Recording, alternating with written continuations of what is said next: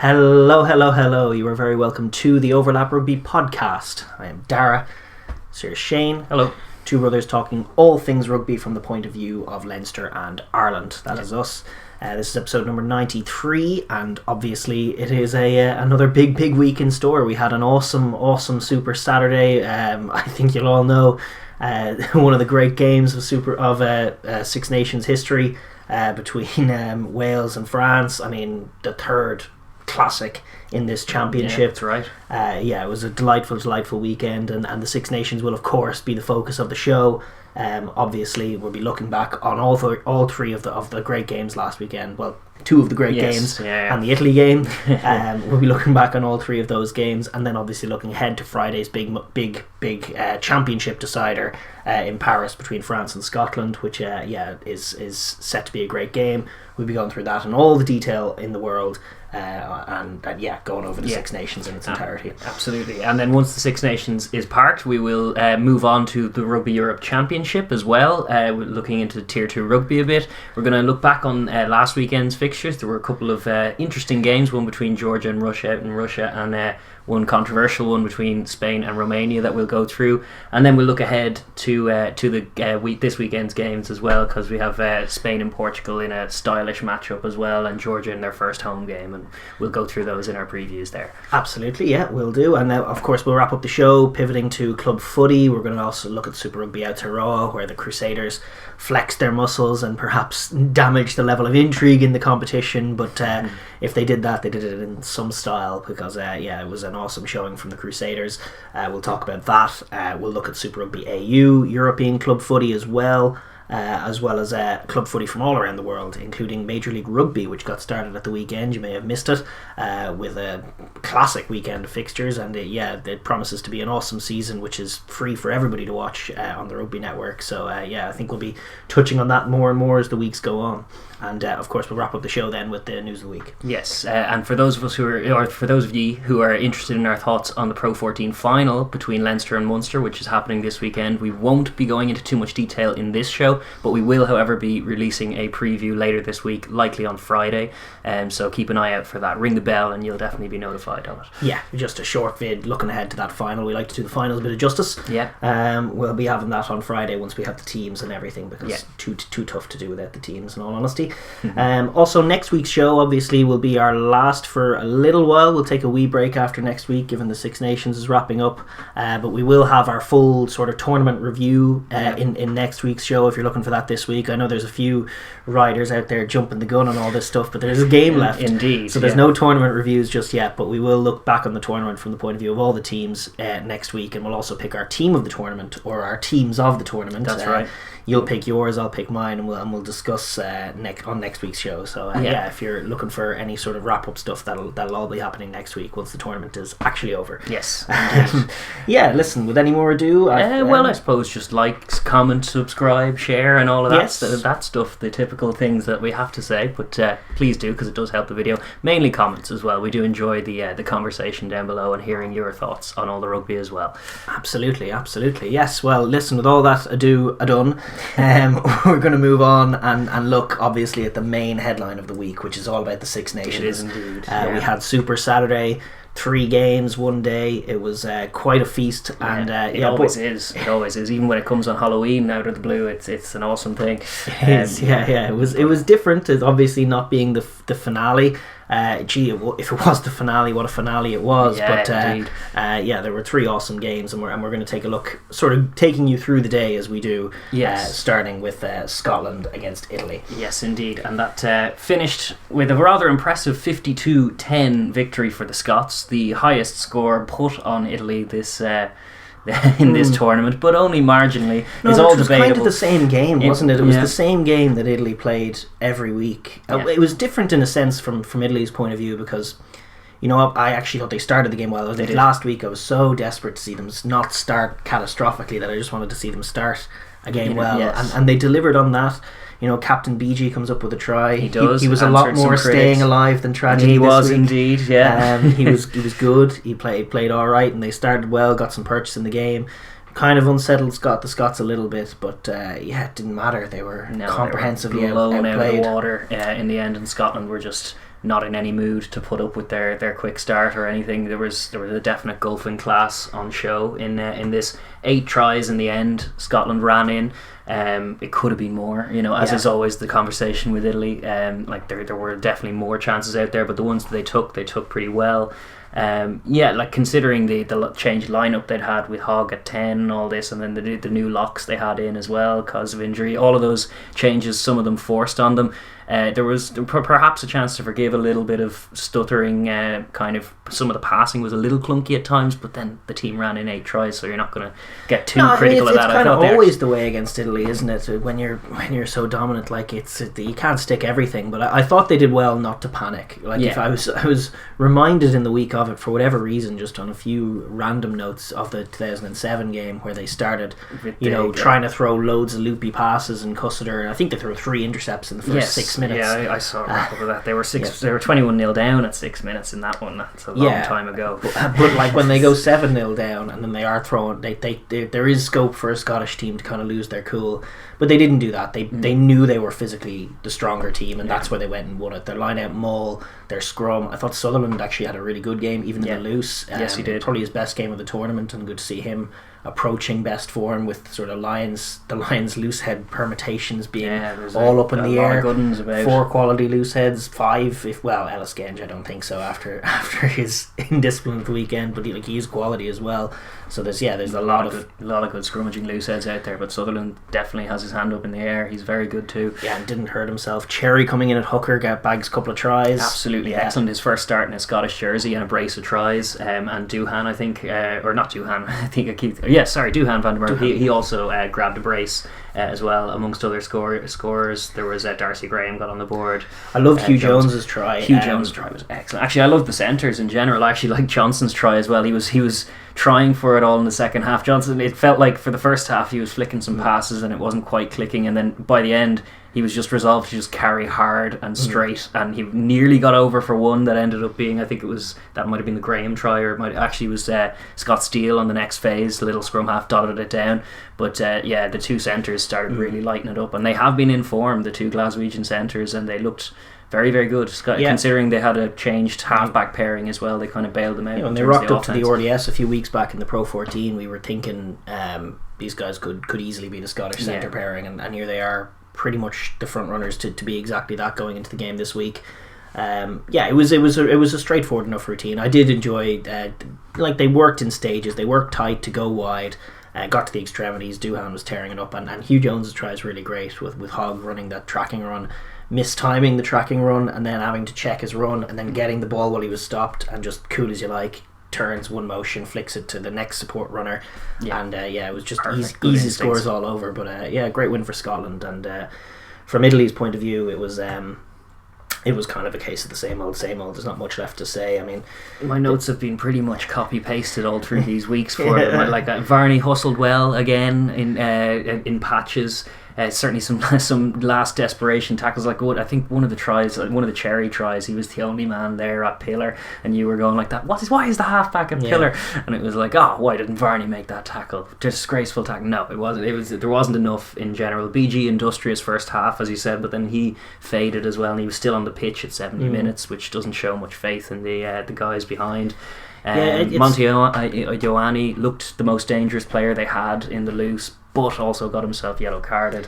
So there's caveats to all the positives, and the positives aren't that many. No, the yellow cards definitely come from being just sort of tilted and pressured and not enjoying the way the game was going, and you'd almost forgive that one. It was like it was already lost at that point, although it doesn't help. But even the you do sympathise with Franco Smith, because he's kind of trying to throw different things at it, trying to make it work, and he brings in Maury at 12 this week, who has a really poor game. The Maury-Brex combo in the centres was really terrible. Maury was very lucky not to be carded, and conversely red carded, because it was him who was at fault first for the one that ended up being in Negri. It's kind of dubious decision to send Negri off. I didn't actually think he infringed, but it was a mercy rule one, as we also see in the Italy games. You see a little bit of generous refereeing at times.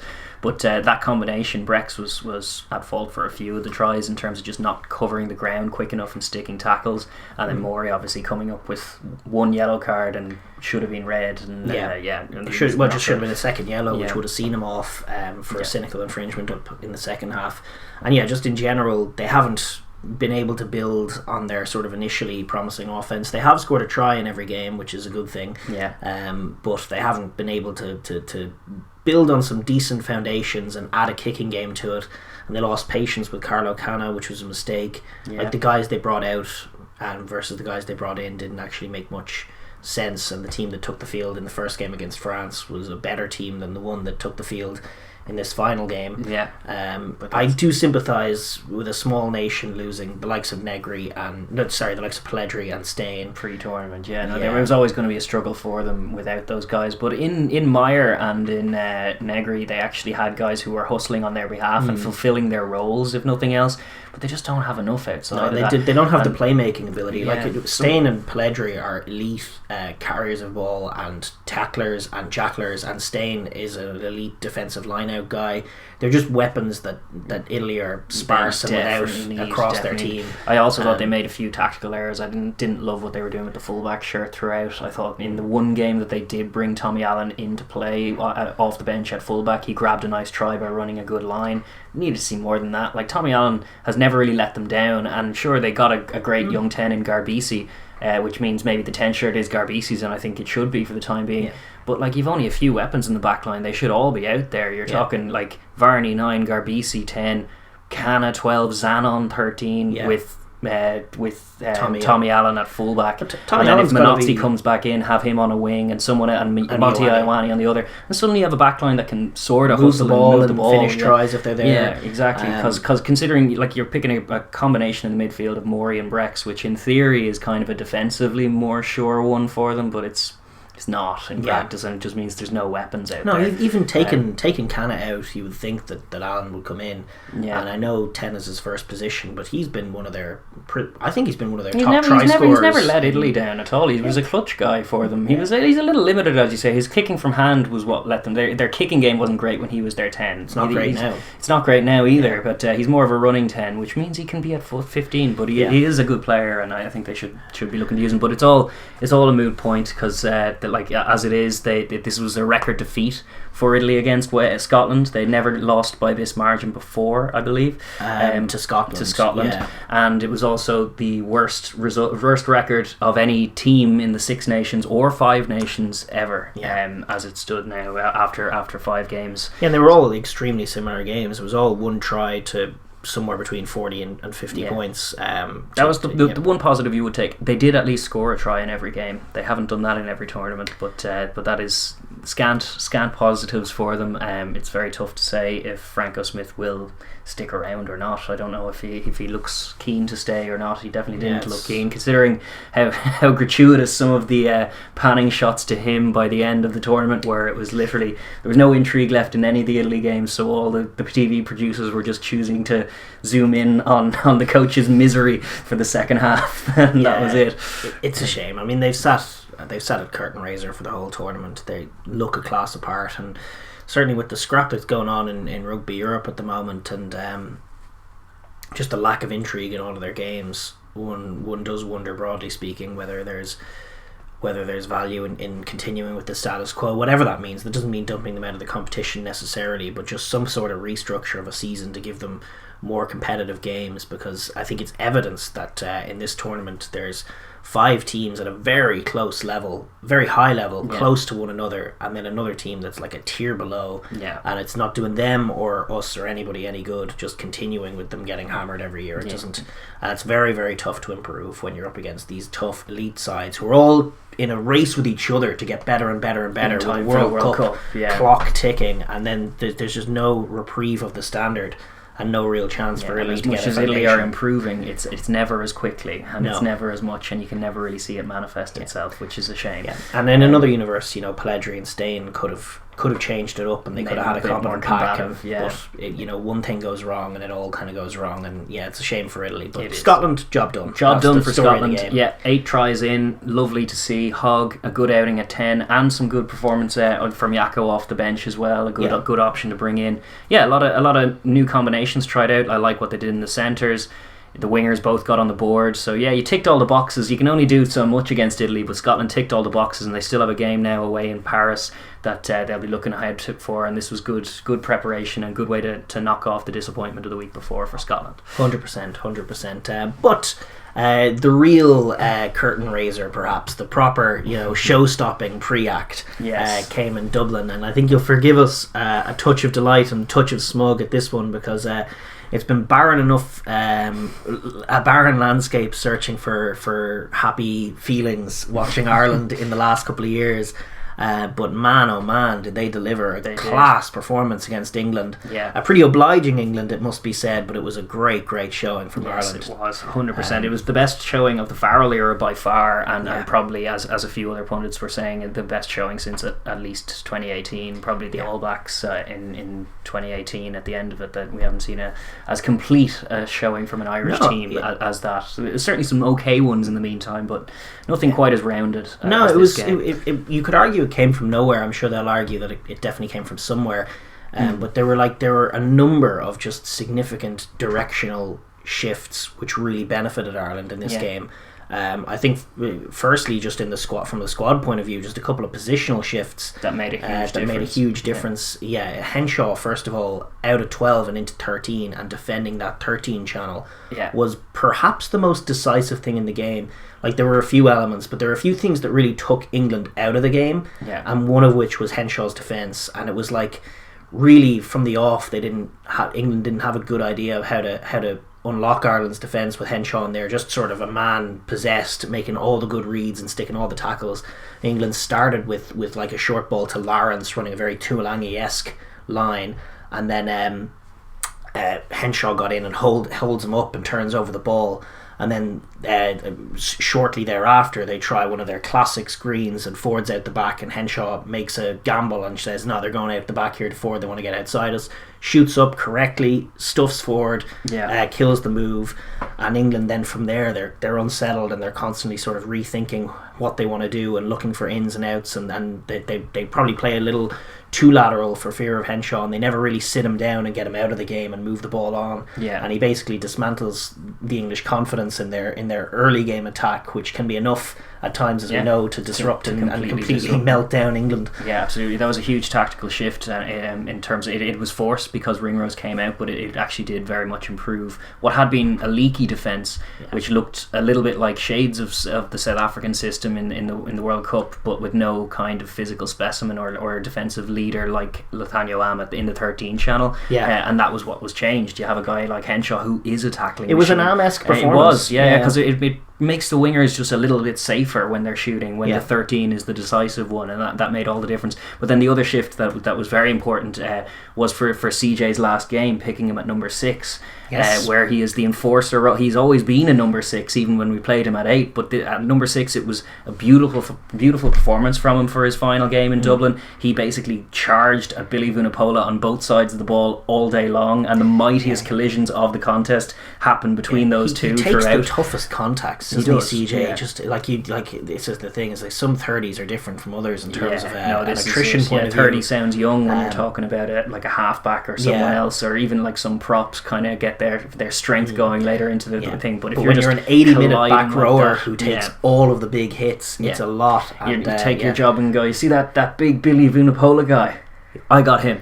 You know, that's the kind of guy he is, and that's the kind of performance he put in. But having him do so much grunt work like that allowed, once he's in the 6 jersey, and you have Josh in the 7 doing a very typical kind of hustling kind of thing, like they've had all tournament, be it with Connors or Josh van der Fleer, tackling machines, setting nice tempo off the line, and then it allows you to have a playmaker at number 8, which I think the modern game really necessitates. And I actually think the Irish game necessitates, and we really didn't understand that for quite a while. Like, the best number 8 Ireland have ever produced is Jamie Heaslip by a country mile, and the man was a savvy footballer, and he put people into space and created space for others, and that's really important. And in Jack Conan, who put in his best showing ever in an Ireland shirt, you saw what the potential there was for a new role for the number 8, where he's out in the wide channels, basically on the wing with Stockdale for pretty much the whole game, certainly the whole first half, and it worked really well. Like I was saying last week, just having, like, when the centres, and Henshaw's been brilliant, but he's I've had criticisms of his role in the team from a passing point of view, and so to see Ireland from an offensive point of view make that switch to allowing the more polished footballers, where in whatever jerseys they be, take on the distributing, and then allow sort of the centres to just sort of be themselves, run hard.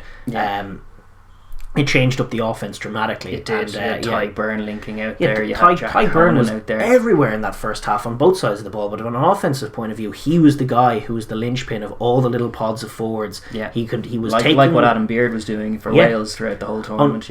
Only Byrne probably took more contacts, but he sat down defences and passed the ball when he needed to. Likewise, Tadhg Furlong getting little offloads away in little sequences, like for the build up to the second try. Just adding that little bit of extra impetus with just a nice little offload, a little bit of deception, and it really did help the offense. Conan out in the wide channels, he's going to be the guy who throws the killer pass. And he took that try excellently as well, opportunistically in the end, but many phases. I think I heard it was only Biggie and Henderson hadn't touched the ball in the 30 odd phases leading up to that score, which is just fantastic. A total team try, and it was very, very encouraging, because that is, like, the Ireland are still a multi-phase team. They're still a kick chase team, but a few points in that early going before the Sexton put that kick in, they kind of messed the pass up once or twice, and the pass nearly went to deck, and they were caught behind the gain line, had to compose themselves, but there was no hint of panic, which was good. There was a good patience and a good variety to them. There's also just good speed, and not just from Murray, although Murray was good for driving a good pace, especially during those long multi-phase sets. But there was a real sense that players were hitting the ball and giving good direction, which is just a massive change from what we were seeing last year and last autumn in particular, when guys were catching the ball and then kind of moving. There was direction and there was running onto the ball. In the build up to the Earls non-try, the second half one that was disallowed, which was a gorgeous finish. We'll touch on Keith Earls looking like prime Vincent Clerc. He was brilliant, insanely good. In fact, if he plays like that, he can keep the jersey forever. But in the build up to that, off the very beginning, they do a nice Henshaw hit up, or whatever it is, Henshaw or Aki. I can't even remember. I think it was Aki, in fact. They varied that play a little this year by bringing the winger in at first receiver, Sexton a little wider, then the hit up a little wider, and Aki makes a good hit up. But then off second phase, they look to move the ball blind, which is like different from what they've been usually doing, going around the corner. And when Murray turns to put the ball blind, he has 3 runners, a pod of 3 guys. I think it's Cian Healy, Tadhg Furlong and Biggie and Henderson, and the 3 of them are motoring, and the 3 of them are options. And Wilson, I think, bites in on Furlong. He's like, this is going to Furlong, and then the ball, of course, goes to Henderson, who skips through, and that's how you make the line break initially. And it was refreshing to see them.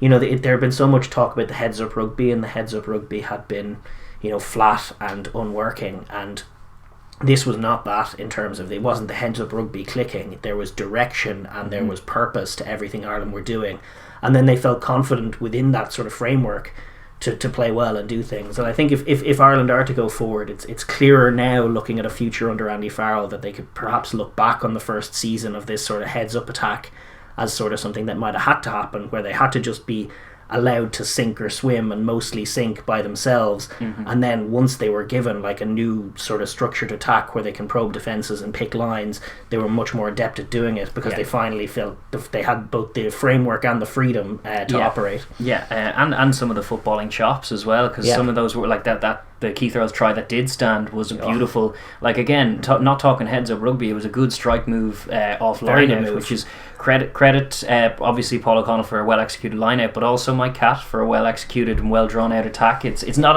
a new move. We'd seen the move before, but not like these moves are recyclable. That this is it. You can kind of scour strike moves from the back and from the past. It's something that Joe Schmidt did for many years. We call it the Joe Schmidt playbook over here, and the Joe Schmidt playbook was littered with just like these plays from like the minor 10 level in the All Blacks, and just all sorts of plays from everywhere. And seeing Ireland go back to that, it shows good use of footage and good homework done by the coaching staff. I wonder whether it was O'Connell's brainchild. I know he's a big studier of footage. Yes, I don't know, but it's credit to both, because it was a well planned move and well executed, and there was more pressure. They were saying afterwards that the plan initially was for Conan to just be free there, because that's what they'd isolated, was that Curry was the man at the back, but sometimes he wasn't, and he wasn't available, so the idea was Conan to take it, but then Curry obviously was there, put a bit of pressure on him, and just lovely instinctive, like off the cuff way to bat it down for Keith Earls, and then a stellar finish from Keith Earls as well. He looked so dangerous, and actually both wingers. Stockdale didn't quite get the chances in this, but did actually do all his work pretty tidily, and any involvement he had was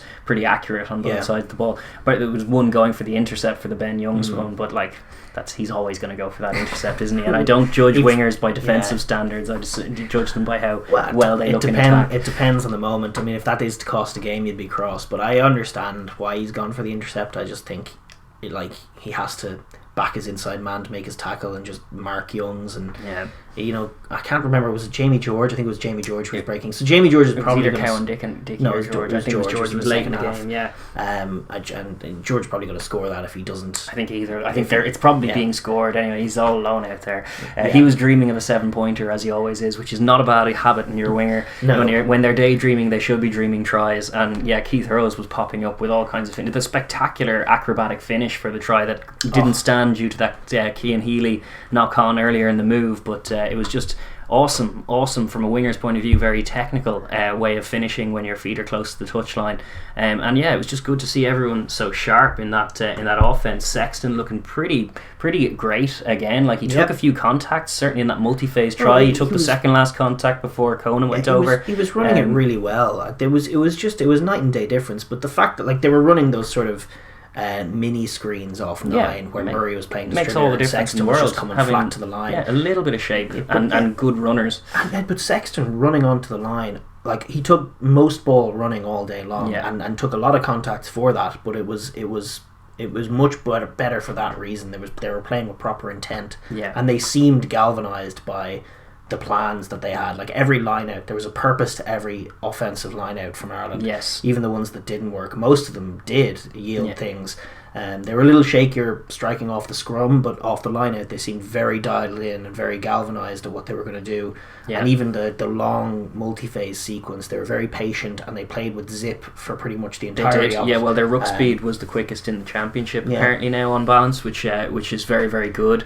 But I think it was Andy Dunn was pointing out they only had like 70 odd rucks in that game, which is like nearly half of what they had been doing in the Schmidt era, and fewer than they had been doing in the tournament thus far as well. But more purposeful rucks. They had fewer set pieces as well, but won most of them, and very purposefully, and they were very combative with the English line out as well. I thought the line out in particular was just a high class showing from both teams, to be honest. Like England didn't have their best game, but at the line out it was just a really high caliber matchup with really, really good players going toe to toe. And England had done their homework on Byrne at 2, and they managed to get a few things off on him, making him look silly once or twice, but then Byrne fired back as well, did manage to mess up one of their line outs, and did obviously do a great choke tackle on Itoji at one point that was doing the rounds as well. Really great performance from him.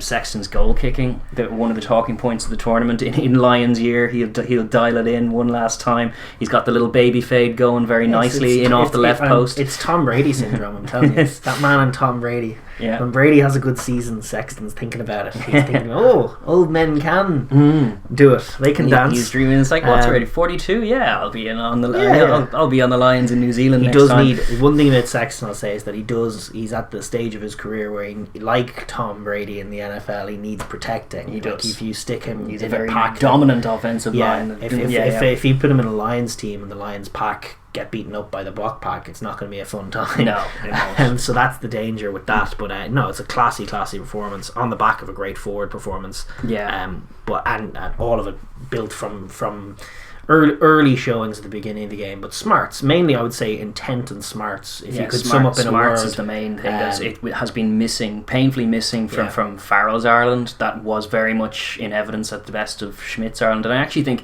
even predating Schmidt, Ireland at their best aren't the most physical team in the world, but when they're dialed in, they're both passionate and physical and very smart. They at their best showings are them outthinking teams and working around them and being coy. And it was a great example of how they did that at the scrum. That was they for did me. Because there were a few dubious calls. I did feel we got the rub of the green more than England, is what I would say, because there were a few dubious calls. Farrell's double movement call that where no one had held him was an absolute Scooby dubious one. But as you say, at the scrum, the not taking the hit that Ireland were doing and resulting in early feed calls was quite savvy to watch. And then they started pulsing through, and then the dominant one coming through. They bossed that set piece, but they did it not just with brawn, they did it with brain. They did outthink them there. Oh no, exactly. It was funny because they played the ref. Like you'd say they get the rub of the green, they played the ref. They did. And the ref wasn't enjoying not being able to set the scrums, and then he got this idea, because England did in an early scrum kind of just give a little extra on the set call, and he called them on it immediately, and then from there on in, Ireland were kind of taking half a step back, or kind of just soaking a little bit on the hit, staying compact but soaking, and they got a couple of calls which really annoyed the English front row, and then by the end of the game they actually caught them a couple of times. Like the big Tig cheer was just a great scrum from Cian Healy, but taking England's one of their primary set pieces away like that, I still don't think they used the scrum ball as well as they used the line-out ball, and that's a work on, but winning the scrum battle like that was huge. And then obviously just attacking much better and defending. The defence, like from Robbie Henshaw first of all, shutting them down on the outside, and then on the inside the plays out of CJ and Tig Byrne, the amount of turnovers they generated from Josh as well, just causing that offence to not have an answer, it is a great English offence. They did not play a great game. No, they didn't. They and we'll talk about England now in a moment, but they started quite slow and sluggish, and Henshaw got a number on them on a couple of plays, shooting up in their faces, shutting down early chances. And then from there they were lateral. They were they didn't have an answer because of the quality tackling of Ireland, and they weren't able to win contacts on the inside, and they weren't able to get to the outside, and the kicking game wasn't as sharp as it could be. It was diffused partly by a really great showing from Hugo Keenan at fullback with a few stellar moments, but also just really tidy work all round from the fullback. He looks like doing his little mini Rob Kearney impression. He was absolutely great all tournament, solid as a rock. But then also Ireland did a really good job at roughing up both George Ford at 10, who had a very poor showing then, but we were leaving marks on him after every contact. It was something very, very deliberate from Ireland, all legal but very well done. And then the other was Billy Vunipola, where we did send CJ after him all day, and then on a few other occasions it was in CJ and Tig Byrne, or CJ and Big Ian Henderson, but massive contacts with him. And it ended up, he was roughed up by the end. He ended up being knocked out by the illegal shot. It's Aki's second red card for Ireland for dangerous tackling. The man really has to get his back lower, and we know this. There's a little talk about Billy V's dipping his head. I mean, a lot of guys carry like that, but the bottom line is, like, he just doesn't bend enough and then arcs up. It's sort of a lazy rugby league, old school rugby league style shot. Rugby league guys love that shot. They love it because you're leaning. It's a very powerful shot because you're leaning up into it, and you can kind of, if you get it right, you can pop your shoulder into the sternum or the chest there, and do all kinds of damage, and they love doing that. But the practicality is you got to get lower, you got to aim lower, and as you were making the point off camera too, it's like if you were to put Josh van der Fleer in that exact channel with Aki, he'd be around his ankles and he'd have felled him. Or even his hips, but like the idea that it's not possible to make a clean tackle there. No, it's just not good technique from Aki. And he's correctly punished for that. Is there anything else on Ireland? I thought it was just a very impressive showing from them. It was a more total performance from all of them, and just really encouraging to see. The pack winning all their battles, defensively sound, winning the scrum, line out up there with the best of them. It didn't quite destroy England at line out, but they held its own. More than held their own. Offense revolutionised much better, and likewise the defense with Henshaw 13. So really a total showing from Ireland. Something they desperately needed for a vote of confidence in of both the team that as is and the coaching ticket. Perhaps I think there'll still be pressure to maybe change thumbs. We're not sure if we'll see Mike Catt next time Ireland kid out. I think we will. We probably will though. I think they'll probably err more on the side of sticking to them, and this showing really did restore a fair bit of faith. We said it was a big game, and they delivered a big performance. They delivered, absolutely. Now that being said, it was not as big a game for England, and they didn't really deliver at all. It's a very disappointing, kind of tame end to their defence of the Six Nations. It was a pretty poor campaign overall. And this is the first time in 45 years, that they've lost to Ireland, Scotland and Wales, so losing the Triple Crown all 3 games. Triple Crown of L's. That hasn't happened in Triple 45 crown. years. Yeah, not Triple good. Frown. Triple Frown, yeah, something along those lines. It was not good from them. Ford, as I was alluding to, had a very, very poor first half. But I think it was 10 minutes into the game and he'd had 2 kicks charged down and he'd thrown 1 pass into touch. And it was like they'd had plenty of chances in that first 10 minutes. Actually, Ireland didn't start all that well. They had a scrum in the midfield that they ran into touch, and England were able to set up a few attacking sets. But the combination of them not reading the game that well, not starting at the best pace, Ford not really executing, and then the other thing, they had Lawrence in there. Obviously it was a last minute change because Daly had been scheduled to play at 13 with Maylands but Maylands pulled out just before kickoff, so they had Lawrence in the midfield.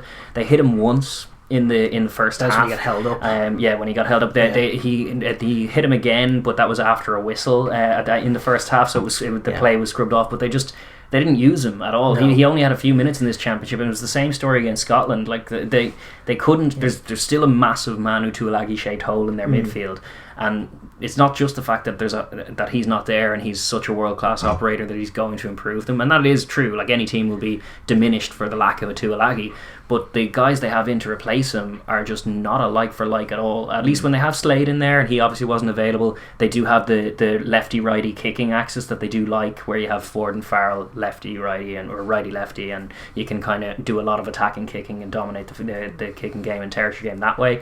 I get that, but when you don't have that, like even the plan to put Daly at 13, admittedly a lefty, not really that much of a 13. Like, how are they sitting down? The defence is the issue, and with Henshaw revitalised at 13, it really showed them up for that. I think it caught them with their pants down. They went back to, they didn't play like they played against France. They didn't counter-attack. That was the big difference as well. They kicked off counter-attack. They kicked a lot in the early goings, bombs in the air, tried to set up lineouts and wanted to strike off lineouts. Yeah. And the first lineout they get was that time that they fed Lawrence, and he goes into Henshaw, and Henshaw holds him up. Yeah. That's a very non-Tuilagi carry from the young man, and that was sort of unfortunate, and I wonder did that lead them to not go to him again? Yeah, they seemed to show confidence, but then from there they really couldn't figure out the Irish defence. It was a similar defence to what they've been doing, as we said, but with that 13 making quality reads, 13 shooting the tackle as well. And sticking. They were not drifting at all, and then England couldn't get to the outside of them, and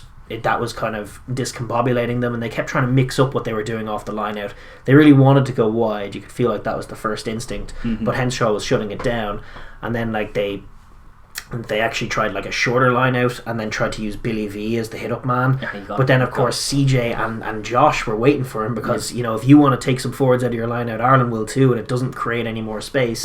So that didn't really work. And they were kind of discombobulated. They ended up figuring it out towards the end, where they just mauled off lineouts, and they actually got good purchase, won a couple of penalties, and got up the pitch. And that was sort of the slow build towards the 2 tries that they eventually got when Ireland were down to 13. Was it when they got both of them, or just one of them? I think it was one of them in that period. The maul was very effective for them. They also, in terms of the line out, they did very good homework on Tygburn. I thought they managed to avoid his steal that Cowan-Dickie threw very well in that first half, because Ireland were looking for the steal at 2, and they were kind of mixing up the image they were giving. It was a high level battle at that set piece, but they didn't have enough to kind of either sit down the defence or unpick it. They didn't really. There wasn't that sort of creative playmaking that we'd usually associate with them. Where like Ireland, going off the line out, midfield hit up, reversing the play, having 3 different runners to choose from. We didn't really see that from England. No. They were kind of confused. They wanted to go around the corner. They wanted to get wide, and they were disappointed with the picture Ireland presented them. And then on the other side of the ball, Ireland's cleaning out was really good, and they weren't able to get a hold in the ball. They weren't able to slow it up. And obviously they get their pants pulled down after a decent start, where they do at least own the territory battle at the with the Keith Earls try, which from an England point of view, is a bit of a weird one. Like the dummy pod really does sell it for Ireland, and that's what sort of commits a bunch of English players. You see, Tyke Byrne goes up. Curry's the only guy who notices Conan and comes running for him, but ends up leaving a chasm behind he does, him. But he does apply some pressure. Like, it's a great play from Conan to get the ball away. He does pretty much what he's going to do in that scenario, which is go for the guy who's near the ball. But he's actually lined up at 9 in the line out, and Youngs is lined up at hooker. Right. And if you actually watch out, like if it was to isolate a problem for England, because Ireland actually don't get a support runner there to back Earls. Like the original play design, there's a support runner running on the outside of Earls, so Earls doesn't have to do his worldie of a finish. He can just stick a pass. Yeah.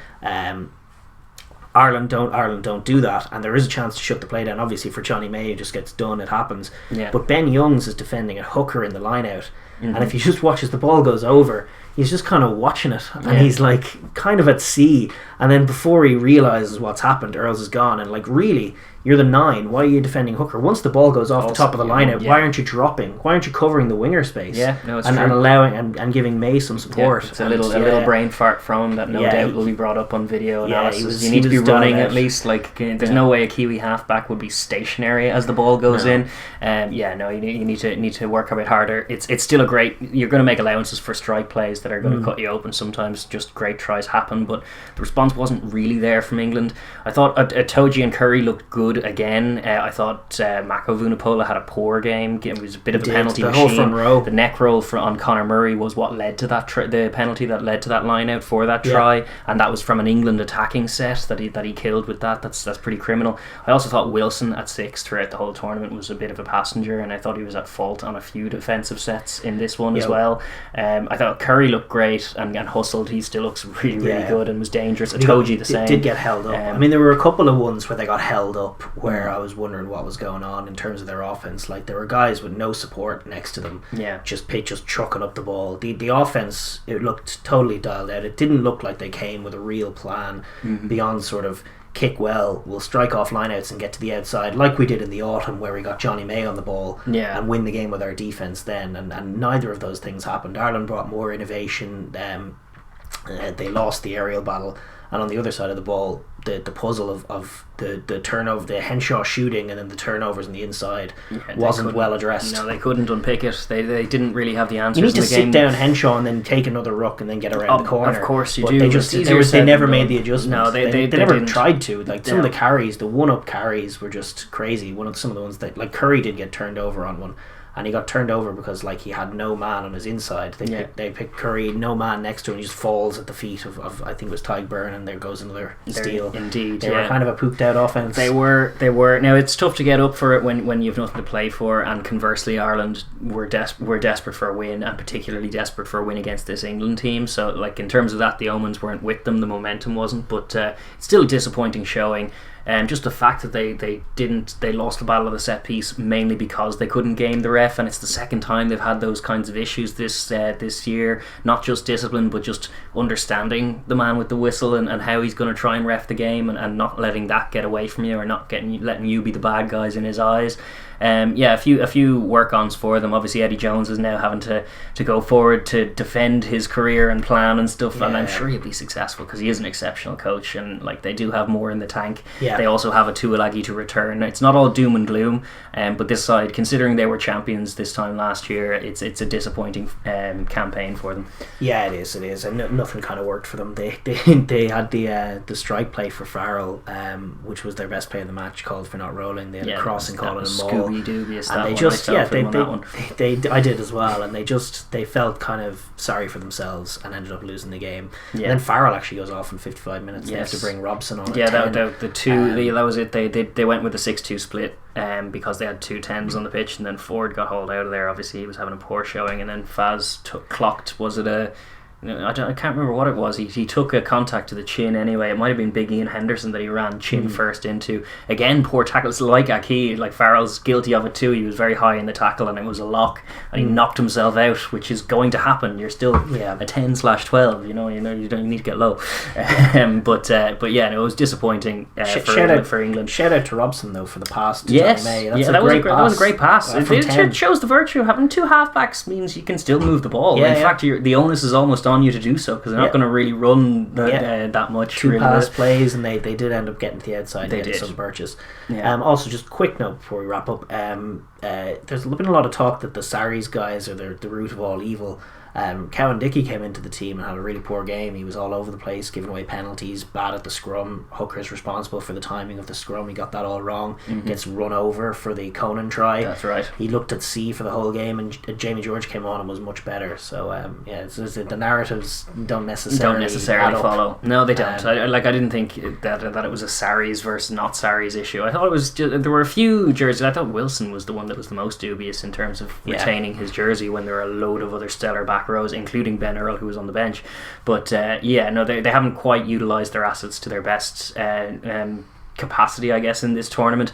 But they still have a lot of assets, and they're still in grand shape. Even though it was a very disappointing showing this year, what we know from it is just that the 5 teams at the top of this comp are very close in standard and driving a high standard. And but for being a few degrees off, which they have been all tournament, that's what's seen them with the neck on the wrong side of these results, and ultimately looking back on a disappointing campaign. Indeed, yes. But going forward, I think there's still promise for both of these teams. But what a win for Ireland! What a win! I think we can soak in it. It was a delight, a true delight to watch from our point of view, and perhaps there are green shoots of optimism yet from this team, which is more than I was expecting. And certainly, it's the first performance in a while that's not only been a joy to watch, but a joy to rewatch. Yes. I can't remember enjoying rewatching an Ireland game quite so much. I can remember grinding my teeth on rewatches a few times. But if the Irish fans in us are absolutely contented and satisfied and happy to end the Six Nations on a high from an Ireland point of view. 100%. Yes, but with that, I think we will move on and look at what was the headline event of the weekend. Absolutely, out in Paris. Oh, gee whiz, what a game this was. 32-30 in the end for France. They steal it at the death and take away a Grand Slam from Wales in overtime. Don't remember that ever happening. I remember obviously Ireland winning a Grand Slam at the death with Jones just missing a kick, but I can't remember any team ever losing one right at the end of a game like that. It's definitely brutal. Happened, but it is a brutal way to go out like that. 2 tries in 4 minutes in the end. The French managed to put together towards the end, and they were good value for it. I thought my favourite of the tries was actually Olivon's one, him crashing over for that very important one towards the end, just to get that belief. It was such a captain's try in that moment. After he'd been held up as well. Like it didn't all go their own way, but it was such a high quality match. Like 62 points in a Six Nations game, obviously always going to be class. 32-30 is such a fantastic final score, and you'd forgive Wales for thinking they were safe with their 30 points, but maybe you wouldn't, because they weren't, because it's still France and they're bloody dangerous. And they are. I mean, they rode their luck at times. They were out of the game a couple of times, but they did manage to stick it out and get the win. A very important win. You could feel a very emotional win for the coaching staff and the whole group going ahead to next week. And just looking at it from France's point of view, I guess, to start with, they started the game like a house on fire. A blitzkrieg. They got a penalty, went to the corner, worked a nice try from that, and it was Taufi Fanua with the old fake in place, which I really did enjoy. He's such a big unit, and he was they were picking and going off the side, picking and going, and then he does a little I'm going to pick, and then just places it.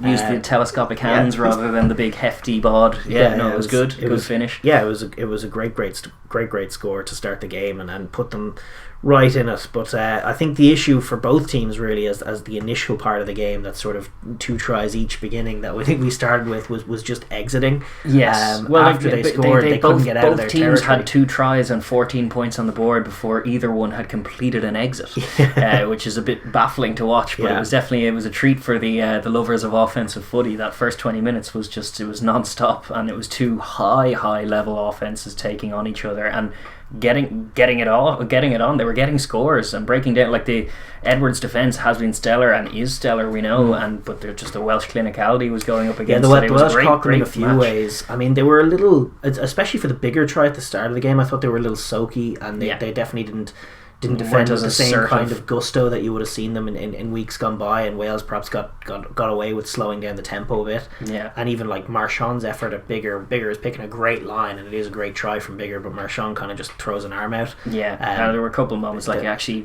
off a midfield scrum, Jonathan Davies just kind of ran a little straight and left and managed to get all the way. I actually liked that play. They had a 4-on-3, and where Wales kept catching France was that France do like to drift. They come up and drift, and they caught them. They sat them down a couple of times. They fooled both Jalibert and Ntamak in the 10 channel with the same play, one off a scrum, one off a line out, where 10 and 12 drifted off. Ntamak and Jalibert both bought in on them, and they just gave it to Louis Samet coming in from the blindside wing and cut a hole, line break both times on both men. I think they both led to tries as well. Yes, indeed. It was good savvy offence from Wales. They definitely identified France definitely that. Getting caught a little bit. It's not invulnerable is their defence, and you can definitely see that, but it was a high quality opposition and a motivated opposition coming to town against them, and they were a little stung from their exploits in Twickenham, and that's why this was so important for them, just the fact that they ended up on the right side of it, and they ended up on the right side of it because of what they could control. They didn't make the same mistakes. Dupont wasn't on in that last quarter, in that last set when they were scoring. It wasn't still a raggedy Dupont. It was trusting your subs. Ntamak, rightly or wrongly, was in there. He looked a little ring rusty, especially given the high level of the contest. He definitely wasn't served by not having the minutes under his belt, but they trusted their bench importantly to see them home in the end. That would be the key adjustment, I would think, of everything. I mean, they last week they showed great defense, probably better defense than they showed this week, especially in the red zone. Like they kind of let like Navidi's ones, the two at the start of the game they gave to Wales. You would have expected more from the Edwards defense, just given the extraordinary plays they were making against England. But and on offense they were as good last week as they were this week. This week they were silky brilliant against a less good defense from Wales. Although Wales in the last 20 did come out with some heroics, but just not enough. But the key adjustment was just that game management, which was by no means perfect. No, it wasn't. The last 20, having Serran run the game-winning drive was I think what they didn't do last week. It was emblematic of the difference between those two performances. It was the instead of a Dupont knock on, it's a nice try worked by Serran the whole way across the pitch, and that was the key adjustment. Use the weapons they have available, and as you say, the game management wasn't perfect. I think their kicking game is still an issue. They haven't identified. Like Doolan played brilliantly. He looked flawless when he had the ball in his hands, like a bar of soap out there. A little more suspect when he didn't have the ball in his hands. He was definitely soaking and or missing tackles, and that was a lot of Wales and high balls, which was a lot of Wales go forward. And just in terms of, like, Biggar was playing a stormer for Wales, and they like Jalibert is excellent across the park, isn't quite that same controlling influence in terms of the kicking acumen, and that was why they struggled really with the exit longer than Wales. Wales were the ones to complete the first exit of the thing, and then they took the lead from that. And they figured it out as the game went on. Wales, their kicking game got better. They mixed in some box kicks which they recovered, and meanwhile France were kind of trying to launch it deep but never getting it that deep. And there were a few times where like Dupont off the base of a ruck was just launching the ball not that deep right down Liam Williams' throat, and he was having every option to counter-attack, and on a couple of occasions puts a bomb up, recovers it himself.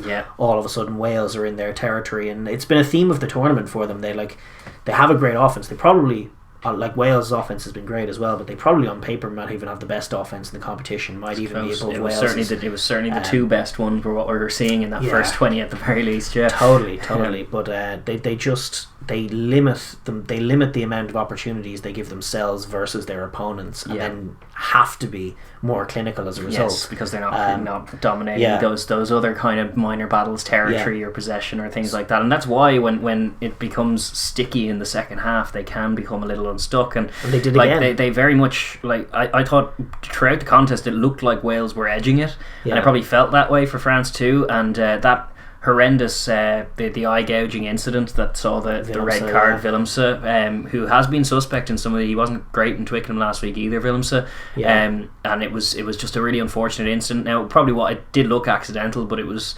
reckless to have his hands in that situation, and considering they had just it was an offensive drive, and it was about to yield a card in their favour in terms of Wales were pushing their luck, and then to have that completely flip, that could have been the losing of the game right there, and arguably from a Wales point of view probably should have been. Wales were at fault for not really playing within themselves towards the end. As soon as that red card happened, they really kind of melted down a little. Yeah. But it was on France to try and execute. They were still 2 tries adrift with like 5 or 6 left on the clock, and it took something special. They took a while to get that Olivon try. They got held up. They went for it again. They Saran had a bad play where he coughed up the ball. Yeah. Then they went again, but Wales didn't help themselves, and France kept getting chance after chance, and they did break through. And Olivon gets the captain's try. They move the ball really well from their own half, get up to the halfway line. Antonio knocks it on. All is lost. Yeah. Then they get the penalty, and then from that line out, they just very simple.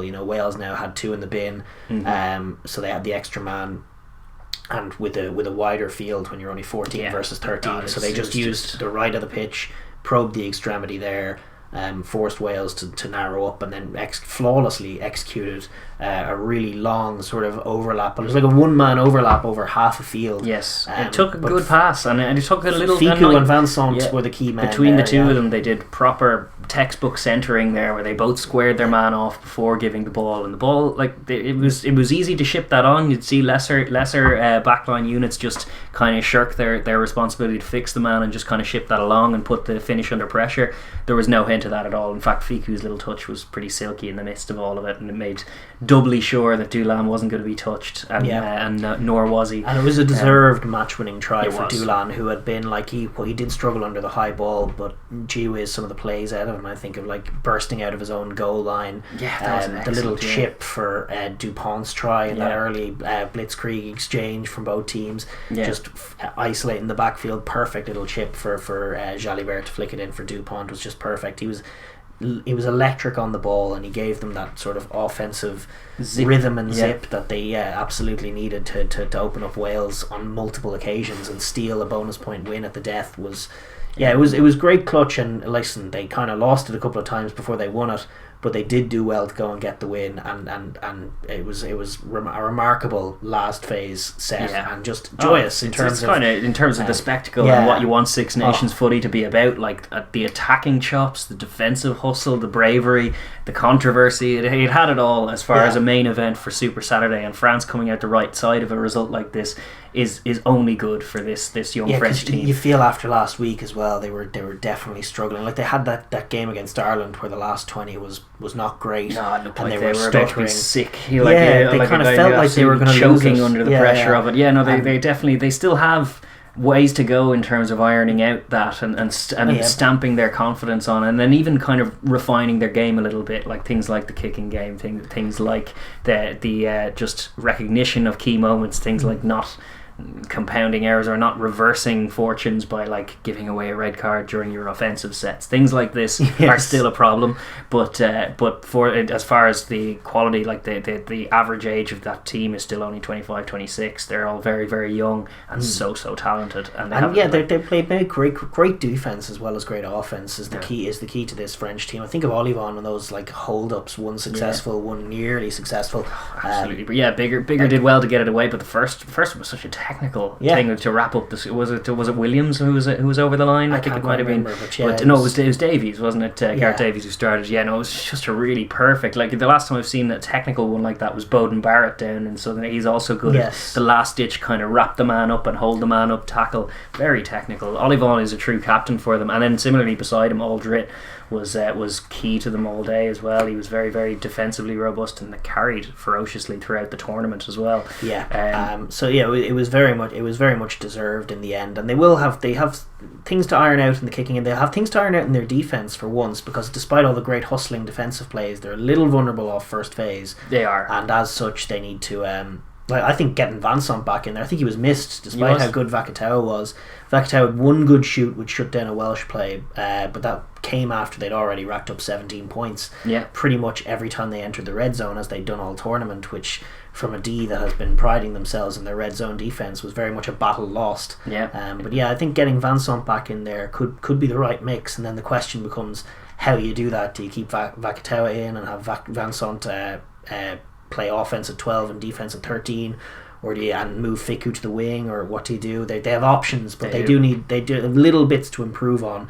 But the main thing for them, I think, as they know as well, was just getting a win, which now sets up a cracking tournament. Now it's a bonus point win, and it means that they have it all to play for at home against the Scots this weekend. So it's a great position for this young French team to be in. Very exciting, and congratulations to them. It was a fantastic win. A cracker. From Wales's point of view, on the other end of the spectrum, yeah. I mean, first of all, I think you got to say they played 9/10 of a great game. They did. They surely did. I thought they were winning it. That's what I thought. Like, looking at the first half, and then the way that looking at the staring contest of the shootout of the first 20 minutes where it was 14-0, and then, as I said, them being the first team to manage an exit pretty well, yielded the 3-pointer that put them into the lead then, and it looked like from there that they were the superior team just slightly, and that they were going to edge it, and it looked like with that red card that they had. And then certainly with that nearly try for Louis Rees-Zammit towards the end, the one grounded just on the wrong side of the line, or just on the whitewash, and then they elect to kick the 3 from there to make it 30. No, that's the moment for me. That's the moment that they might have. There were a few moments now. There were a few moments where they lost head. Like the first 60 minutes was stellar from them. Yeah, taking brilliant tries. Then edging the kicking game as the game went on, feeling their way into Bigger looking really good. Bigger looking really good. Showing clinicality, edging their way to a lead, making some good defensive plays then as well when they needed to. They get up the pitch. Obviously, France are still in there. Ding dong battle. It's 27-20 at the time. And then the way they work it out, because France had stymied them in the red zone a couple of times, but they get 2 good mauls in a row. They get a maul in midfield, penalty to come down the pitch, another maul. It's that classic from the Scotland game, the quick Wales maul. They turn it around and start driving almost before the ball hits the deck, and get the transfer going on the fly, and they catch the French napping, and they do that twice. And Huas comes in with a crazy yellow card. Like, realistically, should have been a penalty try, and in another universe could have been, and then it's a different game. But as it was, he gives away the penalty, the arm goes out, and Wales just instantly, Thomas Williams just decides we're going to flash it right. Rees-Zammit is off by a whisker. So close. That right there, like if he gets that score, or if the penalty try is given, they have the bonus point. They have 34 points on the board, and chances are they've certainly got the tournament wrapped up, and chances are they're on for the Grand Slam. And as it is, the card gets given to Huas, and Wales decide, all right, it's 59 minutes. We're up here. France just took 3 to make it 27-20. We'll take another 3, edge ourselves further ahead, and manage the game from there. And in that moment, they give France a sniff. They give France an in, and they never ever get another offensive opportunity in the game. They never get back into the French half. Partly on them, because it's not just the decision. It's the subsequent plays out of them that led to that. But they effectively stopped playing from that decision. And you got to think, like, it's not just the usual, like, we're going for a Grand Slam here, so you kick to get us out of 1 score range. I understand that line of thinking, which was definitely the line of thinking that saw them kick that goal. But the other thing is, like, it was Huas, a tight head who was just sent off. You're in the red zone. Your maul just yielded 2 penalties. So you have the option of kicking the corner, going back to that maul that has just yielded 2 consecutive penalties. You have the other option of taking the scrum, forcing the change at tight head, which is also a useful thing to do as well. And you have the knowledge that, like, Grand Slam or no, if you secure a 4th try, you're going to have 1 bonus point from it. France aren't going to score enough to take you out of losing bonus point range, so that'll guarantee 2 points from the fixture if you just get a try in that set. That's the difference. It was a campaign. It was a Grand Slam campaign built on the capacity of the offense to be clinical and take tries. And in that key moment for me, on 59 minutes, when they have the foot on the neck of France, they have them giving away cards. They choose not to back their red zone offense, and then they don't get back there, and then they play out in the last 20 a kind of a crazy sequence that is not panic-strewn. Like, there's some great defense in there. There's a lot of hustle plays from a lot of courage from all the guys, but then some stupidity as well. Like the Liam Williams card was pretty criminal from Liam. Like, there's no need to do that. He was so far away from the goal line as well. It was just relentless, desperate attempts at playmaking because they're kind of gassed and panicked. The worst for me was immediately after they get the red card, and it kind of makes you wonder as well whether they were like aware of all of the sort of red card talk that surrounded them. It's like, oh, it's not a legit Grand Slam, you get a red card, and then, like, for the 3rd time your opponents get a red card, and you'd wonder if that was weighing on them at all, just all of that knowledge that it's like, oh, we didn't want to win like this, we wanted to put those to bed, and then, like, nobody could say anything once we win in Paris.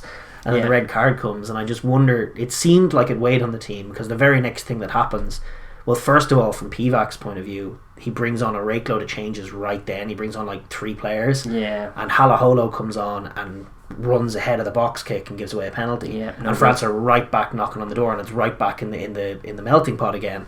And just not managing those moments was very different and very poor, and the bench didn't help. No, they didn't. It didn't help. The Sheedy impact was not there, because they didn't end up. Sheedy's a ball playing kind of 10, and they didn't have the ball. They weren't trying to play with the ball when he was there, and Biggar was managing a good kicking game, so maybe could have left him on for longer.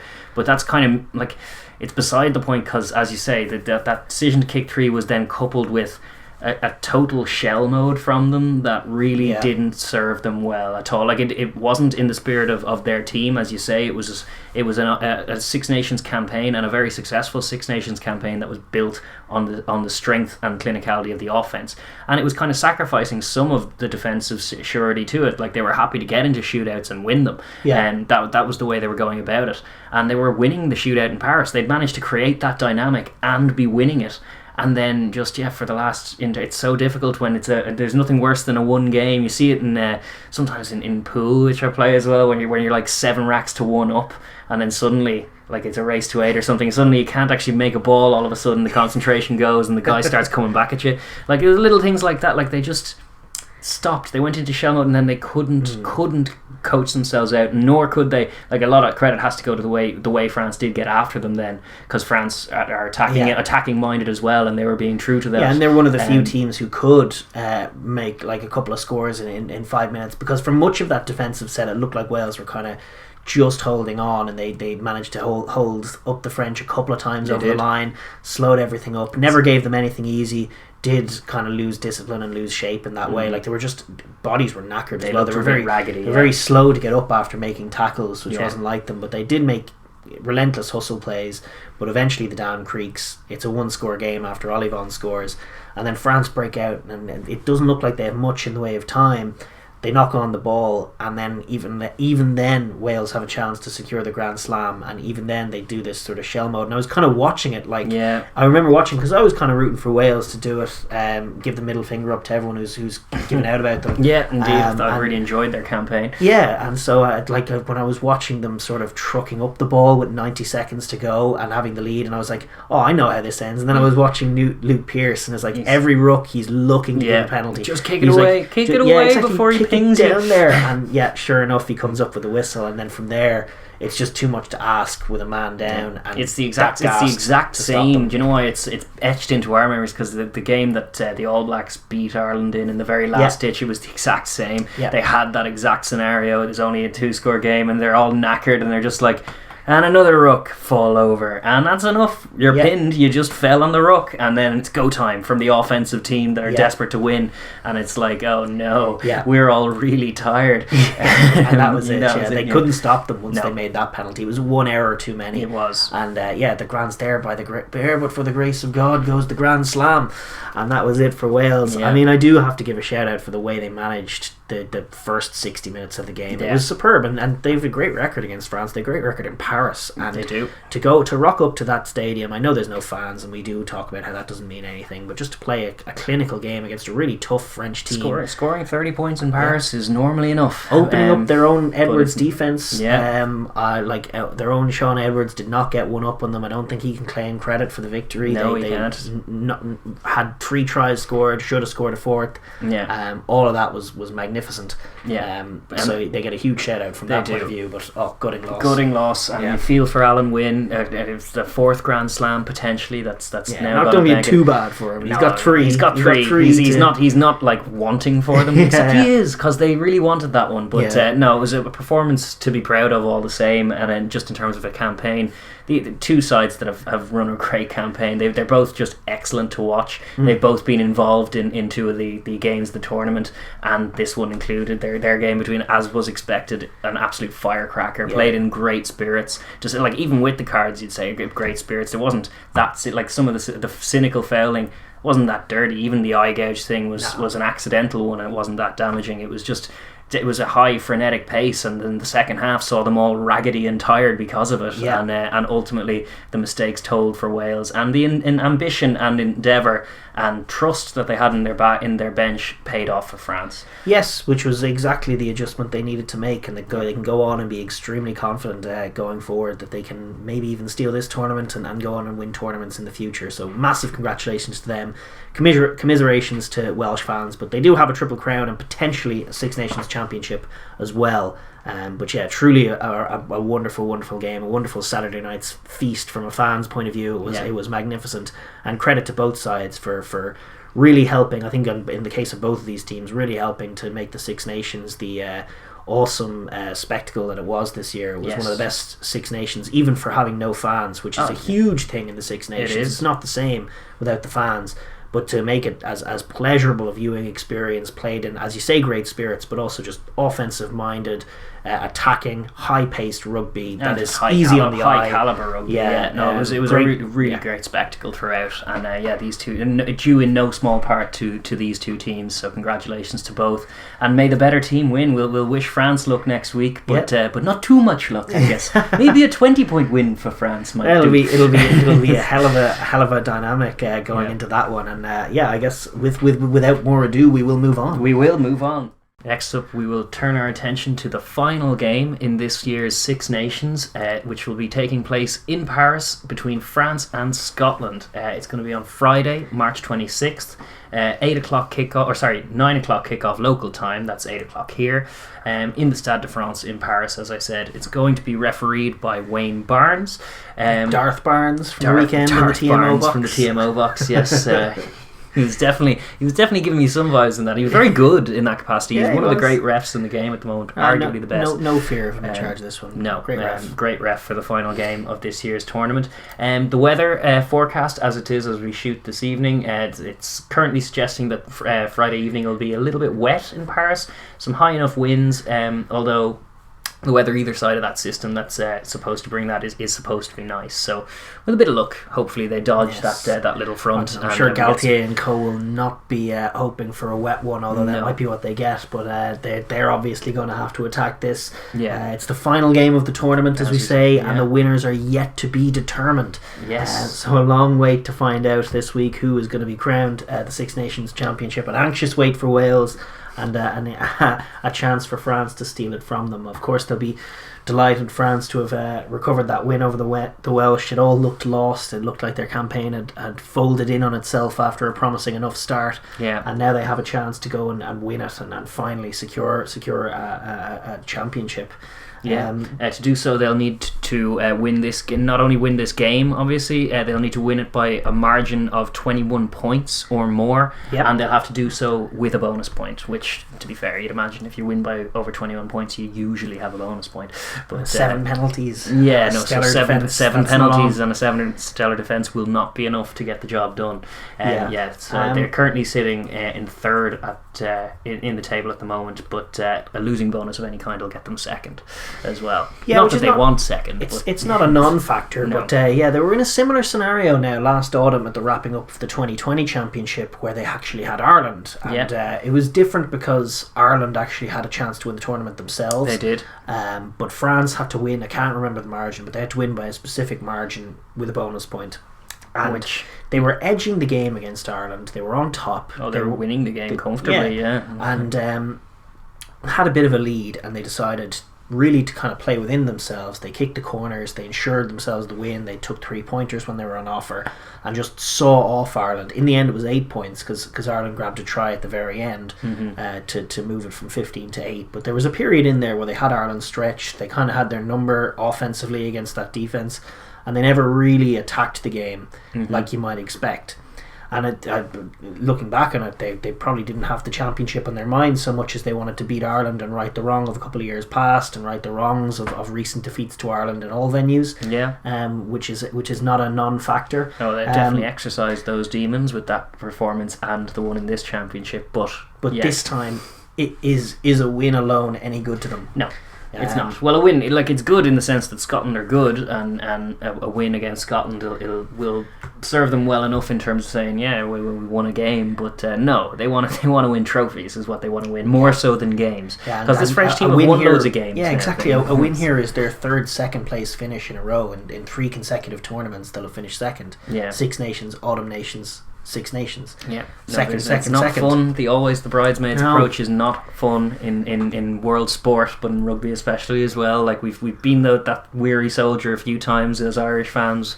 Watching great teams finish second over and over again is pretty frustrating. Yeah. And yeah, no, they will be desperate to not do that. So I expect them to try and start this with intent and look to get after a Scotland team with very little to play for themselves. Conversely, there is still stuff at stake in the sense that every place is worth a fair chunk of change to all these Six Nations teams, and the fact that the Six Nations revenue is, well, in Ireland, in the RFU's case, I know it's 70% of their revenue, and it's a similar disproportionate ratioed figure for all of these unions as well. So like the difference between 5th, where Scotland currently are, versus I think 2nd, where they could get to. They're 4th at the moment. 4th at the moment. England have 5th locked England up. Have, sorry, yes, sewn up 5th, nice and tight. But yeah, the difference between 4th and 2nd, which is the jump they could make, does represent a fair chunk of change, and as well as a bit of momentum. Couple that with the fact that they haven't actually won in Paris since 1999 I think was the last time they won. So yeah, for all kinds of reasons, Scotland will not be rolling over. No, well, interestingly, from their point of view, they could win this game and stay where they are conceivably, if they give France a losing bonus point. But if they win it by more than 7, and don't give France the losing bonus, they could leapfrog both France and Ireland. So actually, if places on the tournament are to come into to factor into their thinking at all, they might actually have to win this by a margin, which makes it more difficult again. But I think from their point of view, it is less about that. I think more so for Scotland, a win's a win if they can get one. Yeah, because it's just been rough. That follow up to the England win will have hurt them, because to lose the heartbreaking game where they played really well against Wales, and then to again not show up at the door against Ireland and get blown away, and granted they hustled back and it was a 3-point game in the end, but they were nowhere in that game as up front where they had been so strong. So that's like they're definitely hurting at the moment, and another historic away win to cap off the tournament would definitely end it in a better light for them. But yeah, factoring in both of those thoughts, I think we're in for a ripper of a game. I think so too. If Aldred is to be believed, he was speaking to French media and he was saying, we're about winning the championship. We want to win the tournament, which means 21 points, which means bonus points, which means nothing short of that, which means watch out, Scotland, France are coming for you. It might mean that. Yeah, it's definitely it could be an absolute banger of a Friday evening. We've had a few, and these two have both been involved in one. France in a couple against England and Wales, and Scotland had that game against Wales, which was absolutely stellar. Yes, they obviously beat England as well, and they'll fancy it. They fancy themselves in all kinds of contexts, and they have a good squad. They can put out a team and put together a performance here. So I think both teams will rock up to Paris hungry, and I think both teams will rock up with the intent to attack as well, and then we'll see the better of them, which just spells good rugby for us. If the rest of the tournament's anything to go by, when two motivated and capable sides such as these turn up, you get a cracking game, and that's what we're hoping for. Indeed.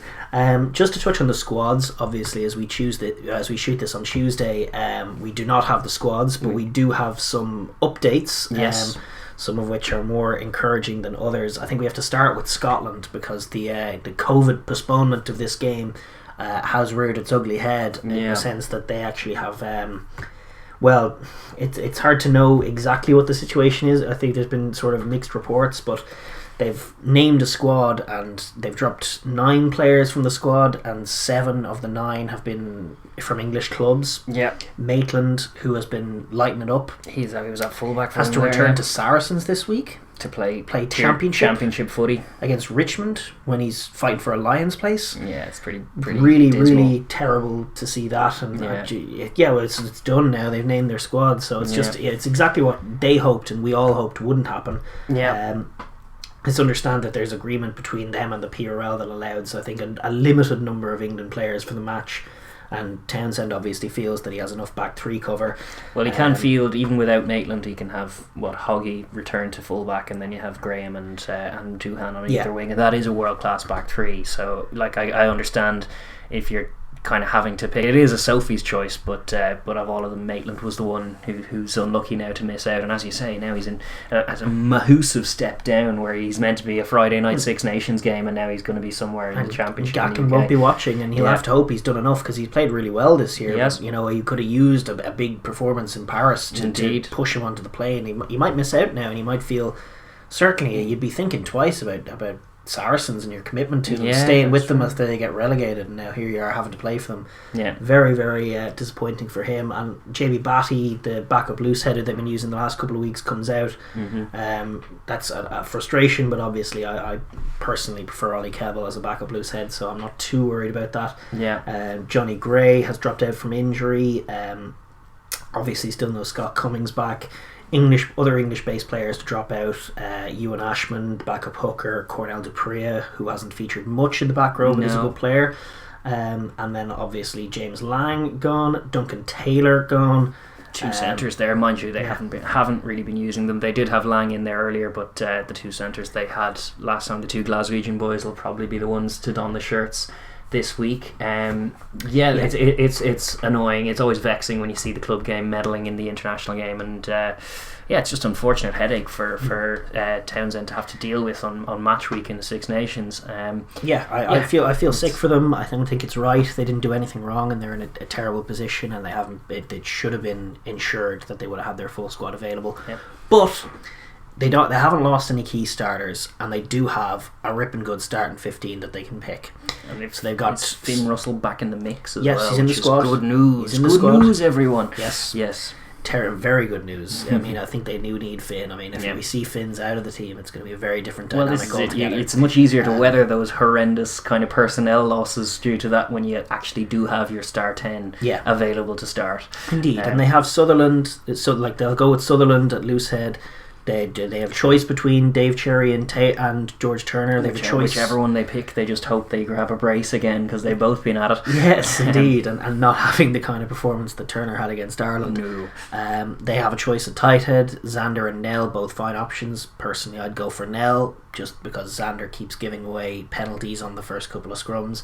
Taking himself a very long time to warm up to games is Xander. Yes, it's true. They'll probably go with their light in a lock. They'll go with Skinner and Gilchrist, probably same as. They got Ritchie, Watson and Fagerson, not going to be disrupted. Probably Ali Price will come back in for Scott Steele at 9. Finn Russell hopefully back at 10. I think Sam Johnson, now with Lang out of the picture, has the 12 jersey, and then you're looking at probably Hugh Jones over Chris Harris. I think it should be Hugh Jones over, but it's a tactical thing. It remains to be seen what they do. They might go with Harris, and it might be a mistake. I think Harris is the kind of guy you might go for if you were fearing like the English power game. But Hugh Jones is going to be more up to speed with and adept at and comfortable with the speed of a game in Paris against this French team. The fear I would have is them thinking, Vakatawa versus Hugh Jones is not a good matchup for Hugh Jones, so maybe chuck in Harris to be solid. And I think it's wrong-headed, because Finn needs a guy like Hugh Jones. I mean, Finn, to be honest, needs this centre pairing. He hasn't had to play with them yet. It hasn't quite clicked with Finn when you've had Lang, Harris and other kind of more rudimentary centres in there. They need guys with spark to play off them. So like some of those skip passes out to 13, a guy like Hugh Jones in the form that he's in could turn those half breaks that had been materialising from them when Harris gets on the ball. It kind of amounts to a little hustling carry for a few metres and then they go again. Hugh Jones could turn that into a single phase try, as we've seen before, and likewise Johnson has done so for them before. So I think there's potential for some sparks in the midfield if they pick that the one that they should. I agree. I think they should be going to meet offense with some offense. The back three they'll go with will be Doohan, Darcy and Hogg, barring injury, as we say. Exactly right. And then so they do have more or less their full team, and they do have more than enough to be confident going into this one, given the good performances they've registered in parts in recent times. Good performances, annoying results. A little bit, as is often the way. Indeed. But from France's point of view, then there are also injury concerns heading into this one. I think Mathieu Jalibert, he's been ruled out. He obviously came off injured last week as well, and he's been replaced in the squad by Carbonell, who's no stranger to the squad and the system. He's also been in there. He was in there for the start of this campaign when Ntamack wasn't available. So the Autumn Nations Cup and as well. in the Autumn Nations Cup as well. So they are blessed in terms of who they can bring in, but it's no good because Jalibert had been brilliant for them. Then Pau's second row, Baptiste Pesenti, has been called up to the squad following the injury of Taufi Fanua and the suspension of Willemse. They'll be desperately hoping to see Bernard Leroux back, because we were saying even last week that it's been no fun for them at lock. Taufi Fanua is such a find, and he was in such good form, and he grabbed that try so well, and then he got injured. And Willemse had been a little bit looser in the tournament, but he's still a hefty lock, and to have him not available now through obviously a deserved ban for his actions last week, but they'll be a little lighter than they had been in this particular one. It'll be interesting how this affects set piece. Both sides pretty light at second row when you consider what they started with. I think the starting 15 that they'll go with, or 23 that they'll go with, will be largely similar. I don't think that you're looking to mix up too much, although they do have the short 6-day turnaround versus the 14. I know it's a short turnaround for Scotland as well, but they were playing Italy, so they weren't playing a full test match. So it is different in that regard. But I suspect Ntamack will come in for Jalibert. They'll probably stick with Fiku and Vakatawa and Penaud, Thomas and Dulin. Although there is a case for Arthur Vincent. There is. No, I think they'll probably stick with Vakatawa for this one, to be honest. It depends what Scots do, but imagine. There's also a case for shifting Fiku to a wing. There is, but I don't think you want to get rid of Penaud or Thomas at the moment either. Vincent's been very good. Defensively, they were kind of missing that. They were. I'm not sure if they'll think the threat is the same from Scotland, although it could be with Finn. But I think they'll be trying to. Similarly, I think they'll be picking with an offensive mindset rather than a defensive one, and that will probably lead to Vakatawa. But to be honest, they're good options, all of them. I wouldn't be worried about whatever centre combination they put out, because I actually think all three of those options are great players. You can only pick two of them. Agreed. And then they'll probably go with the similar pack, although you're looking at Swan Ravage from Toulon and maybe Pasanti on the bench, but maybe him in if Bernard Leroux isn't right. So that's definitely lighter. But, yes, it is. It remains to be seen, I guess, how fit Leroux is, but they do still have the bulk of their classy first choice team. They do, and more than enough they'll feel to give it a right go. They do, and then some impact on the bench, which they'll have to trust as well. We saw Serran, Carbonell will probably be on the bench. You have guys, Vincent or Rattez, depending on what they want to do with the 23 jersey. Good options. Antonio back in, Baptiste Gros, Camille Chat off the bench is such an asset that no other team really we haven't seen the best of Chat. No, we haven't yet. He hasn't. He was coming back from injury at the start of the campaign, which is where Marchand was just steadfast in there. But he's a super. I love his performances off the bench more so even when he starts, because he's so dynamic in the final quarter. But an embarrassment of riches, as is always the case for France, and it remains to be seen what they'll pick. We kind of know a very settled side, which has been unsettled for the lack of their regular 10, Jalibert, and their second rows, which are a bit battered and bruised as it is. It is the and engine room. Eye gougey. Well, in the case of films, battered, bruised, and banned. I guess without any more on the squads, we're going to look ahead to the game and just look at sort of the winning conditions and the picture that both sides are trying to paint. And we'll start with France, the hosts. The hostess with the mostest on the line, certainly. Yes, indeed. A championship to fight for. They know the equation, but how do they actually put into effect their game plan and try and run over the Scots, which is what they need to do? It starts, as all good French things do, with maintaining that clinical offence that has got them to this position. That's going to need to be as sharp as ever. I think in the absence of Jalibert, Dupont's role takes on even greater significance. He's very much the driver of that offensive tempo. He's very much the leader of it. Le Petit General, as is tradition over there. He fits that bill entirely, and they do play a lot off 9 when they're in their pomp and in momentum. More than any other team in the comp, they play off 9, and they do so with speed and with good deception and hard line running as well as the key to what they do, and then linking up with one another obviously as well. But it's on Dupont to keep sort of testing the Scottish defence, probing for weak points, putting carries in space, recycling the ball super quickly and moving it on and just jacking up the tempo on a Scottish defence that could be flat-footed in the face of it. Indeed. And then the other link, well, we saw that Entmack, who'll likely start, was maybe a little shy of minutes, not quite his in-form self. Certainly wasn't taking the jersey off Jalibert with his showing last week. No. Not at all. But to be honest, when they're at their best, the 10 can kind of be a little bit of a passenger and just a conduit for it and just get through his hands and out wider. Yeah, because Fiku can come in at first receiver. Exactly. If you're going with Fiku or Vakatawa, these guys who are playmakers at centre, it really is just the job of the 10 to be the link man between the 9 who's kind of driving that tempo and those outside men who are then going to make key decisions in terms of getting the really dangerous outside finishers on the ball. So yeah, being timely with that, a lot is on the shoulders of Gael Fiku, as it has been all tournament. He's been one of, if not their player of the tournament. He's been absolutely stellar on the other side of the ball. I can't think of, even Dupont hasn't been perfect. No, he hasn't. Fiku hasn't really, he hasn't put a foot wrong. I think he has been kind of perfect. I haven't seen him make any errors. I think he's been pretty technically perfect in anything he's done. He got caught once last week by Navidi. He was picking the ball off the base of a rock, and Navidi kind of slapped the ball. That was the only error. I remember noting it. It's just a good play from Navidi though as well. It hasn't. He's been everywhere. He's been absolutely brilliant, and right up to getting around the corner and making that classy clutch play on the game-winning try last week. He's definitely been a guy they lean on.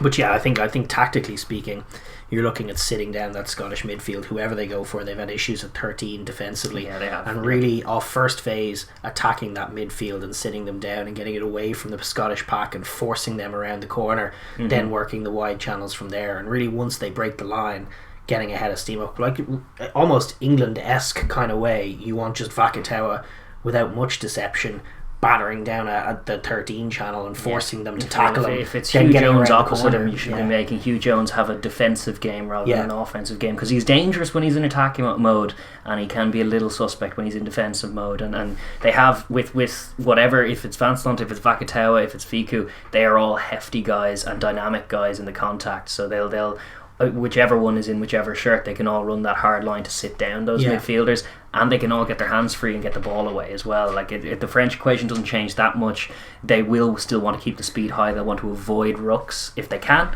You bypass like they did against England, much like the same, because one of the Scotland attributes, one of their great weapons is guys like Hamish Watson, who are going to be available out in the wide channels, who are going to be hunting steals when they're on defensive mode, and the easiest way to avoid the steal is to just not have the ruck. Exactly, get the ball out of there. The pack matchup isn't as good as France might like it. No, especially without their locks. So I think definitely making the game about width and doing that offset piece. Also when the equation is to win by 21 points, you want a high tempo kind of wide you want to game. look for tries, and you want to look for them offset piece, because Scotland, they've been caught in a couple of games. They were caught by Wales offset piece, just in both the wide channels, and I think last year France cut them open a couple of times off set piece with their inside balls, blindside wingers picking lines, as Wales did to them last week. And also just the danger that they have everywhere. Like all they really need with their quality support running is an edge on a contact sometimes, and then someone picking a good line, and then all of a sudden everyone's focused in, the line breaks there, we're all picking support lines, we're going to link up and find a try, and that's really the hope that they're trying to bring. But I definitely think focusing not on multi-phase, although last week was kind of the return of the multi-phase tries in some sense. I think focusing on trying to strike off first phase ball. I think they will do this early as well. I think so too. They have the tools to do it, and ultimately their pretty picture is sitting down and folding the Scottish midfield, occupying their dangerous back row and hustling second rows with kind of deception and stuff, having them committed at the wrong places, have their hands where they shouldn't be and where the ball isn't, and ultimately in the hands of Teddy Thomas or Pinot for a nice try. Dotting down in the corner is the perfect picture for France. A healthy mixture of first phase strike plays and third phase power plays, where you're sitting them down and getting around the corner, and then finding room for guys like Thomas and Pinot to just go to work. And Dulin as well. The matchup when they have the ball in hand, the whole French backline will get the better of their opposite man for the most part. Even if it's a one-on-one with a few bits of space either side, the French will usually do pretty well in that scenario. So it's just trying to fashion those off clever plays. And as good as the Scottish D can be, no side has really managed to contain this French offense. If given enough opportunities in the right areas of the field, they'll back themselves to rack up the points to score.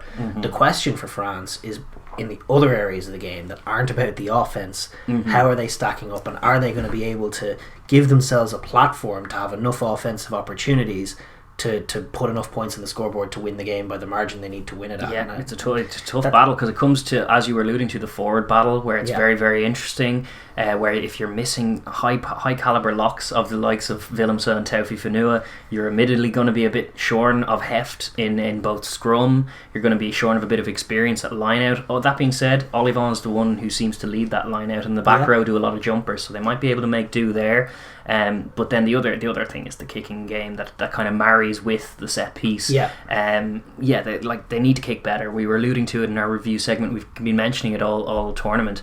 Their game management and control is what lets them down a little bit. It's not uncommon for them to start like a house on fire, to start roaring in with a couple of scores and then suddenly kind of drift in and out of games, and lose territory battles for prolonged periods against teams that are kind of kicking more probing and more accurately. And then all it takes is a couple of things, like maybe a couple of scrums going against them, and then suddenly they can really pile pressure on themselves and not really know how to respond.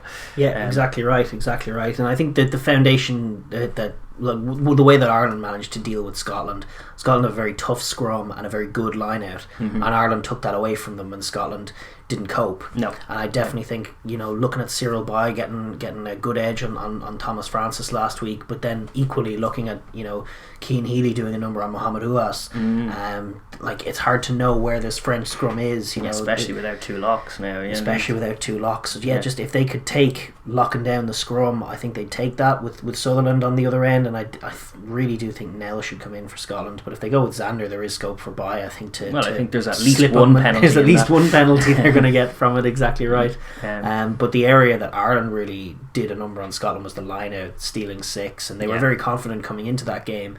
But I think there are learnings from a French point of view to be taken from that what's game. What's encouraging is the change in terms of how they finished the game last week, with trusting their bench to get the job done, even in a tight contest, shows that they are switched on to learning, because it was a direct lesson from the week before that was applied successfully. So that's good evidence 1 week at a time that this is still a young French side, and they're still learning, and there's still all kinds of room for improvement. And to be this good and this young and still have things to improve on, and still have a game like this where you're playing for a championship, it's a great scenario to be in. But it'll take some nous, some wiliness. They need to put in a performance not dissimilar to what the Irish pack were up to last week against England, where if you can try and game the ref, if you can, if the Scots are at fiddly sticks at the scrum or anything, Barnes is the kind of guy who will pin you for that. If the French can aggravate them and incite that kind of thing out of them, good. That's just good play. And if they can disrupt the line out, I mean, we saw the lack of confidence that was generated in Scotland from a couple of line out steals. It really did spiral out of control for them. They were throwing tamely to 2 and then overthrowing, and they just seemed to lose it mentally. And I definitely think with playmakers like Olivon in there and Aldred contesting the line out and attacking the Scots there could be the winning of the game. But as you alluded to, the biggest mismatch in terms of that favours Scotland in this game, without question, is the kicking game, where Scotland have arguably been the best kicking team in the competition. They certainly took England to school in week 1. And even Wales, they dominated the kicking game in that game, and Wales obviously won the territory game against France, but Scotland completely did them in that area of the game. Unquestionably, they kicked the ball between Hogg and Russell, just found seams, long deep spirals, just putting the ball they manipulate the space very well and then go for depth. So they go long grass finders and force you to exit from there. It's a very different proposition from the little box kicks that Wales were knocking to the back 3 at the start of the game, from which they could counter-attack. They're going to have to find a way to get up the field without, because Scotland are going to heave it deep. They're not going to be able to counter-attack realistically from their own 22. So they're going to have to improve the kicking game and get up the field. And penalty generators are good if they can work. They can work around their lack of exits if they win the forward battle and generate penalties in the midfield and get down that way. But if it doesn't go that way and it's all sort of even enough up front, and Scotland are pegging them down in their territory, there's scope for them not to really get an offensive set for 20 straight minutes. This is true.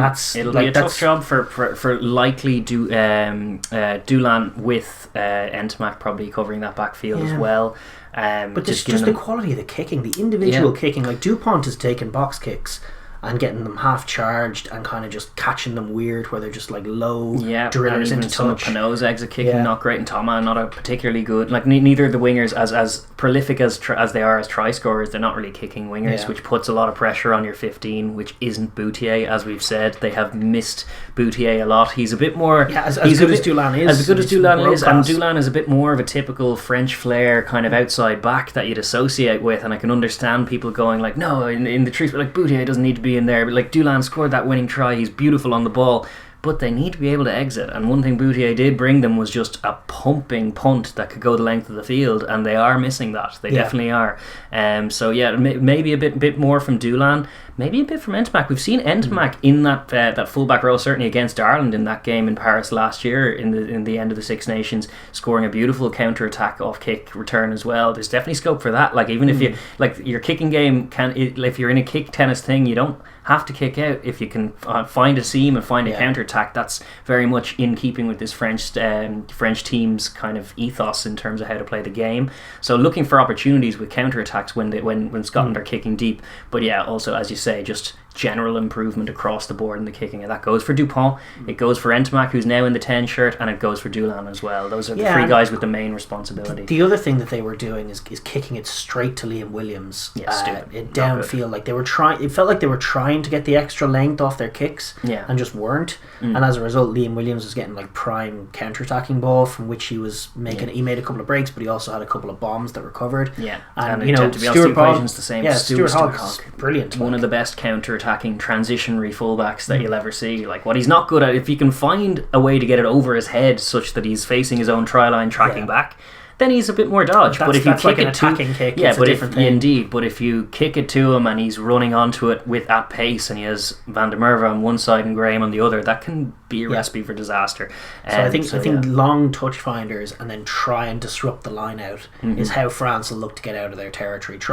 Obviously quality of the kick is important, but find touch, try and disrupt the line out and not give Finn clean ball and disrupt their, come up defensively. Obviously they're going to have to deal with that Scottish offence. They will. But getting in their faces, trying to stop things at source primarily, and then generate turnovers and penalties. If you can mess up their pack and their go forward that way, that's where the Edwards defence does start in general, is just with contact. Good aggressive line speed, good hustle off the ball, which like embodied by no one better than Fiku in terms of his scramble D throughout this whole tournament, but they're all scrambling really well. But you don't want to be in scramble mode too often against Finn, because Finn's going to pick, like in terms of identifying the space in a fractured fractured line, he's created it. So it's much easier to just make the ruck messy by dominating the collision, and then it's a bit more scruffy when it gets to Finn, and it's the Scottish line that's not set, not the French one.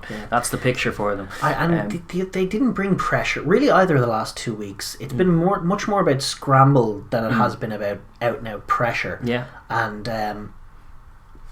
the Wales kind of showed it up a little last week when Ntamack and Jalibert were both drifting off following the bigger, who was a 10, and they just hit the blindside winger. And then on another example, they were listing across field, and Jonathan Davis just cuts a line and ends up chunking off about 20 metres. Scotland, Finn Russell is a magnificent reader of defences, and if the French tactic is going to be to sort of stand off and drift off, drift wide and shut down the outside, make sure they don't get outside you, that gives Finn a bit of time on the ball, and it allows him to sort of pick the right pass to someone like Sam Johnson cutting a short line, sitting down the French defence, and then all of a sudden they might be able to get quick ball, might be able to get their wingers in a bit of space, or just like a favourable carry for the likes of Hamish Watson. Then France are under a bit of pressure. I think generally speaking, you want to be putting pressure on Russell. You want to be blitzing a little more. You want to be getting into his face, forcing him to maybe throw in one of those grubbers that doesn't work. I wonder who's in that role. Is it Aldrit might be the paciest back row they have? He's normally a good game man for a job. They don't usually do it like player by player. One of the guys who's been leading their defence is Marchand. He's been the guy who's been flying out of the line. But they do definitely need to put someone in Russell's face. They do. And then obviously Vakatawa knows how Russell likes to manipulate 13s. That is a great dynamic. If they go with Vakatawa, which I'd imagine they will, that's a great dynamic. Finn, maybe he fails to concentrate for a moment and throws a pass to Vakatawa by force of habit. The wrong man. No, surely not. No, hopefully not. Well, that'll be a good picture for them. That would involve a bit more of a shoot that we haven't seen yet from them. I'd imagine the shoot will come on the inside if at all, and that'll just be to pressure the pass of Finn, and then beyond that it'll be a little push and drift like they've been doing pretty well, because the thing that allows it is that they're all pacey, like their whole pack is pacey, and now even without their two hefty locks there's a chance their pack might be pacier than it has been. So they have the speed to, even when they're a little bit fractured, recover, and that's where they've been so adhesive and sticky and kind of awkward to unpick for every team that have come across them, apart from Wales in the first 20 minutes, to be honest. But most teams have struggled to break them down, and I'd imagine Scotland, which clutch plays in their own 22 as well. Like, Scotland can get so sloppy on the clean out, especially if the pace of the game is high. Like, if they can find a way to scramble and not turn line breaks into tries, and then all of a sudden the ball is slower and messier, guys like Aldrit and Olivon are going to be getting on that ball trying to turn it over, and then you can catch them on a poor clean out or something like that, and if you can make them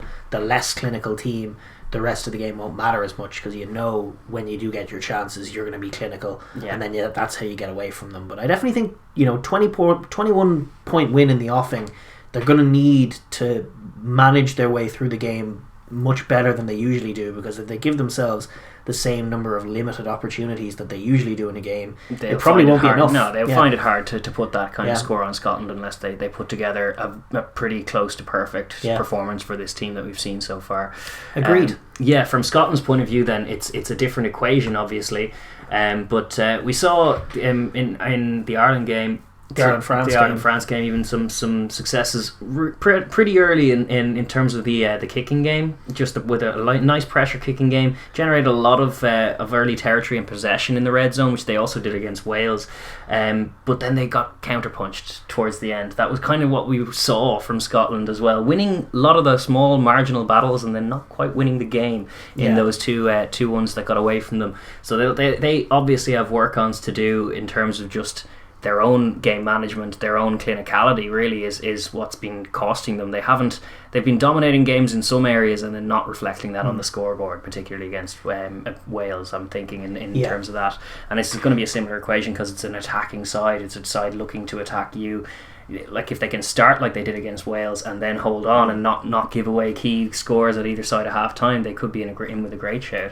From an offensive point of view, I definitely think leaning on the territory game is definitely going to be important for Scotland. It's a key difference. It's the thing that they have over them. In terms of on paper, they're probably better than France at it. Scotland have started games in the right areas of the field, and France haven't by and large, apart from that early one. So edging that territory game, we saw Ireland and Wales put up bombs, get on the top of Doolan, win some one-on-one matchups in the air. You feel like Hogg is primed to Hogg and Russell between them are primed to put in a great kicking showing and generate some good territory. And then from there the question becomes, how best to break down this Edwards defence. Obviously, the best chance that you're going to get is from midfield set pieces, and Scotland have been great at like, once they get a line break, maintaining the sort of urgency required to find a score from it. I think back to Finn Russell's little play to Johnny Gray that generates the line break, and then Ali Price puts in the little kick for Darcy Graham, rather than slowing it down and going through 20 phases, which is not going to work against Sean Edwards D more than likely. Exactly, but turning those line breaks and those little hustle plays into quick tries, trying to find where the space is and relying on Finn to put them there.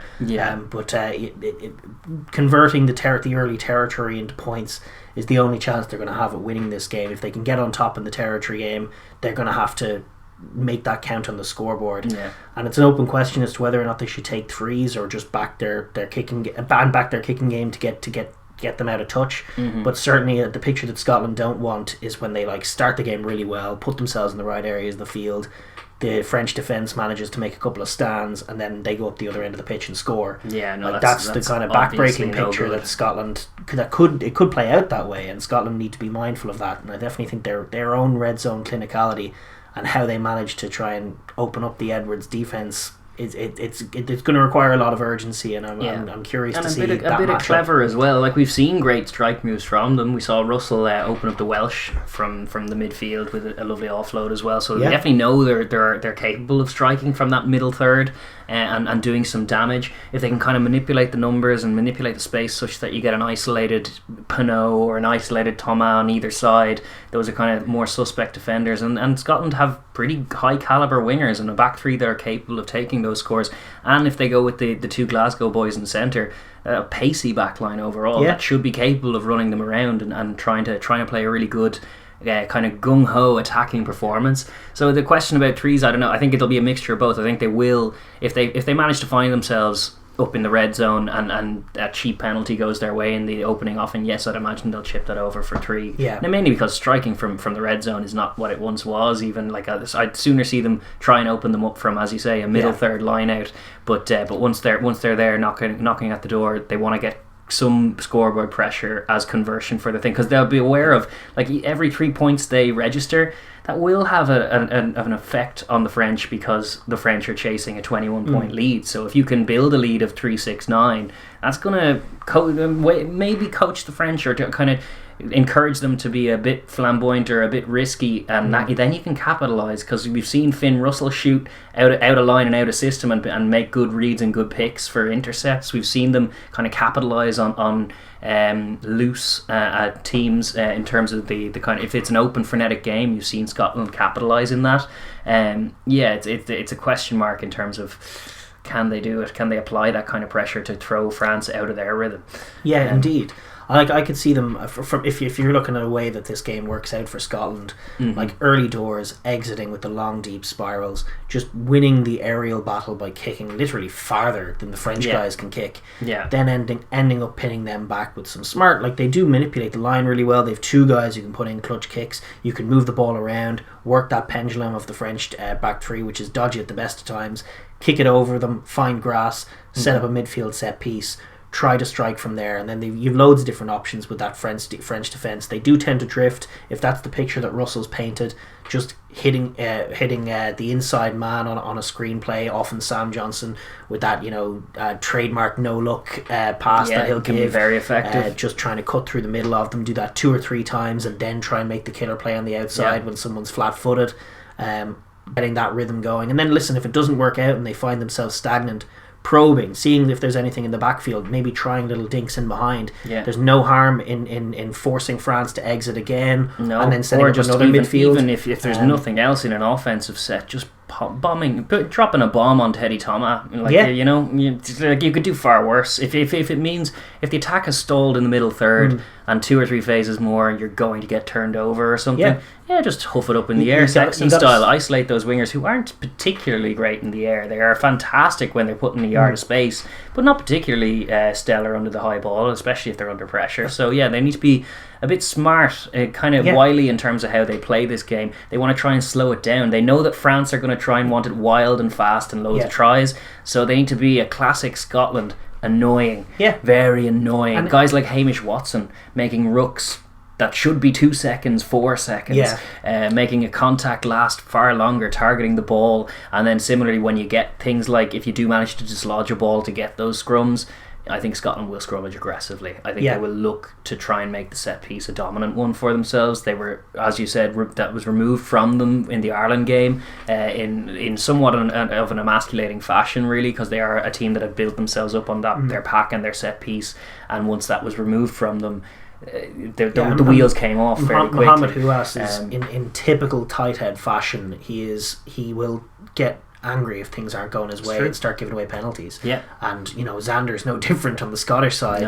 But edging that scrum battle could put pressure on France. And just giving France a picture of, like, our attack isn't working, your defence is hustling, fine, you guys can exit, or like, we'll try a play where it might work, or we either got to try or you have to exit again. And then spending loads of the game with that being the dynamic, and really putting it on the French to actually execute an exit, minding your discipline, giving them no easy outs, holding the ball, but then kicking it again, finding the corners, force France to exit, and then maybe they try and run it out or do something silly, knock it on, then you set up a scrum, get a penalty. You could even Georgia style take the corner and just keep it down there. I think they should be looking to do things like that. I think the perfect picture for them is that slightly slower game where like scrums are being reset 3 times and then becoming a Scottish free kick or penalty, and that's going to frustrate France. And if they can just stay within a score for the majority of the game, if they can do so for the first half, and then even if it gets to 60 minutes and it's a score, if it gets to 60 minutes and Scotland just take the lead,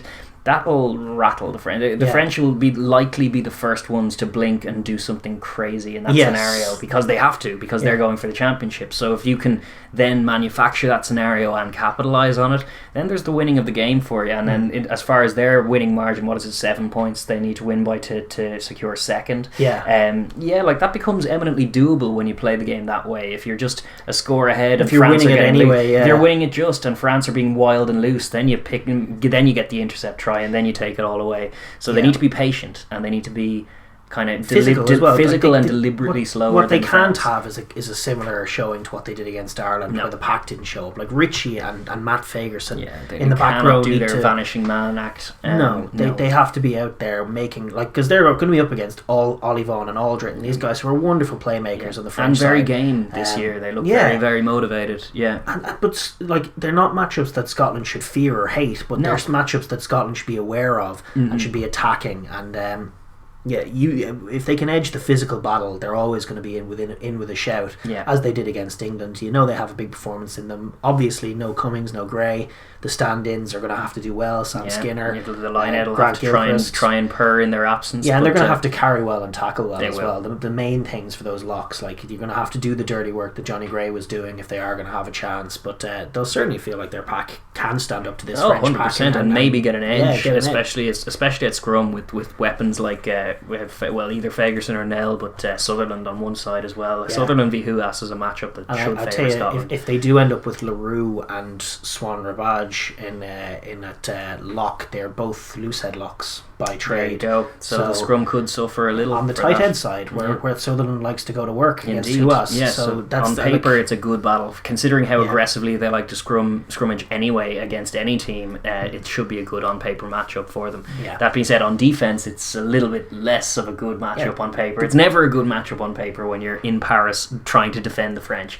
The main thing is don't give them the ball. That's the easiest way to defend France. Is just don't defend France. Just hold the ball, goddamn. Keep the ball downfield, and then control the midfield battle, and make France feed off scraps. And then when they are feeding off scraps, you know, it is a tough matchup, but it's about, as you say, slowing the ball, keeping the pace down, making things dirty for Dupont, and that's where the back row, Richie and Watson, need to be sharp and need to force France to really work to clean them out. That's a massive battle is how quick France can generate their ball, because it gets very, very difficult to defend if the ball is quick. If possession and things are even close to 50-50, then France probably win the game, just on the balance of their attack being that bit more clinical than Scotland's. But when France do have the ball, there are things that Scotland can be looking to try and do. Slowing down ruck speed for them is a key thing, and they have the tools to do it. Richie, Hamish Watson, all these guys who can make rucks last a few extra seconds and annoy Dupont by having them do so. That's always a good key. Pressuring Fiku, who has very often been in that key distributor role, be it second or third distributor on the move. It's going to be a tough job for either Hugh Jones or whoever is in the 13 channel. Hugh Jones, he's a defensively slight in terms of he's not the physical specimen that someone like Vakatawa in the opposite jersey will be. But what he does have is speed, and in Sam Johnson and him, that's a pacey kind of thing. So if he can make good reads, he can get himself even into passing lanes and just disrupt by being in the way. And that's a good kind of thing to present to this French team, because they might be inclined to panic. It has to be better off set piece. That's where that's where they've been opened up by France before, and that's where Russell and Jones as the two leaders are going to have to, because Russell has to keep an eye on the blindside wing and make sure his flankers are with him, and Ntamack isn't a threat. And especially if you have Ali Price running out the back, you don't really need to commit to Ntamack. You need to commit to the two centres and the out the back pass. And Hugh Jones' job is going to be shutting down the outside. If Vakatawa is running a line to sit him down, it's on Sam Johnson to get across and make sure that line isn't hit. It's a properly tough dynamic, but with a bit of line speed and then just good reading of the game and adjustments on the fly as well as Russell, as good tackles. Then the last part of the very often we see Scotland do nearly that whole equation and then not quite stick the tackle, which makes it move entirely. It's a lot easier to stick the tackles when you're coming up at speed. If you're the guy with the momentum on the collision just changes, flips 100%. If you're sitting flat-footed and Vakatawa's coming at you, and Vakatawa's either steamrolling you or getting the ball away, or either way, it's not good. Coming out of the line and pressuring the French defence is their best bet, and then playmaking once they break the line. Like if you can get a couple of clutch steals, if you can, that's just momentum sapping steals. That'll be huge. They'll be as big as tries for Scotland in the context of this game when France are chasing from minute one. They will be. So every little turnover, every little scrappy breakdown, every little drop ball on a France offensive set all feeds the Scottish momentum. They'll all kill the French as well. The French want to be clinical. They want to turn every entrance to the red zone into points, and if Scotland can stop them from doing that, and a couple of big ones, it could be enough to knock them off kilter and have them forcing the game, which could be where Scotland go to work. Yeah, exactly. So with all that said, how do you see it going? Yeah, I don't know.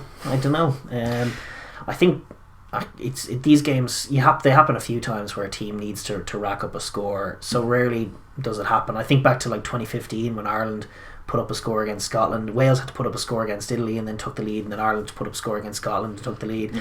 England just fell short of retaking the lead again against France. My normal rule of thumb when this scenario presents itself is that the team that are chasing the score to win the championship will win the game, but not by the score they're chasing, which is usually how it ends up. I think France might win this by a couple of scores, I reckon, in the end when the dust settles, about 12 points. Would you back them? Would you not back them if they're 12 points? I guess is 2 scores shy of where they need to be. It's funny if they're within a score of the goal and they have the ball at the end, they might be good enough to do it. But they're not there yet as we shoot this on Tuesday. It's hard to know. The other question for Scotland, it probably a stupid question, but like if you're 1 point up and you have the ball in the last play, like in a midfield in a decent spot, do you try and go for something, or do you? No, you've won in Paris. You just get the ball off the field. I think what you should do for all kinds of outside reasons is you should go for it because the 7-point margin is what they need to get to second, which is much better than fourth. All of those kinds of cerebral reasons. But no, in that scenario, they're obviously kicking it off. They haven't won in Paris since '99. Get it off. I think that's probably correct. I don't know if I see a Scottish win in Paris. I do think that the 6-day turnaround helps Scotland. Yes, it does. They only had a game against Italy, which was like a life. France had 2 very high tempo and high caliber games back to back, and and high emotional output games. So if they're a little flat going into this game, there is scope for Scotland to disrupt them. There is scope for Scotland to own the kicking game.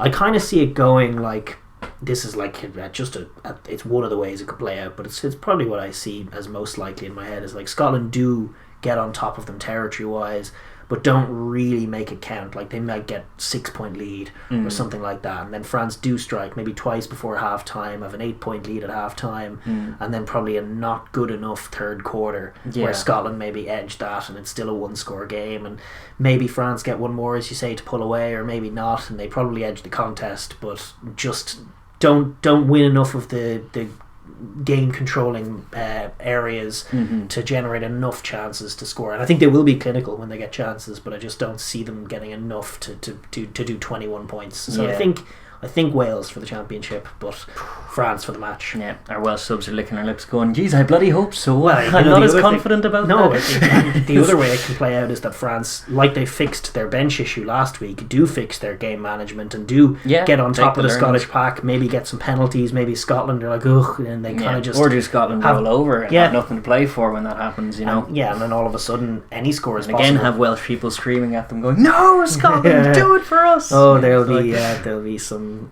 It's not a fun place to be. We've been there once or twice with Ireland, relying on Scotland to do something, least of all in Paris for your championship. Oh, it's not ideal. It's not ideal. Far from it. But yeah, no, I kind of reckon France get the win, but not the championship. That's where my head is at right now. But I'm willing to be surprised, and I wouldn't be wholly surprised if they did either. It would be disappointing to see a flat performance from Scotland, but it might happen. It remains to be seen. Italy game notwithstanding, it remains to be seen just the effect that Ireland performance had on them, which is the last proper game they had, Indeed. and it was really disappointing. So there is that, but maybe they'll come out and deliver a performance and make a ripper of a game of it, which will be fun too. Here's hoping it'll be a fantastic spectacle. Friday night is when it's going down. Final game of the 2021 Six Nations. France still in it to win it, and we're looking forward to it because it's been a fantastic tournament thus far, and this is a nice way to wrap it off. And given that the circumstances were out of people's control, I think it was a great job by everyone in terms of organising the tournament, and to get through it in the year that we're in with only the one game outstanding as it is, and it's being played the week after. I think it's a great effort. Yeah, when we were hearing about things like games in June, and thankfully we don't have any of that to deal with. So all told, just looking forward to what promises to be, I think, a really fun Friday night for neutrals. Yes. It's going to be great. Indeed. All right, with that we will move on. Mm-hmm. Yes, and now that the Six Nations is parked, up until Friday, of course, when we have that game, we are going to move on to Pastures Tier 2. The Rugby Europe Championship. Have the Rugby Europe Championship, which doubles as the first part of the World Cup qualifying campaign this season. That's right. In conjunction with next year's tournament, and 3 rounds in, we now have a very, very interesting picture and a very dynamic picture that has been painted. We'll start just by looking back on the 2 games that were last week, starting with the game in Kaliningrad between Russia and Georgia, and it finished Georgia 23, Russia 6. Yes. Another dub racked up for the Lados. Yeah, it was a good, hard-fought win by Georgia in the sense that Russia were physical, very physical, but Georgia will be confident in this. They looked really good at sometimes, and they definitely dominated the clash throughout. They defended, the Russian carriers were game all day, but they defended them very ferociously, to be honest, and got some good turnover ball. Once they dislodged the ball in contact, they actually looked to move the ball. They were pretty good in transition. Guys out in the wide channel, like Tato had a huge game. He looked a class apart from everyone else on the pitch by far. Ran the offense very nicely. Actually, Aprasadze at 9 moved with a good clip as well. It looks like they have taken some of the lessons they learned in the Autumn Nations Cup to heart, and even though they're playing against a lower calibre of opposition, they're looking to kind of curtail their habits a little bit and move it a little bit. The handling from the likes of Jalagonia and even Kvesaladze in the build up to one of their tries, it was good to see him actually have a better game than Kvesaladze. And actually a fullback who Niniashvili, he was a find and a half. He's pacey and dangerous in the wide channels. His try was definitely the highlight of the game, and again it was just a gem of a touch from Kvesaladze was in there with a nice Kvesaladze was in it with a nice Tato with the little pull the strings and put him away. Tato did just look a complete class apart from anything the Russians had and anything else that the Georgians had been playing at 10. It was nice to see them in their pomp with their 10, their young 10, who's only going to get better because he's got top couture's pedigree now. One kind of emasculating side of it was their scrum was bullied by the Russians. They were not on top. They were actually bullied.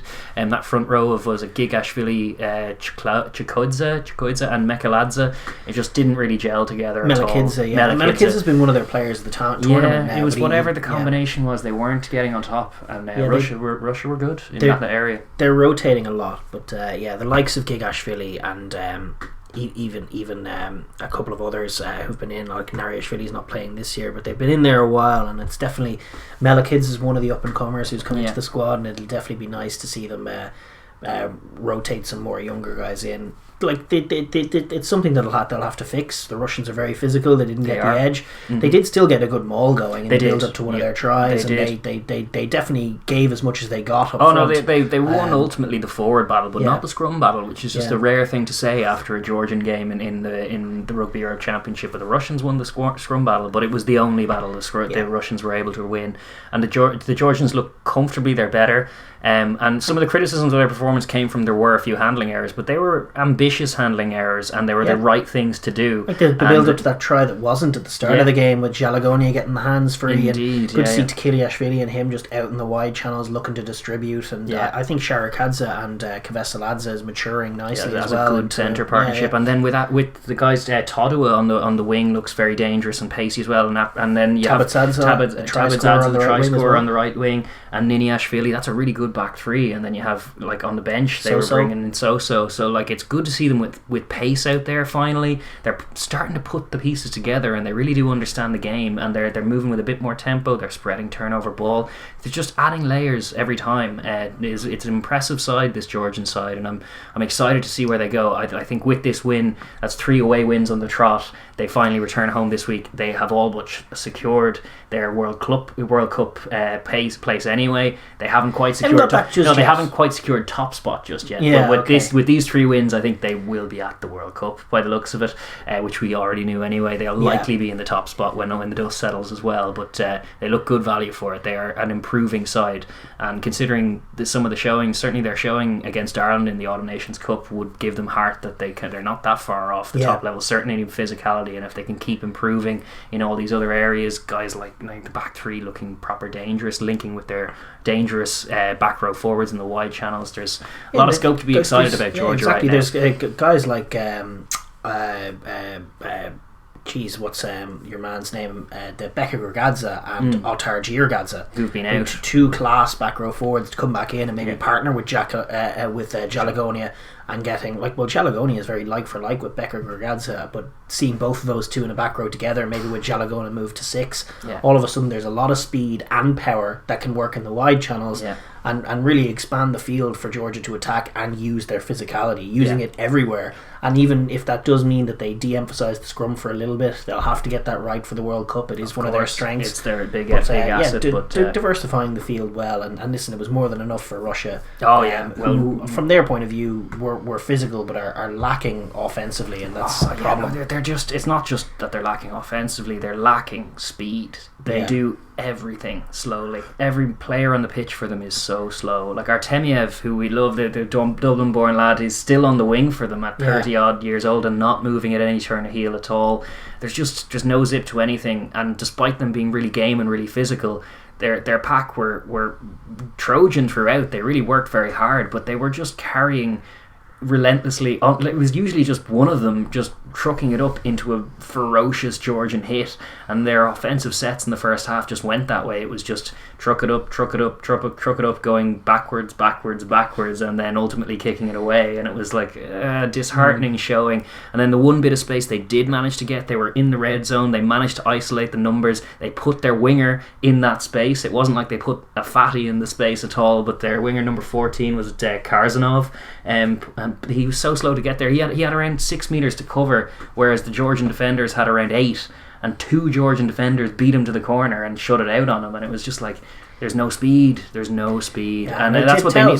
They're physical, and any side that goes up against them now knows what they have to bring. They're a physical team, but they can't really score tries unless they run over you. So if you match up physically and mind your discipline, because the key really, the big strength of Russia is Ramil Gaisan and his boot. He will for Romania. Yeah, he will kick an ill-disciplined side into submission because they defend gamely as well, and they limited Georgia to the 2 tries and pressure them enough to create some handling errors. Like their defence wasn't all bad. Georgia played pretty well with the ball, and Russia defended very gamely and tackled very well and scrummaged very well, and they had good things to be positive about, but they really are desperate for 2 20-year-old speedsters would do the world of good in whatever position, just somewhere in the back line. They could do with some wheels out there. 100%. And that was it. It ends up coming to bite them. They are 1 from 2 and no tries scored in the first 2 games. They should be I don't know. They should be looking for track athletes or something to turn them into rugby players. It's what's missing from their team for sure. But like I said, a deserved win for Georgia, not an unexpected one. Just the more clinical team, the more rounded team, the more developed team. Although not necessarily the more physical team. Both sides were pretty physical, and it was a big game in that regard, which could stand to Russia going forward. True. The other game was between Romania and Spain. A classic in this tournament. They don't do things by half, these 2 teams, when they meet. There's always seems to be a story, and this week was no different. I mean, it was a tight game for much of the first half, 6-all at half time, not much between the sides. Romania at the end, it only finished 22-16 despite all that. It's a 1-score game at the very end. It was a dead game. It never felt like Spain could win it. Romania win it 22-16. It felt like they could win it when they scored the first try of the game, the very sexy try where they opened it up, their centres linked well and their scrummy ran that nice inside line and finished the try. That was lovely. And then I was thinking, oh, come on, Spain. And then gee whiz, the final quarter from hell. First of all, I will say I'm delighted for Romania, just given the week that was in it. We were talking about the debacle to do with their stadium being annexed summarily, then just being unceremoniously dumped into a cabbage patch down the road to play this game, which was absolutely ugly and in a terrible colour to it. So the fact that they managed to defend pretty well for the most part, and kind of to some extent they kind of curtailed their ill discipline. They weren't completely flawless in that regard, but they were the more disciplined side on show in this contest. It wasn't hard to be, but they were more disciplined than they were against Russia. They by and large held the Spanish offense, which is a dangerous offense, but they won contacts. They didn't really give Spain much to work with, and the try that Spain did score took a lot of scoring. It was a lovely try, you couldn't really argue. Their issue, a bit similar to Russia, is just that their offense, even it took them going down, I think, to 12 men. Spain, it took them going down to 12 men to actually open up the short side, and they did actually do that quite well when they had the opportunity. They took a line out, then worked the short side immediately, and there was a bit of room for the fullback Melinte to run in and score their only try of the game. That's a bit dubious because Spanish weren't all that on D either. Oh, sorry, no, I'm wrong about that. They scored 2 tries. They had a maul try as well after the red card, but both came against a team with lesser opposition. And then again, as with Spain, as with Russia, Florin Vlaicu will kick every indisciplined penalty that they give, and that was a crucial component of this. At this level, punishing teams for being indisciplined is vital. Yeah, well, it comes up regularly as a winning factor and a winning condition in a game. Teams will lose the head and go all raggedy, which is exactly what their opponents very obligingly did for them, because they were kind of on the rack before that red card came around. They were a bit, but they were never fully off. No, and that's it. Their defence needs to be given credit for that, because Spain can attack, and they shut down the Spanish attack by and large for pretty much most of the game, and you could see it frustrated Spain. The game wasn't quite going the way Spain wanted. They kept they wanted to pull away, but Romania instantly kicked them back to within a score, to within a point, to within 3 points, and then obviously the Spanish come up with the game-losing tilty sequence of cards, starting with a knee in the head. Well, it was Fred Quercy, was it, the number 8, with there's coach killing errors, and then there's just kneeing a guy in the head. As you correctly pointed out, that's an illegal move in the UFC. You're not allowed to knee a guy who's on the ground in the head in the UFC. So why would you think you could do it in a rugby field? It's pretty ugly, to be honest with you. It's horrendous. Spain, they have this weird meltdown-y thing going on, because one of the things that doesn't get talked about enough is that game against Belgium, when the ref went against them, and the ref was Romanian, and it meant that Romania, as it seemed at the time, were going to go to the World Cup. They start to feel victimised by how the game is going, and then don't help themselves. Yeah, playing like a victim is never a recipe for success. And they did it again this week. They were feeling sorry for themselves. They weren't too happy with the ref, and then they just gave away just this sequence of terrible cards. Starting with a knee in the head. They were really all don't argue cards. Yeah. The only argument you could have made is that the one that fullback Charlie Mai, where he absolutely clattered your man on the crossfield kick, that probably should have been red. It was yellow based on the mercy rule because he'd already given a red. But he clattered the guy off the ball. The Romanian winger was unconscious on the deck before the ball had landed. And it's what are you doing? My God. Completely losing the head and flying their bodies around the place. And from a Spanish point of view, it's it's a little concerning overall, because they haven't clicked offensively yet. They were in great form last year, but they come into this game, they physically match up to Romania. They're not dominated, but they're also not kind of edging it, and then they lack the street smarts to use what is a superior kicking game, if they ever would use it, to get up the pitch and find the right areas of the field and secure a winning score. Ordas didn't bring as much as they would have hoped when he came in at 10, and he was better, but not better enough to actually open up. Well, it's hard to scrub out the last quarter from hell. That was at one point they were down to 12 men with their ill discipline, and it's I'm sorry, if you're doing that, you're just losing the game, and that's what it is, and it will go down in history as another terrible close defeat to Romania. But really, they have no one else to blame but themselves for this one. They will give them credit for the try. I will give the two centres, Jimeno and who's the other centre, Juenas, linked very nicely. They worked really well together, and they offloaded nicely, and you could see like the Spanish highlight reel is full of great tries because they do have good instincts. Yeah, they're for all attack. footballers, and they can all kick a ball. Every member of their backline can kick a ball very well as well. So they're no mugs in the kicking game either. Like they can rebuild from this. But you're right in zeroing in on that. Like, you cannot start thinking of yourself as the victim when it's just getting into the last quarter of a game, because your victims are prone to do something stupid in that scenario, and they did. Like they cost themselves their chance at that. And Romania weren't clinical. Like there was a different way for this game to have gone, where they kept their composure and managed to be the more clinical side. But we won't get to see that game because they melted down instead. But yeah, no, listen, congratulations to Romania. Great win for them, responding well to a really difficult week, to come out and get the win. Listen, they weren't clinical, but the biggest matchup that they had to resolve this week was defending a good Spanish offense. They did that in spades. They punished their ill-disciplined Vlaicu again, just racking up the penalties all day. And then they do end up the 9 and the 10. Surugiu, I think is the way to pronounce the 9. Florence Surugiu and Daniel Play do a really good job of putting Malinte in for the try that does seal the game. And that is a good score, and it's well taken, and they were worthy winners in the end against a Spanish side that lost the plot. But congratulations to Romania. You're well on course now, right back on the horse after the opening day loss to Romania. Absolutely. And we just hope going into this. Hopefully we'll see them play a home fixture at their stadium as well. Hopefully justice will prevail in their favour too. Gosh, one would hope, yes, is right. But with that we will move on, because there are this weekend's games to preview as well.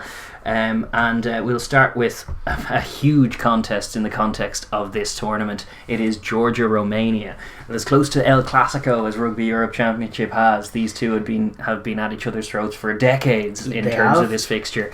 And one side has been comfortably superior to the other in recent times in Georgia, but they are by far the two sides in this competition with the most pedigree and the most history in the game, and probably the two form sides going into this week. That's true too. The game will be taking place this Saturday, that's March 27th. Kicks off 3 in the afternoon local time in Mikhail Meshki Stadium in Tbilisi.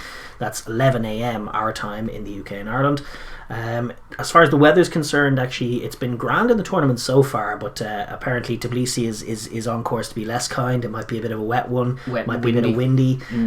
So it's definitely a game that is likely to be determined by the big guys up front, and there are plenty of them on either side of the ball, and on either team as well. So physical contests could be in store. And we will just look at both teams and what they will be looking to do to get the result here. Starting with Georgia, the hosts, for the first time in this tournament. They are hosting. They've been on the road for 3 weeks in a row. From Portugal to Spain to Russia. And now back to Tbilisi. Iberia, then Kaliningrad, and now Tbilisi at last. One wonders whether it'll suit them as much in the West, given how they've been trying to play. Needless to say, they're in a great position. 3 wins from 3, as always. Georgia on course for the slam in this competition. The problem is, when you set such high standards for yourselves, the whole thing can fall apart in one game. So they have to, again, they have to deliver. If they're in a great position, they win this game, they pretty much have the slam. They've one game left, which will be a home game against Netherlands or Belgium. Whoever wins that game. That's a mismatch. A massacre. That's a mismatch that Georgia will win. So if they win this, they'll be in almost half the Grand Slam already, pretty much, and then they'll be going into next year in a dominant position as far as World Cup qualification is concerned. Yes, they can manage to try and sew up that and last year would change things, though. It would put things right back in the mix, and they make no mistake about it, Romania are a dangerous side. They're physical, like the Russians were. At their best, they can get a bit of offense going, and they might not be as slow or as impotent. They certainly have better wingers than Russia have. They do. So they'd from a Georgian point of view, if they find themselves not winning the forward battle, they could run into some difficulty here, especially in the wet. Absolutely interesting. It'll be. I think they will be targeting the scrum. It's very rare that you see a Georgian scrum go backwards in any capacity, and when it happens, they tend to really not like it, and it will be a focus for them. Like that showing in Russia will not sit well with them, despite the win at scrum time. So I think they will be targeting that set piece, as they always do, but I think are refocused in terms of the week in it, and it's Romania, the old rivalry. It'll be easy enough to get up for it. I'm curious to see if Bregvadze will get a start at hooker in the contest. Yeah, I want him in there. I think the last couple of guys who've been in there at hooker have not delivered for Georgia, Bregvadze off the bench has been making stellar impacts in each of the opening few games. Certainly I don't want to see Mamukashvili come back in. I think it was right to get, as much as the scrum wasn't helped last week, Mamukashvili is just too prone to mistakes. And I definitely want the young, physical, dynamic front rowers in general. I would keep Melakidze in there, but that said, rotation has been key to what Georgia have done so far. Well, they have more of a squad to lean on, and probably more depth than all of the teams in this comp, and that is their secret weapon, really, as well as being a higher caliber outfit when when all sides field their first 15. Russia actually have some depth in there as well. Georgia, you mean? Or Georgia, Russia, Indeed. So far in the competition, we've seen them sort of physically outmuscle and then outlast a Portuguese team. We've seen them win against Spain, I think relying mostly on their defence, pressuring that Spanish offence into mistakes. And then we obviously saw them against Russia use their passing game to open them up and be the more clinical side. In terms of going about beating this Romanian side, the Tato-led offence was beautiful last week, but is it prudent to do so in the rain? We've seen them improve their defence, we've seen them improve their attacking game, we've seen them win physically. Kicking game. That's what I was going to get at. I think they, especially in a wet weather game with a bit of wind, can they dominate the territory with the kicking game? Can they get force the Romanians to do something by way of riposte as well, by kicking the ball deep, getting, like, if Tato could get a nice spiral going, moving them deep down the field and forcing the Romanians to come back at what is a very good Georgian defence. Indeed. That's probably the picture. I think they don't need to be putting pressure on themselves at home, to instantly play some razzle. Exactly right, against a Romanian defence that is tough. Pretty competent. Whereas when you see their kind of multi-phase and their catch pass, you'd be more inclined to back your defence against their counter-attack than you would your offence in the rain against their defence. Exactly, it's a better matchup. So kicking the ball, I'd love to see, like, Tato. We talked about how good he was last week. He's 21 years old.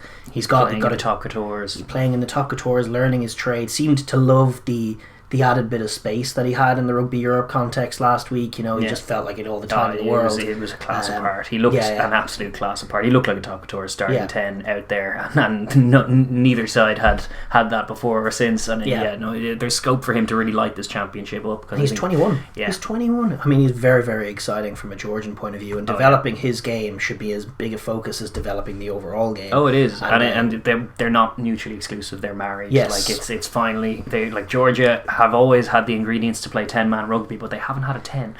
Now they do. So, like, 10-man rugby is the MO. Kick it to the right areas. The forwards will trot up there all day and win collisions for you. Win collisions, win turnovers, mind your discipline. Don't give Laiku easy attempts to kick the ball. Exactly, which is why Laiku's pressure from the boot is how Romania get accrue points. It's how they stay in games and then nick them. So playing the game in Romania's half is a must. And being difficult to play against. Be disciplined. Don't give them those ins. Try and take a lead if they keep going to the corner as they do, and apply pressure. If they get a 7-point lead, suddenly the Romanians are chasing. They'll be the ones more inclined to give away the penalties. If they can get Tato being the ones chipping over the points and punishing them, that'll just break the Romanian spirit away into Tbilisi, where they don't have that much recent optimism or recent memories of optimism. It'll only take a few things to break the back of this game if Georgia can do them right. Exactly right. But defending with discipline is key as well.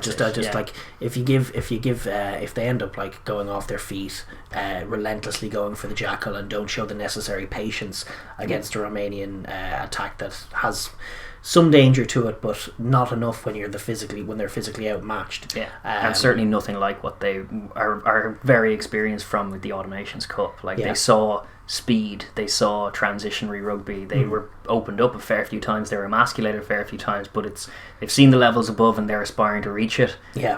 they know that Romania don't have those ins, they don't have those tools, so they just need to be the calm. Don't give it to side. them. Try and win the game up front first and foremost. Play the game in the right areas, and then once you've done that, once the game is played tight in those narrow areas, that's when you can really show the expanse of your game. And just in a couple of key moments, if Romania are caught narrow, you can look to Tato to maybe get you a little out wider, put Kvesaladze in a bit of space, put Jalagoni in a bit of space, maybe get a try for one of the outside backs as well. Todd on the board, these there's definitely scope, and they actually have speed out there as well, so if they can finish a few nice tries, that'll be the icing on the cake for them. But the win's the most important thing from a Georgian point of view and keeping the slam going.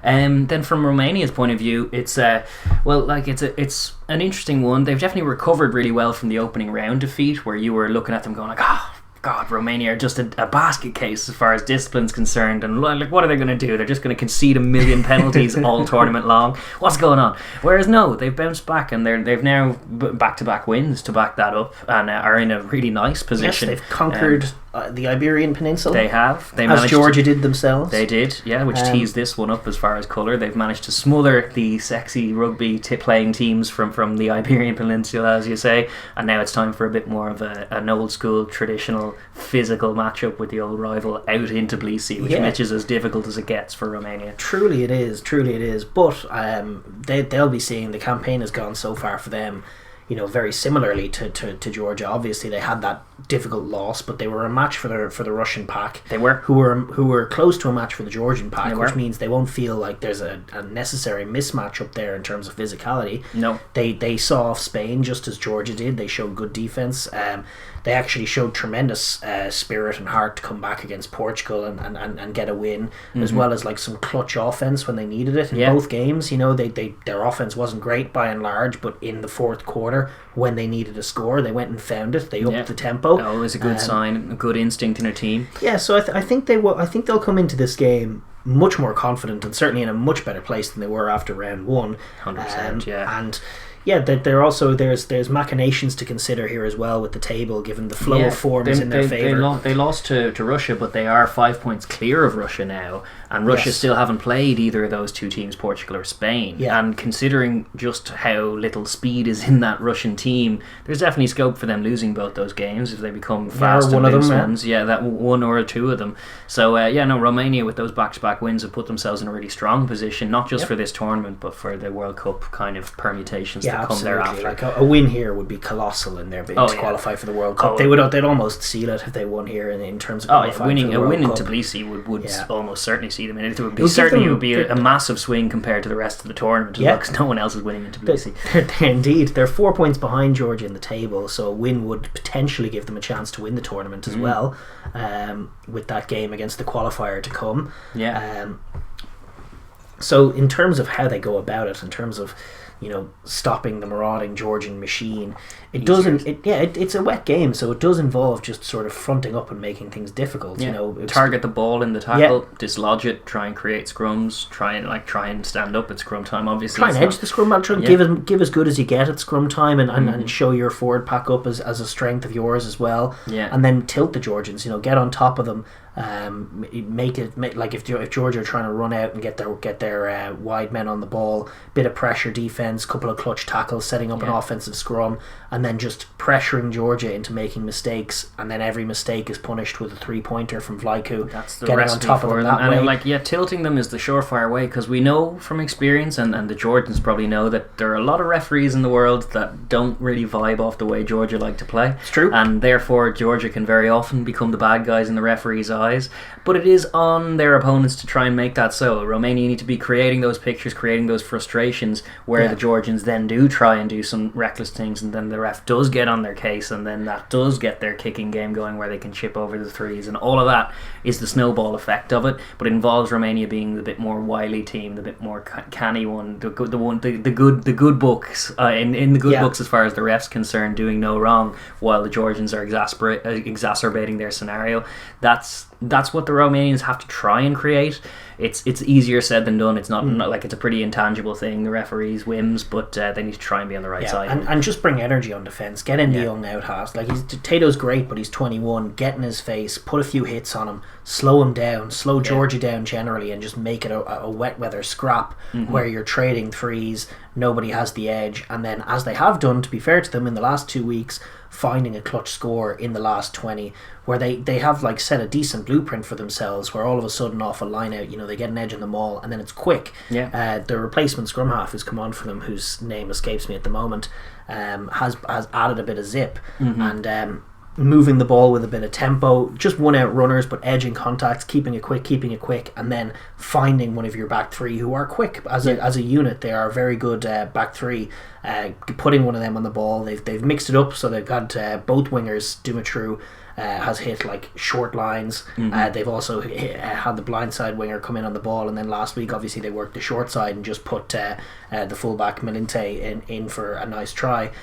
Just one of those clutch plays, like staying in the game, kicking threes, and then getting to that period and executing a clutch play at a clutch moment is kind of their winning picture. It is, and I think trust in their maul should be thing, because their maul was very effective against Spain, and there's no reason to believe it won't be against Georgia. Like, obviously Georgia are big and strong, but their maul defense is a bit suspect at times. Their locks aren't especially telescopic. They're kind of a bit more stocky, kind of built like flankers. So there's scope. If you can get your setup right and get your pod right, you can maul the Georgians. You can do some damage to the Georgians that way, and they definitely should try and do that. And it serves to kind of slow the game down a little and keep that pace low, and then if you can manufacture a penalty for collapsing, you kick it over as you do, and you can build your score that way.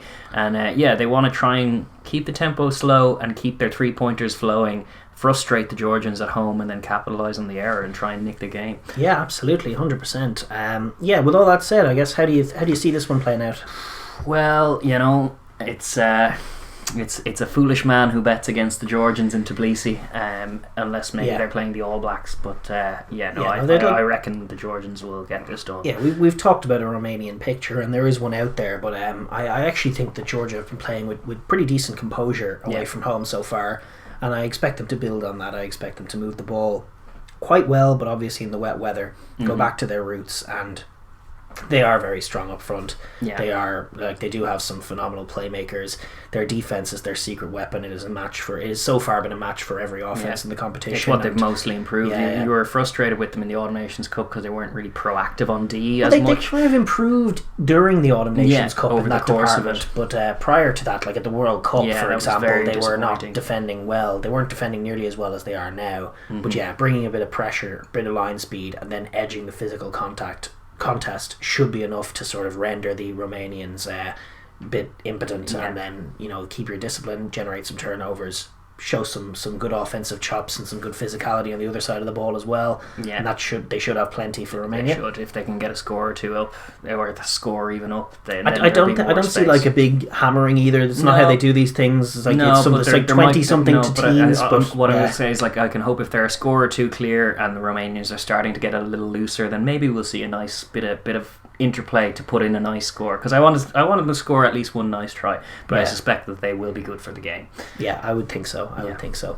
But that does remain to be seen. We do have another game to preview, and it is, potentially the most aesthetically pleasing game of the whole thing. Yes. We have a good old-fashioned Iberian slugfest, I say, between Portugal and Spain. Yes. This game takes place also on Saturday, March 20th. It is 3 o'clock local time in Portugal, which is 3 o'clock here in the afternoon.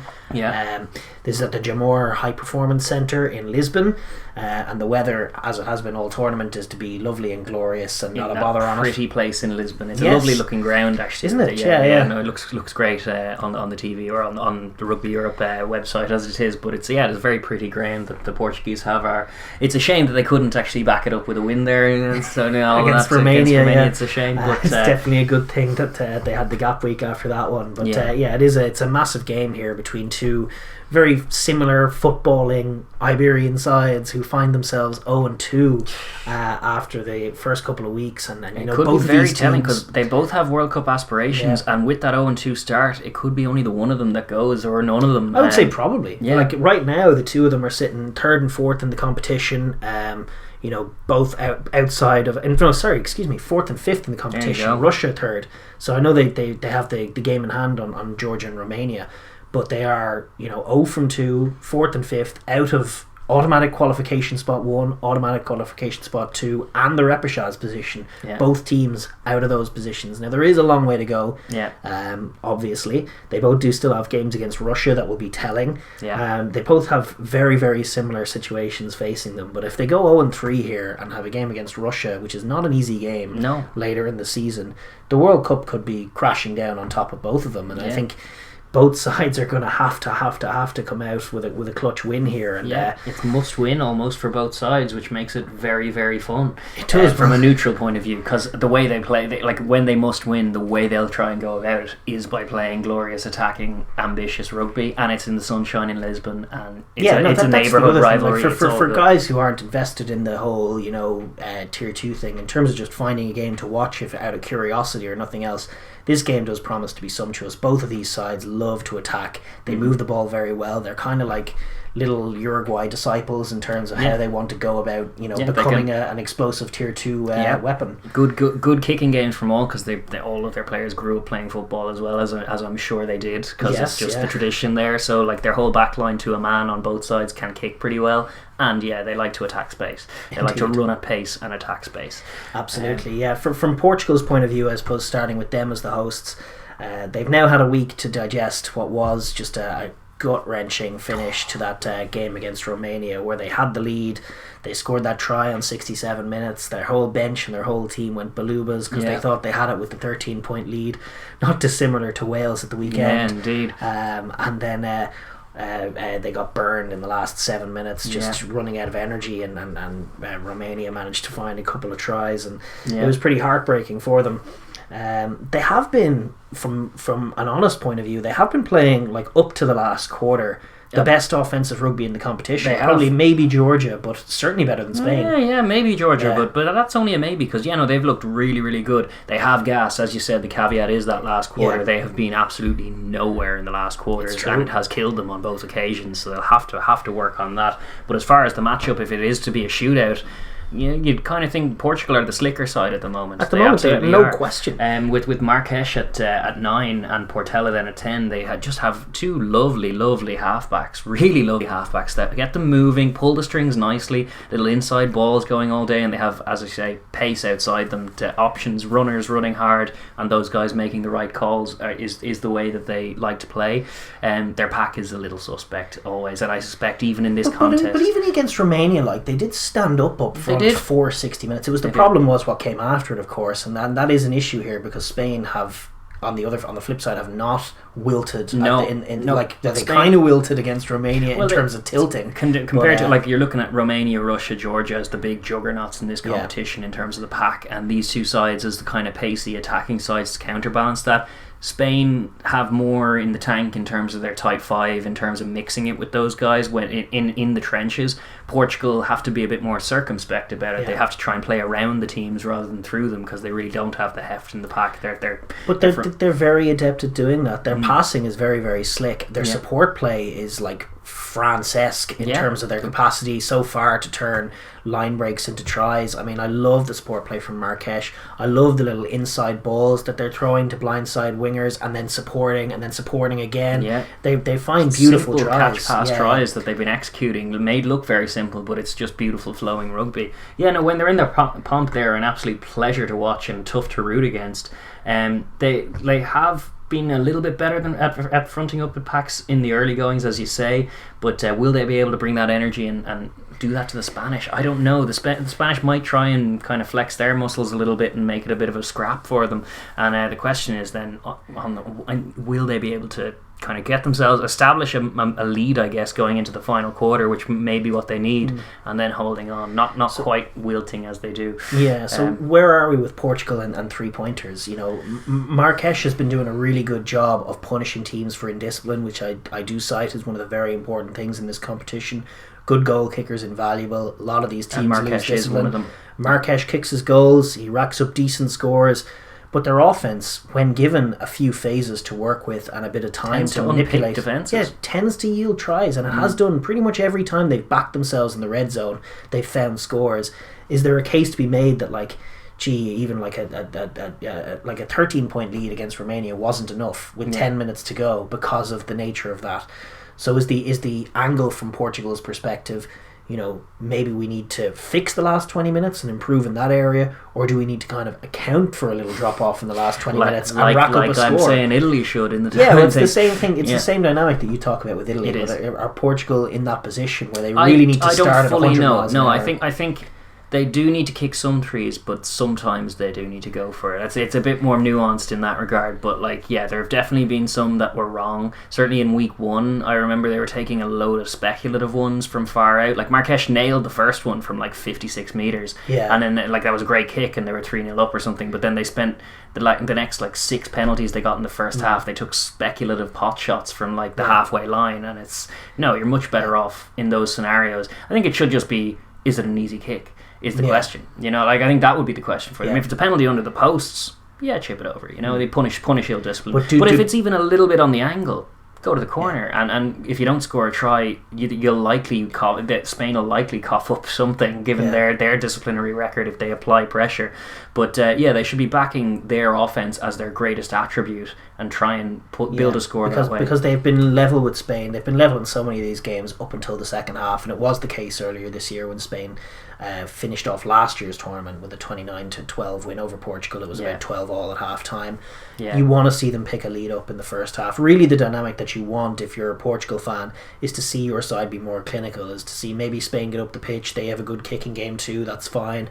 Ordas is going to kick 3, that's fine, but you go up the other end and you make certain that you're going to unpick the team, and if you manage to generate a line break with your speed, you run good support lines, turn it into a try, and if it goes 3-0, 7-3, 7-6, 14-6, that's the kind of picture you want, as opposed to the sort of ding-dong 3-3 until the last quarter when you melt down. Unless Spain needs one of your guys in the head. Well, you can rely on, maybe you can rely on a Spanish man to knee you in the head, but I kind of think that there was a touch of Romania factor to why that happened. Definitely they have Romania as a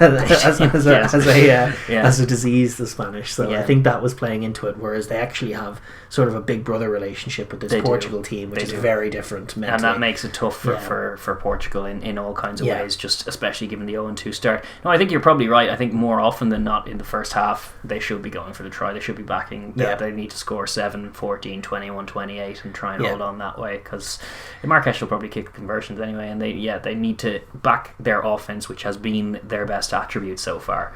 100%.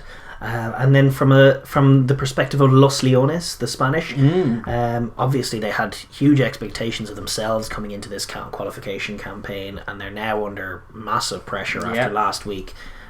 Just to come up with some results, obviously primarily given the World Cup context, and just to regenerate some clean house a little. Like some of those disciplinary issues last week were absolutely baffling. It's not the way to endear yourselves to a public who you're trying to sell yourselves to either. They let themselves down, and they let Spanish rugby down with that last quarter meltdown. I know it was tough. They couldn't break down the Romanian defence. They couldn't break down Georgia last week either. The passes aren't sticking where they're supposed to, which is really frustrating. All of that is true, and it is frustrating. You cannot melt down like that. Well, you can't knee people in the head, nor can you clatter people before the ball's even in the same parish as them. What are you doing? As a unit, they completely folded in a very, very disappointing way, and the bounce back is going to be huge. They had 4 cards in total at the end, which is a bit ridiculous. Nuts. And they're now in a position, as we said at the top of the preview, just backs to the walls. World Cup qualifications on the line. It's in France. Both of these sides are very aware of the fact that it's France that's hosting. It's neighbours. You want to be there. Huge benefit to the Tier 2 team if you can have it be next door.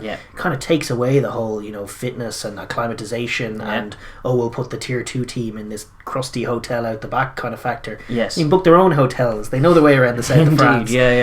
So I think it would be for both of these teams. It could be a huge opportunity missed not to make it to this of all World Cups. Indeed, and they're both in a position to miss out. So I think Spain have had written on the blackboard all week, just beat Portugal, beat Portugal, just beat Portugal. And how do they? Maybe that's enough. Maybe that's enough. Ordas has come back in at 10 last week. That he kicked well. should see them in better shape. That he is important to them, as you say. Having a guy who can punish ill discipline with some points is vital. And he did give them a little bit more shape just from 10 in terms of, as you say, the passes haven't been sticking for them so far in the tournament. They'll want to see that happen here. It'll be perfect conditions in Lisbon. They do have that big brother relationship with this Portugal side. They have recent memories, as in this year, of beating them and beating them comfortably. So they'll look to mine from that confidence and try and just negotiate their way through the first half and then put the squeeze on in the second. One of the areas where they have been impressive is the kicking game. The box kicking from Rue, their aerial ability is really good. Even the exit kicking from their whole back three as well. Just the ping they get on their ball. It's just like, these guys can play football. Yeah, it's like a midfielder putting in like a cross-field ball or something, like a football cross. They do have like a zip on them. But getting the box kick game going, because their aerial ability is really good and Portugal are somewhat vertically challenged. Getting on top of them that way, moving the ball well and pinning Portugal back and forcing them to exit, controlling the game, taking points where they are, taking tries where they are. But for the early goings, just making sure that Portugal don't have many opportunities in their half and that they are exerting pressure that will tell in the second half should be enough. The line, if they can keep it tight for the first half plus first 3 quarters, even if they can keep it within a score, they'll be confident that come the final third or final quarter even, they'll be able to get it done. And just be sure as well not to be caught out as the less clinical side. I think they've shown in patches some great offense. They've never actually looked more better than in some games against Portugal, where they've really had chances in open field shootouts to show what they can do. And they have some quality footballers in there. The Cuenas and Quimeno as two centres are lovely players. Rue runs good tracking lines, as Marques does on the other side. If they can get some offloading game going, certainly if they're winning contacts, they should be picking lines off one another, trying to regenerate that offloading game. And some of the tries they do end up pulling off are highlight reel tries. Picture perfect sometimes. Because they throw the kind of mad basketball passes if they have a chance to do it. And they do pick lines, and they do have pretty pictures and hopes in their minds. And if the pass doesn't go, they'll fly hack it on, because they can all football. Exactly. So they definitely are an exciting side. And as you say, it is likely the most aesthetically pleasing matchup in the whole contest. Both sides are going to go for it. It's going to be silky rugby in the sun. What's not to love about that? Indeed. And it's backs to the wall for both of them. 0-2. Somebody's O has got to go, unless they draw, and then nobody's happy. But nobody's happy then. I wouldn't do either. No, I wouldn't. But both sides need a win here. How do you see it going? I'm rooting for Portugal. But Los Leones. I'm thinking Spain. That's where my head is at. I think Portugal have really impressed me so far. I think they look really sexy when they string it all together, and Marques is my favourite player of the tournament so far, so I would like to see for him, and I would like to see them hold out in the final quarter and get it done, but I don't know if they will. I think they might wilt again to Spain. I agree with you that Marques is the player of the tournament so far, and I actually think I'm going to go for Portugal in this one. I was very unimpressed with what Spain did at the end of last game, and from Portugal's point of view, that fault, that issue against Romania, it could go one of two ways. They could be kind of broken by it, or they could sort of use it to galvanise them and address the concerns that they had in that final quarter, because even then they weren't too far away. It was one really bad penalty from the backup lock who gave Romania the in to win the game there at the end. But if they can just negotiate that a little better and maintain some just better offense than what Spain have been bringing so far, just cleanly better offense. They were good against Georgia, who were the best defense in the competition. If they can make it a shootout, they look more clinical. They opened up Georgia, who one of the best defenses in the competition. No, the best defense in the competition. Romania, one of the best defenses in the competition. They opened up them and had them beaten for all money heading into that final quarter, which Spain certainly didn't. So I kind of just think they might put it together. Obviously, I'm not in the camp. It's hard to know how much that will tell and how much the Spanish v Portugal Big Brother thing will tell. But I just, on the evidence of what I've seen so far, I think I back Portugal in this one, and that would be Kelly would be a disaster for Spain, but it would be huge for Portugal to get a win like that. Yeah, absolutely. My heart is with you, but my head is kind of going question mark. We'll see what happens. That takes place on Saturday, as do both games in the Rugby Europe Championship. But, yes, and they're available to watch on rugbyeurope.tv. I'm pretty sure. Just there'll be a link in the description. Don't quote me on that, but it's free to watch online anyway. You just have to go to their website. You might have to sign up, but there's no charge or anything, and it's It's a great product. They're good games. It's a good product, and particularly this game will be a hell of a watch for anyone who's just interested in seeing some good, pretty rugby as a neutral, given there's no Six Nations this Saturday. Yeah, absolutely. Alright, with that we will move on to the club footy that is also happening around the world, and we're going to start with Super Rugby Aotearoa, down the far side of the globe from where we are, down in New Zealand. We always start with Aotearoa. We have to give it its due. It is quality, it is. As far as club footy goes. The Chiefs, their O is gone. They are not. They are equaling records, but not breaking them. Yes, and they managed to get their first win in Super Rugby Aotearoa. Yeah, I called it as well. I said they win. I was listening to some of those Kiwi pundits. I can't remember who it was. It might have been John just Kerwin. Listening to John Kerwin and saying, "Well, what did he say?" Okay, the opposite. Yeah, well, he said they were like a basket case, and they didn't deserve to be anywhere. And I was kind of like, listening to that and going, no, they were not good last year because the Gatland style didn't match up with the Chiefs style. Yeah, Anton Linnert-Brown looking confused, running his Jamie Roberts line, and all of that. Exactly. None of it worked. Exactly, but they last season it was just a wrong coach for a wrong team, a complete bad clash of styles there. And that's why it didn't work. Mm-hmm. And you know what? At this competition level, if that's all it takes is just a little thing like that, because all the other teams are so good. Yeah, you're just going to get eaten up. And even in those, they had some close games. But they started this season like a house on fire. They burst into that game and blew the Highlanders away for 30 minutes of just jaw-droppingly good offensive footy. Yeah, and so they're by no means a basket place. They've moved Wainui into the centre to kind of get a bit more razzle-dazzle in the midfield of the park. They have D-Mac back in his proper place at 15. Yeah, pulling the strings. He comes into 10 quite a bit, which is no bad thing. It doesn't mean he has to switch to 10 like people are saying. He can pull the strings from 15 and then drop back and be in the backfield and be a counter-attacking threat. They're getting the most out of him at the moment. Absolutely are. They managed to overcome, what was it, 26-7 halftime deficit they were at in this game, which is pretty impressive considering, considering how they reacted to things going not their way in that Highlanders game that you were citing.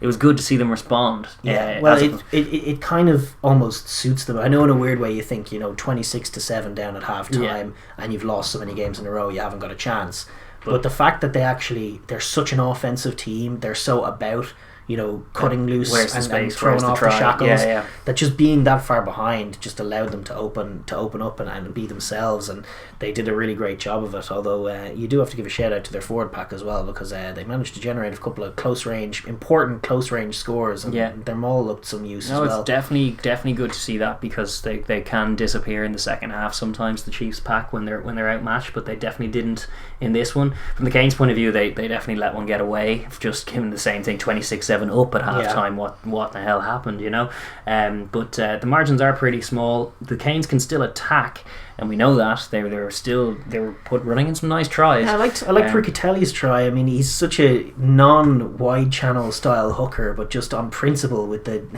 they had Amu earlier in the year, and obviously Dane Coles. They just had him out there because that's where you are if you're the hooker, and he goes and finishes one-handed. Riccatelli, go on, you little baller. I enjoyed that. And Rayasi on the left wing looks a prospect as well. Obviously he's been lining it up in Mitre 10 level, but comes in and puts in 2 tries, grabs a brace and Super Rugby Aotearoa. That's pretty good stuff. There's definitely cause for some comfort with the Canes, but it is disappointing now at the start of the campaign, and as you said, without TJ and Bowden from the year before, their heart's kind of been ripped out of them a little, and they're looking like a team kind of struggling a little because of that. They are, but they're still a good team. They're still going to take tries. They're still going to open teams up. I think there's the big issue. They're not where they were. Where they were was competing for titles, and at the moment, the Crusaders and even the Blues are a step up in terms of physicality from both of these teams. Yeah. So it's going to take an offensive showpiece where everyone's on top for them to actually, win one of those games. Mm-hmm. But considering the level they're at, they're both playing fine footy, and it was just a really good game, played in great spirits. And congratulations to the Chiefs. It was a win that's been coming now in the start of this tournament. Great to see them finally break their O in Super Rugby Aotearoa. And maybe they're coming. Maybe they're coming. Maybe they run the table from here with some razzle-dazzle offense. It's always a chance when you're before. Yeah, when you're playing rugby like they do, you always have a chance. No matter who you're against, of stunning them. Yeah, indeed. And yes, congratulations to the Waikato faithful for that, because a long time coming, and I'm sure it was very sweet. Truly, yes. The other game was obviously the humdinger of the weekend. It was took place on Sunday. It was Sunday morning where we are in the early hours. And it was between the Blues and the Crusaders, and finished 43-27 in favour of the Canterbury franchise in Eden Park. That's right. Man, they kind of flexed their muscles and it They was hand on forehead stuff from the Crusaders. Big brother, little brother kind of at play here. Yeah, the Blues were good in patches, but the Crusaders were just too good everywhere. Too good everywhere. Mo'unga looks absolutely world class at 10, as he has done throughout this season and last, but he just looks like he's improving week on week and game on game. He's just a very mature head, and the way he took his try was absolutely phenomenal. The like stutter step and then go, and absolutely did for, what was your man's name, the hooker who grabbed a try, Eklund, actually. And it was good, suitable punishment, because Eklund had no sooner got them back in the game with that try than he was giving away a ridiculous penalty and then getting stutter stepped. He got a 3-week ban for his little suplex, Eklund. It was quite the killer play.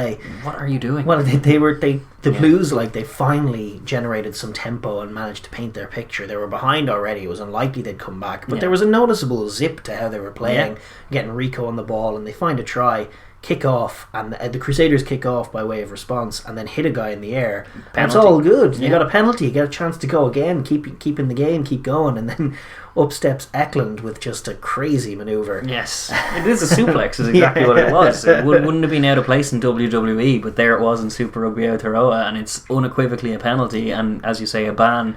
And then he backed it up by, in the ensuing set, getting absolutely ruined by the magic feet of Mo'unga, which was kind of good enough for. There was poetic justice in the way that try was scored. Yeah, perhaps a little. Maybe less so with the Sevu Reece pulling the old Rico manoeuvre for the icing on the cake try later on. That was a bit meaner.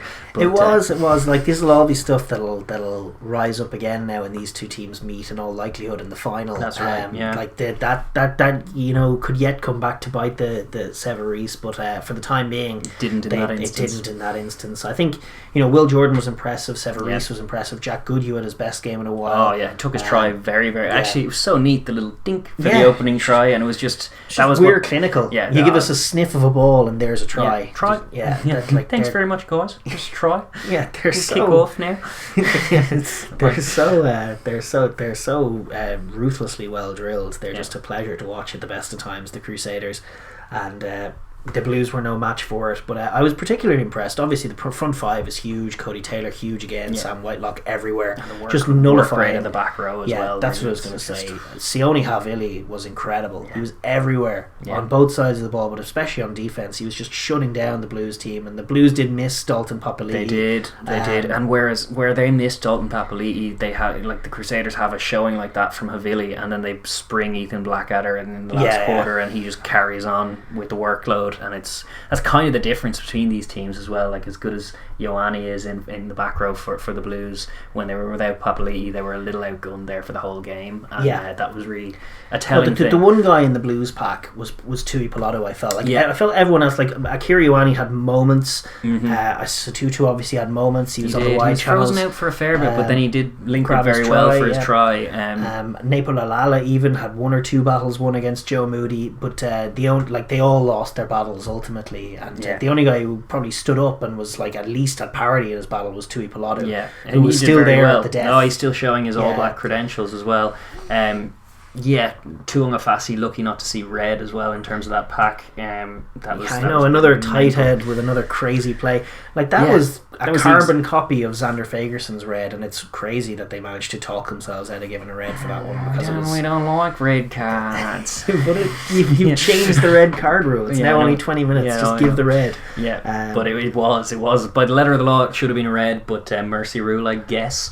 But as far as the Blues were concerned, they were good in moments, but just not as consistent nor as clinical as the Crusaders, and they didn't really manage to be proactive enough in the tournament in their terms of their performance performance. Like, they were a little reactive, and they certainly weren't as clinical as the Crusaders. Shocked. Yeah, like there was the one breakaway moment that set up their early try, which kind of kept them in the game for almost longer than they needed. They deserved to be in it, but generally they were just sort of kept at arm's length for the whole thing. And what disappointed me was Ottery Black had a few nice touches, a few nice passes for some of the tries, but like generally did his little disappearing act. No, he did. He sat back in the pocket. Perifetta was the guy who was actually trying to make things happen, taking it to the line, and even moving sometimes the ball. Plummer was the first receiver, and it was like, wait a minute, where's Ottery? Ottery, what are you doing? What's going on? I see Mwanga there. There's a try. Where's Ottery gone? No, exactly, that's not what you want from your 10 when your pack's struggling with the Crusaders pack as well. Yeah, it's one of those things as well. It's hard to make a case for yourself again if you're looking good when the pack's going forward and then disappearing when it's a more even contest. And that's sort of what happened there. I mean, they did get to the outside channel once or twice. Rico, I thought, played well despite not seeing. So did Caleb Clark. He was only given scraps, but he looked dangerous with those scraps. But compared to the ball that Sevu Reece is getting on the other side, it wasn't the Blues' day. No, and Bryce Heane was a mad call up. It was just for the good. We've beaten Crusaders juju because he's beaten them twice, but man, he didn't play well. No, and he had negative contributions all over the pitch. Actually, he knocked balls on and dropped things. No, he just wasn't good. And looked a bit goofy on defence as well. So it was an unfortunate one for the Blues. But the merciful thing now in the context of this competition is that there is a final. Yeah, like if this was last year's tournament, it'd be over now. Yeah, that would be all the intrigue removed, and it was just a procession for the Crusaders, which that's true for the time being, I guess. But there'll be a final at the end of it. So these two teams will have to go at it again. That being said, it is an emasculating defeat at Eden Park at the hands of the Crusaders, who just look indomitable. But it was still a great contest, played at a great level and a great pace, and the Crusaders good value for their win. 100%. As far as the games this weekend, we have on Friday morning at 7 p.m. in local time, we have, and 6 a.m. our local time, so a pretty brutal early one. We have the Highlanders and the Hurricanes. That's going to be at Forsyth Bar in Dunedin.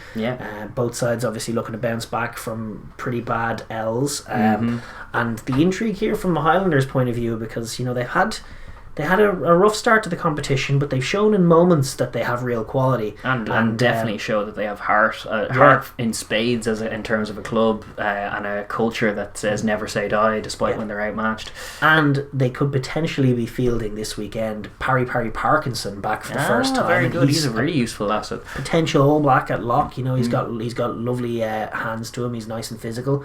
Will improve their pack. And potentially Kazuki Himeno, who will undoubtedly improve their pack. Oh, World Cup superstar. I mean, you could see it back row with Himeno in there, with Lenchis and Batu'u, and then obviously Shannon Frizzell. Those four guys rotating is very good, and maybe they could get to a level with those guys involved. If they can get Nareki start mixing with the Blues then, and start mixing then with the Crusaders, they can push for a final. Exactly right. The first port of call is to deal with this Canes team, who are good offensively. But the question for them is whether they can just put together like an 80-minute performance and be the more clinical side away from home against a good Highlanders team. In Forsyth Bar, where there's no excuse for not playing clinical, sexy rugby. It's going to be a contest of who's going to bounce back better, who's going to take the tries when they come. Is it going to be a case of speculative Geordie 3-pointers versus nice Highlanders tries, or could it be a case of Artie Sevilla goes off and dominates the game, rampages through everyone? It could be that either. It's definitely a good contest. The two H's, the ones that sometimes confuse themselves in my brain, Hurricanes and Highlanders, they can sometimes flip over, but no, they're two great sides, and it's a good matchup in just in terms of form and in terms of where both sides are at this year. I think it's a good matchup. I think it'll be a good game. Another good game that's just going to be box office, no question. Likewise, this game, this Saturday, the second game of the weekend, which is same kickoff time, 7 p.m. local, 6 a.m. our local on Saturday evening /morning, depending on your persuasion. It's the Chiefs against the Blues in Waikato Stadium in Hamilton. Can D-Mac's spellbinding offense, can that super silky team cause some concern for the Blues, or is they can definitely cause concern, because when they move the ball, when the Chiefs have the ball, they look bloody dangerous when they manage to set their tempo and they get things going. They did against close to indefendable against that, especially if the Blues are a little bit reeled from their defeat last week, which It might be. It's a home defeat against a bigger It's rival. certainly not what they were expecting. No, Well, it might have been what they were fearing, but not what they were expecting to be dealt with that easily. Exactly. They would have hoped the gap would have narrowed from this time last year. It's kind of like an Ulster-Leinster dynamic up our end, isn't it? Looks a little like that, does the big brother kind of syndrome. And the Chiefs coming off their first win of Super Rugby Aotearoa, they'll be buoyed by that. A little bit of confidence, a win in Waikato, wahoo! That could be what they're looking for. 100%, and they have absolute danger in that back three. Obviously, the obvious one is Damien McKenzie, but Nanai Satoro is all class, and even Jonah Lowe's contributions have been super positive. Leonard Brown lighting it up in the inside. The question is always going to be, can they control enough of the game? Can they, kick the ball well and not allow the Blues, not like run into down dark alleys and then get turned over and then allow the Blues to dominate them in the contact area? Because there's going to be some brutal operators they're up against in your Tuangafasis and your Tui Pilatus, like the likes of Tupou Vai and Sam Kane are going to have to show up, and Luke Jacobson as well at 8. They're going to have mammoth performances to keep them in the game. And then they have to be the more clinical side once they're in the game as well. They have to be in it for 80 minutes. They can't afford to allow what happened a couple of weeks ago where they rocked into a great thing and then an intercept try managed to just have them be so shocked by it that they don't play for the next 30 minutes and then get blown away. So they need to kind of take heart from their win last week and try and stay in the game. They'll accept the fact that the Blues probably have the mightier pack, so are going to be dominant in periods, and try and kind of weather that storm and strike. Trust their offense to be a viper and strike like that. Because they know that if they make it a slow, bludgeoning, turgid forward battle, they'll lose to the Blues. But if they make it a quick razzle-dazzle out wide kind of thing, they might nick it on the Blues. It'd be fun. I think the Blues will win it. I think the Blues they do need to bounce back. Ottery Black in particular needs to bounce back from a tough performance. It goes to the forwards win matches point is what makes me think the Blues are good for this one, because the Chiefs pack is still a little bit slight when it comes to matchups like this. Like the Blues pack have all black credentials all over them, and they're just very hefty. It'll possibly a tough game for Sam Kane, Brad Weber, D-Mac and co. Listen, those are the Super Rugby Aotearoa games. There was also Super Rugby in Australia, across the Tasman. The Rebels managed to beat the Taz unsurprisingly. It finished 33-14 in the end, but was 33-0, and they were just way better. Levels to this game kind of thing. Their most quality player is still Cora Betty, who every time he touches the ball, electricity happens. Tamua took a great score, the solo score though. He did. I think you'll find Tamua's the best player. Tamua's playing well. He's kicking his goals, and he had That's the Australian 10 you're talking about.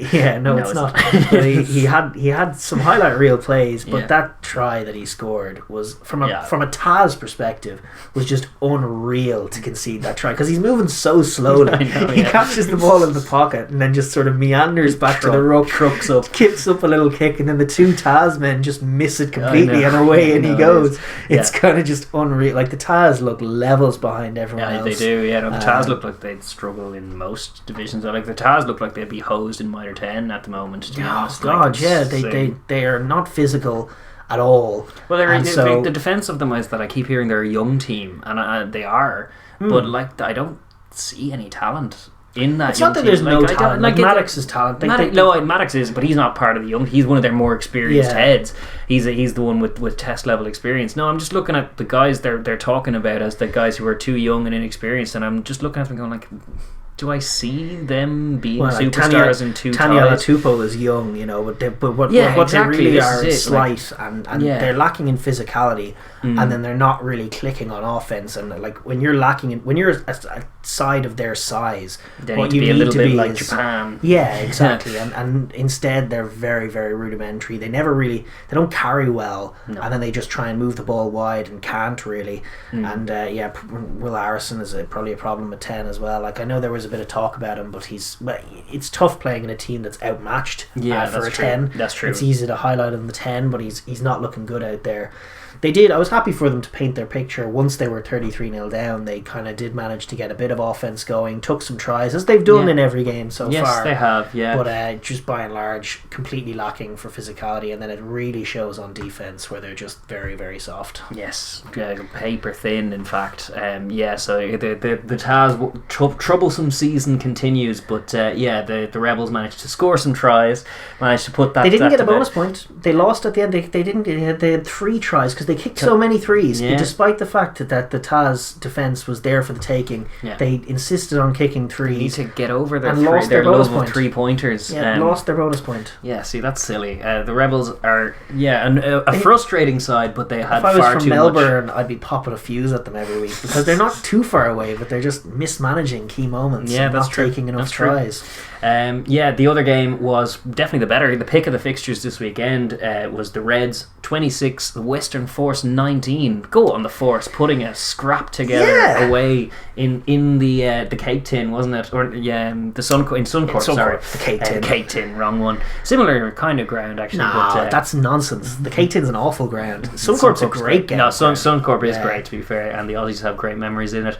But the Reds were made to scrap for this one. It was pretty heartbreaking from the Force's point of view. They were definitely in with a chance of winning that one, more than a chance, one could argue. But they had a play at a draw anyway at the end. I think the long and the short of it from the Force's point of view is that they do have a pack that's standing up. They do have a kicking game that can mix. They get plenty of opportunities. Their defense is pretty good. They scrambled, defended very well before the Reds managed to grab that try to make it a 7-point game. They had a few different forays that were shut down fairly well by the Force. They have a jackal game. They have a forward pack that can cope. They have a good defense. They have a good kicking game. Rob Carney says, they're so fit, boys. They're so fit, boys. And they just are not clinical of attack. No, they're blunt as all hell. As compared to the Brumbies and the Reds, that's the key difference. They'll make good games of it, but they won't win any until they can really cut loose and attack. They need some cutting edge. Yeah, they need to just when you have a rudimentary team, you need to help them out from a coaching point of view. You need to do some clever strike plays, like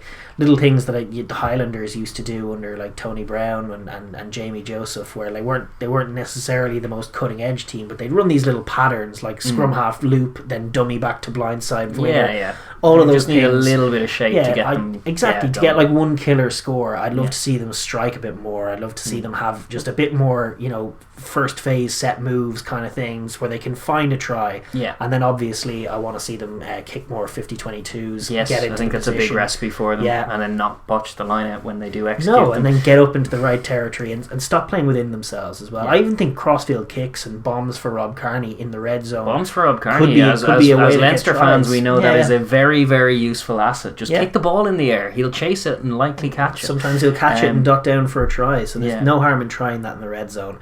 But at the moment, they're just quite blunt, moving it one way. But that being said, when you think of where they were this time last year, the improvement is night and day. They're a completely different side, and they're going to Suncorp and competing for 80 minutes, and that's really positive. So they have a few good signings in terms of the experienced heads coming in, and it's good to see them mixing. That being said, from the Reds' point of view, they managed to dig this one out of the fire with some good performances. I thought Tate McDermott looked very good at scrum half. The guy I love is Paisami. Hunter Paisami. That guy, he's the first name in the Wallabies jersey for me, and he's not even an incumbent, but he starts at 12 for me every week. He's awesome. They have such stocks at centre, but he his capacity on both offense, he picks a great line, throws a good pass, and then on defense he's a sharp reader of the game and a super tackler. Yeah, very physical. Very physical on both sides. Yeah, he's a really, really classy operator, and his partnership with Pataya is only going to get better. Yeah. And he was definitely the pick of the players for me. And the other one, of course, is Tupou. You have to shout out to Tupou. You were calling for him to be rested, and he comes out and plays 80 minutes again, back-to-back 80-minute performances from your tight head. What? And he didn't even get red carded. No, he's a freak. Yeah, exactly. you usually get what you pay for when you keep a tight head on that long. He just gives away a red card. Yeah, but no, that didn't happen. And then the other one is Vunivalu, who was making the headlines for that stiff arm fen for one of the Paisami. Yeah, it looks physical, looks a prospect. Have him out there on the wing. He could probably be useful anywhere, but he's definitely a prospect. He's one of the guys the Wallabies will look at. He was tearing it up in the NRL by all accounts, and has come over to Union and started really well. Yeah. So yeah, they'll be a little concerned that they were in that much of a scrap, but they'll be delighted that they went and won it. It's understandable as well. The emotional high of the week before against the Brumbies, and then a little stuttery one against a very game force. With probably they were shocked. They didn't have it all their own way. They were nearly stuffed a few times in terms of their offense didn't quite click, but then when it needed to, it did, and that's why they're favourites for the tournament as it stands now. The Brumbies had been going in, but as the result off the back of their win over it, it's flipped to the Reds now apparently. But it still tees up a nice final between the two of them, and they're playing some really nice rugby. They are, truly they are. As far as the games going ahead this weekend, we have the Brumbies against the Force. That's on Friday. It's immediately after the Super Rugby Aotearoa game, so 9:15 our time, 7:45 in the evening, over in Canberra in Geo Stadium. The Force gave the Reds a game. There's no reason to think they shouldn't give the Brumbies a game, but again, a tale of one clinical side and one not clinical side in my mind. Yeah, it tends to be the result for the Force. I hope will be as game as they were last week, although there might even be a diminishing return from that, because it seemed like an emotional showing last week that ultimately fell short. So maybe the Brumbies might have a bit too much for them. Over in Canberra tends to be one of the just toughest places to go. Yeah, even Kiwi sides struggle with it. Like it's a tough job, and they have a good crowd there. They're well into it, and they can be relentless. Work on your maul defence, boys. And for what good it'll do. Indeed. I want to see the Brumbies. I may have to wait until they play the Crusaders to see someone stop that maul, but that'll be some matchup when it does come about. The unstoppable force versus immovable object that are the corresponding maul stats between the Brumbies and the Satyrs is hilarious. Yeah. We score from every maul. We never let a maul try in. Let's put them together. That's going to be a fun one. But I think the Brumbies are strong favourites for that one. Yeah, and the other game then is the Waratahs. The long-suffering Waratahs will be welcoming the Reds to their home stadium out in Stadium Australia brutal, in Sydney.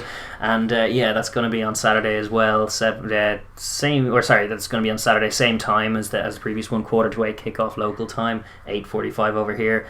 And it's a brutal run for the Waratahs, because they just don't look on the level at the moment. It's brutal. It's because of the whole Queensland New South Wales thing is one of the big sporting rivalries, and this is a home game for New South Wales, and it is just a night and day mismatch that they're going to get hosed in. Yeah, it's pretty brutal for fans in Sydney. If you're a Union fan in Sydney, indeed. Yeah, I reckon they have nobody in the ground. They do tend to lose interest when it's not going their way. No, it's very true. There's like cricket, mate. I was never a rugby fan. Yeah. Isn't that a season ticket to the no?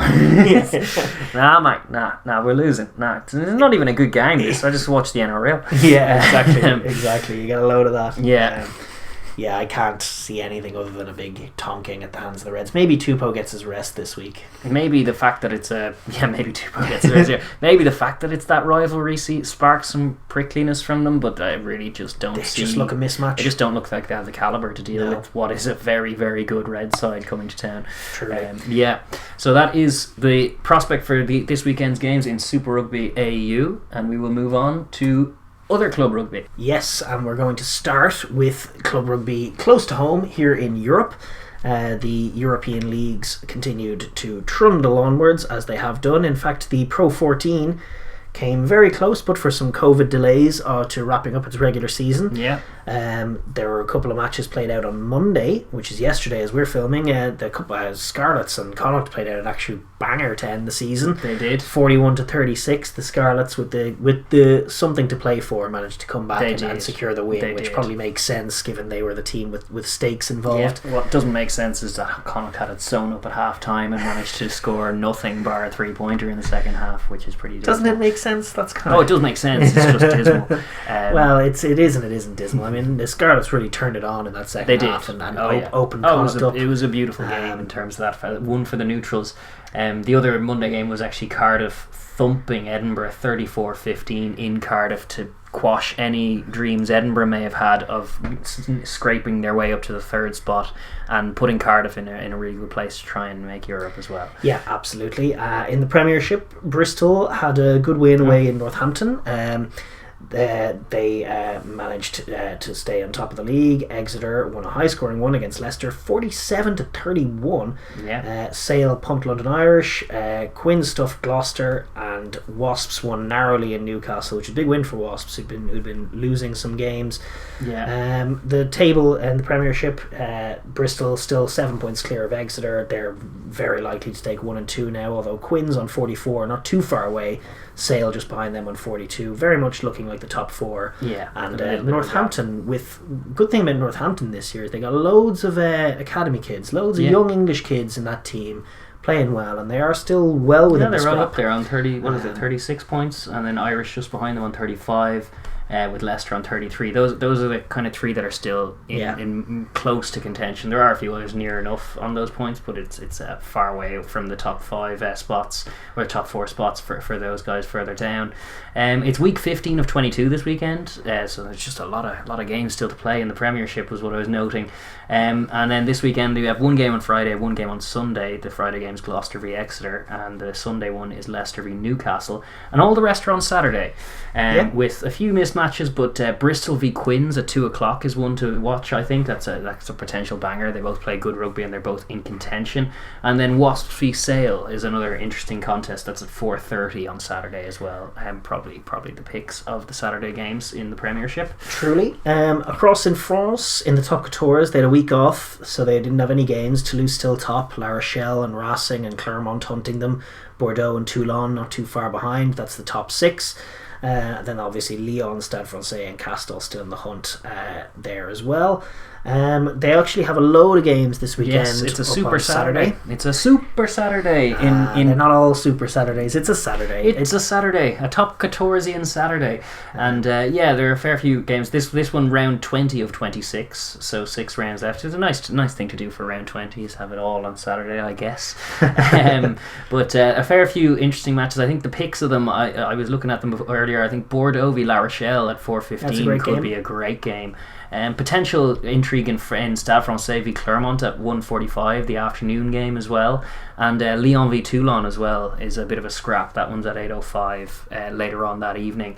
But a fair few good games all on Saturday. And then for those of you worried that we haven't done justice to the Pro 14 final, which is coming up this weekend, as we mentioned at the top of the show, we will be doing an in-depth preview of that and putting it up later this week, although it will be a separate entity from the main show. Yeah, so, we're waiting on the squads in this game, so we're going to have a video up. Squads will be announced on Friday morning. We'll shoot the video previewing the game. Be a usual preview, about half an hour, and then we'll upload it on Friday, hopefully in time for people to watch it in advance of the big Six Nations game, which takes place on Friday evening. We won't be foolish enough to upload it during that match or anything. We'll hopefully get it up in advance of that, and if you're interested, you can hear our takes on what is a big club final that has our own vested interests, as you say. Indeed, but it's a very tough one to do without the teams, because the whole flux with Leinster have 57 players that they could potentially choose from. Yes. And with the Irish players coming back, it's just impossible to know who they go for. Do they rest them? Do they pick them? Yeah. I would say look out for this thumbnail, but it might not even be this, because I have Sexton and Carberry in there, but neither of them could be there. Potentially. Hopefully both will be there. Indeed, it could be. It promises to be an absolute ripper of a game either way. But we're going to wait for the squads, preview it then, and get the preview up to you guys on Friday. Yeah. So that wraps up the European club footy, and we move on to club footy elsewhere in the world. Yes. And we're going to start in the US of A, because I am buzzing off Major League Rugby, ladies and gentlemen. I think this has the potential to really be just a class season. It's a tournament that's just found its feet. It definitely has legs. It's been two and a bit years old. It's its 4th year and its 3rd real season, because they didn't get to finish last year, obviously due to COVID. But they have a new franchise or two in there, and they just judging by the results, just like reading the results from the opening weekend. I watched a load of the games. They were class games. Just in terms of what is it? 36-29, 42-27. Okay, that's a bit of a blowout. But 21-14, 30-24, 30-28. 26 all draw between Nola and DC.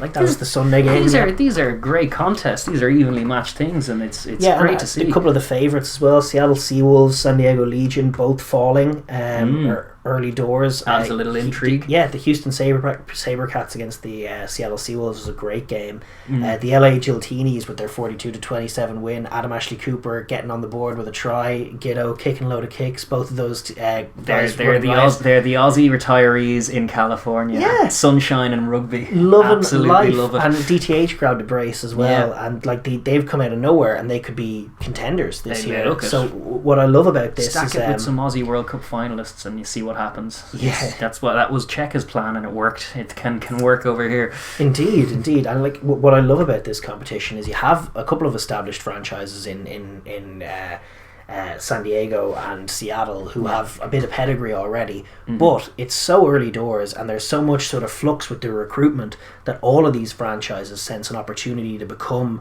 the biggest team in it, to get some wins and generate a home following. And one of the things that really made this week was the crowds and the broadcasting. I mean, there were a few people giving out about one or two broadcasting errors, particularly in the games that weren't on telly over in America, that weren't on like CBS. CBS do a great job, or Fox or ESPN.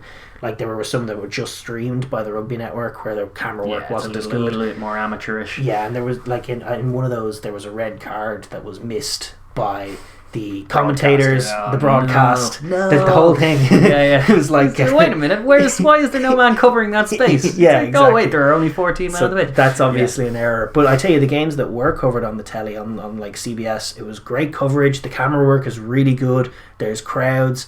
It's so watchable on the Rugby Network. We'll post a link maybe in the comments or description. You can find it anyway. Usually, it's called the rugbynetwork.com and you just sign up and you can watch all the games, all the highlights to the games. Super easy. Streams worked really well. And it was just a proper broadcast, and they're all class franchises, big decent crowds with a bit of noise. It was nice to hear a bit of cheering. We've had the crowds in New Zealand, but they tend to be just a little more muted than you'd like. And actually, like in clutch moments in some of these tight games, in New Orleans in particular for the NOLA game, they were really getting behind them. That's great to see. Great to see, because it is a compelling sport as well. We know, and I'm sure if you're watching a podcast like this, you're compelled by this sport. And a franchise taking hold and growing some legs then in the States and getting a bit of a following. That's just good news as well. And if these relatively young fledgling franchises can start establishing home field dominance and kind of get your own, like you do, your fortress at home, your 16th man kind of mentality. We know that American crowds can make noise. It's just about getting them in there. I'm excited as well about America's taking to this sport as well. I was looking up, there was like a few tweets from Americans just catching it on CBS or on whatever CBS channel or Fox channel it was on, and being like, oh, I didn't know. I was today years old when I found out we have a rugby league, and it's like great. And then there were some fantastic games, and I think just given the close nature of all the games, it's hard to imagine that there's that much between any of them. Indeed. So it could go on, and it could be a very exciting tournament overall. I think Andy Ellis gets a shout out from me from one of the players of the weekend at scrum half, old Crusaders halfback, very useful for Rugby United New York, who were very impressive themselves in their win over the Legion, who did not have Chris Robshaw for their opening week, but will have him going forward, I believe. And there was also a sad one for Austin. The Austin Gilgronis having a kick to win the game from a 30-28 deficit. They had a kick to win the game from their own half.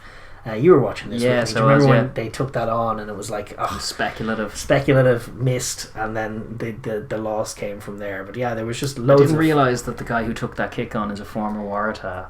Is that just an Australian thing to take a long range kick at the end? Is this Reece Hodge you're getting at? Or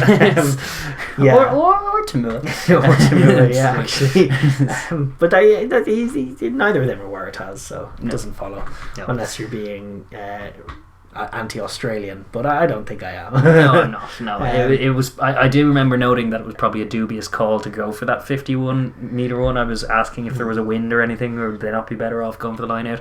Hindsight's 2020, but still they did the MLR motors on, and there's loads of good teams and loads of good games. And I tell you, I don't care about anyone else, I'm going to be watching every week because the time zone works perfectly. It's like 10 o'clock games in the evening here after a good game over here. It doesn't clash with anything.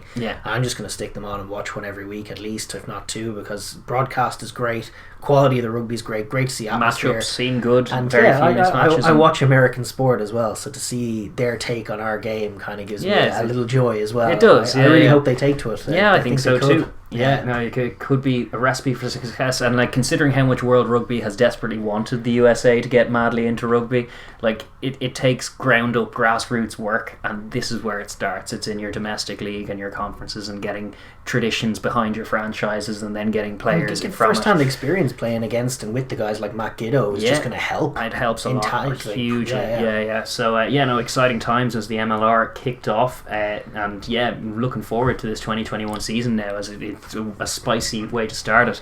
And then we pivot across the Pacific all the way to the top league in Japan, which continued to rugby away over there. There were only 2 games this weekend because there were a couple of teams with only 3 played through the round of 4. So both of them actually ended in home losses. First, the Toshiba Brave Lupus were brave as they were being destroyed by Bowden's Suntory Sun Goliath. A total of 73-5. They're just racking up scores every week, aren't they, Bowden? They're unbeaten Suntory as well. They look absolutely devastating.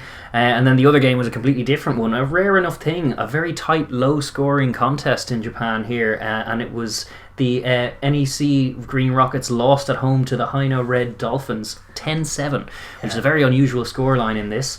It just makes the conferences look very interesting. Obviously, we had said last week that Kubota Spears and Toyota Verblitz, both on 19 points, were unbeaten in the Red Conference. Suntory now are also unbeaten, but with their 20 points and perfect record, they springboard to the top of that conference now through 4 rounds. And then in the other conference, it's still the Panasonic Wild Knights and Kobe Kobelco Steelers, who are on 19 and 18 points, and they're both 4 from 4, with the Red Hurricanes on 12 points, their nearest chasers.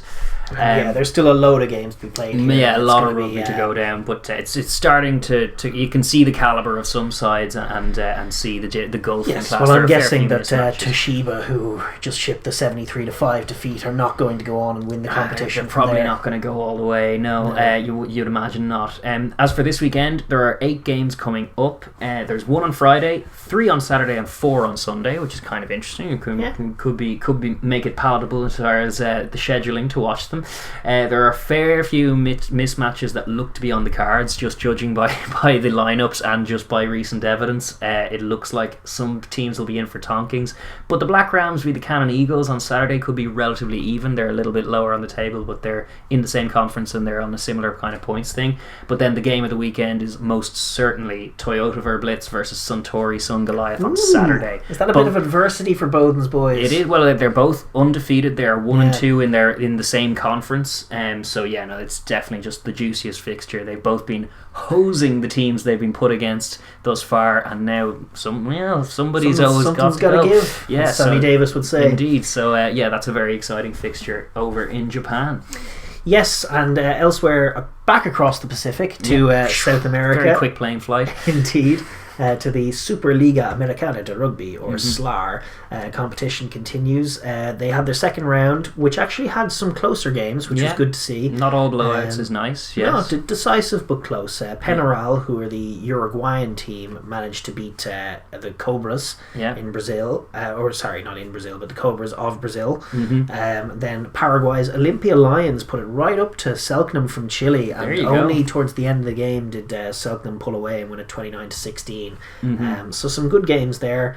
And then obviously the Jaguares put up a modest 71 on Colombia's Los Cafeteros Pro. But in defence of Colombia, they managed 28 points of their own, which makes it a bonus point. And I see them have a point on the table. Look at that. Why couldn't Italy do something like that? Exactly. You know what? For an underdog team to lose 71-28, that is just leagues better than 35-0. Indeed. So, yeah. Or do you know what? It's leagues better than 35-9. Yes. Which is the criminal one, where it's like you're absolutely never going to win this game in a million years. Why are you kicking threes? Yeah. As opposed to that, they went for their tries. They got some tries, and they have a point on the board. Their first professional point for their franchise. They only played their first game last week, so progress, incremental progress. Indeed, and on the table at the moment, obviously the Jaguars have only played one, so they sit on third with 5 points, but they are coming a perfect third. A perfect third, yes. And Penarol on 9, just ahead of Selknam from Chile also on 9, but just two by virtue of 2 single points. They're atop of Selknam, and then the Cobras just the one losing bonus point that they managed last week, and Cafeteras Pro likewise, and poor old Olympia Lions from Paraguay, who put up a brave fight last week. They've yet to secure a point in their first 2 games. And then the games this week: Penarol from Uruguay taking on Los Cafeteros from Colombia. The Cobras would be bloodbath, methinks. Well, yeah. The Cobras of Brazil facing Olympia Lions of Paraguay. It could be more interesting. It will be more interesting, I'd say. And then the brave Chilean men of Selknam are going to be first up to try and knock the Jaguares off the perch. They have a better pedigree of a better chance of doing it than certainly some of the other teams, your Olympias and your Cafeteras Pro and stuff. But I'd imagine the Jaguares will have too much. It's as with a few other comps. Like I will normally back Georgia in the Rugby Europe Championship. When it comes to the South American stuff, I'll be thinking Crusaders, or I'll be thinking Jaguares, and if it was internationals, I'd be thinking Argentina 15. Yeah, that's just the way my head's screwed on. And it's the way it goes. That's the reason. So probably in all likelihood we're looking at a big win for the Jaguares again. And listen, this competition will have blowouts. I'm surprised it wasn't more blowouty to begin with. I think the Argentine player draft system thing works quite well in terms of it's a good concept, alright. Moderating the blowout factor. And unlike MLR, which to be fair started 4 years ago with about 7 teams, this is early in its development and hopefully will blossom into something similar to what the MLR is doing now. The MLR is repaying faith with, if that opening weekend is anything to go on, it's repaying faith in the guys who got it off the ground, and the Slough is in its infancy as far as getting it off the ground, but there's definitely bags of potential in this tournament. 100%. The other club footy that we must discuss briefly is the Franchise Cup in South Africa, which is now the kickoff pools. We changed the name. It's okay. It doesn't matter anyway. It doesn't matter a jot. The little pre-season tournament that they're having in advance of the Rainbow Cup next month. It's finishing up this weekend. There were some games last week. Obviously, we discussed on last week's show the Greek was racking up a 43-0 win over the Elephants. Yes. Then the Pumas actually won a game. It's a shame for them that it came so late and not in one of the... It's also a shame broadly that it came against the Cheetahs for making points. But I hear you. But the Pumas, they've been looking for a big win over one of these sides all year, and they haven't been too far away in some instances. But they managed to see off the Cheetahs 22-15. Bulls beat the Stormers 34-29 in the marquee game of the week. Oh, well, actually, the Lions beating Sharks 43-40. Now there's a game. As well. There's a game. Defenses are optional. Yeah, when South African these South African sides just take down the intensity when it's like pre-seasony, they do tend to just let in all kinds of tries. They do. And it's especially up in the line in Ellis Park. There's it tends to be all kinds of try fests in either early season or pre-season. That is the picture you see. But like 43-40, that's a cracker. It's a good game of rugby. Why not? And the final set of fixtures this week: Sharks facing the Bulls Friday evening. A very juicy fixture usually. Yes. Will there be the bite in it? Probably not. No. The Griquas play the Pumas on Saturday afternoon. Stormers play the Lions also Saturday afternoon, and then the Cheetahs get to bounce back with a nice win over the Elephants on Sunday. Cheetahs don't normally beat elephants, but in this game they do. The Elephants are literally making up the numbers in that one. But that wraps up our segment on club rugby going on all over the world, and there's just some exciting contests going on. I'm very excited, as you are, about the MLR kicking off and in such style. It's just great to see rugby, the game we love, kind of going all the way around the globe, and professional franchises in every hemisphere in every continent now, and it's growing. It's good. Totally, yeah. I'm super excited about it all as well. Yes, and listen, without more ado, given all the adoing that we've done so far in this podcast, we're going to look at the final segment of the week, the rugby news of the week. That's it, yeah. Yes, and I think we're going to have to start, actually, here I am bringing a high energy entrance to this, but we actually have some pretty tough news to start with. Former England Saracens and Racing player Dan Scarborough has revealed that he also has early onset dementia and has joined the legal case against World Rugby, the RFU and Wales Rugby over alleged failures to protect players from the risks caused by concussion. 43-year-old who was diagnosed in December with traumatic brain injury and early onset dementia. Probable chronic traumatic encephalopathy as well, which is no good. That's neurodegenerative disease, and it's ugly. It's this ongoing case that is ugly. And he actually, Dan Scarborough, was a league player as well, which I'm not sure how that factors into the whole, because who's liable question. But I mean, obviously, there's 8 other players in this lawsuit, and there's ample evidence that certainly in times gone by, not enough has been done to protect players, and listen, it's a case of the damage in some sense is already done with a lot of those guys from that generation, and one hopes that those mistakes aren't being repeated, and we're kind of in this situation where we're just finding out the extent of the damage that was done, and hoping that it's as minimal as it can be, but obviously expecting the issue more names. When the game's only been professional for a couple of decades, you don't have former pros who are in their 60s or 70s or 80s, which is why all the concussion research came from the NFL, which was professional far sooner and similar in terms of contact. Now we're starting to see these guys come out who are former pros, and it's pretty ugly, and you marry it with just how physical and bludgeoning the game was in the early aughts, and how little regard was given to concussion. How you can definitely cite improvements in that area. Like the HIA is flawed in terms of the 6-day, 7-day kind of nonsense that they put out in terms of getting players back out there. But the taking the player's responsibility or the player's decision out of it and removing him from the game, that is good progress. There's plenty of positives to look on. It's just desperately sad what's happened to these guys. But you look at like Owen Farrell at the weekend against Ireland, saying I'm fine.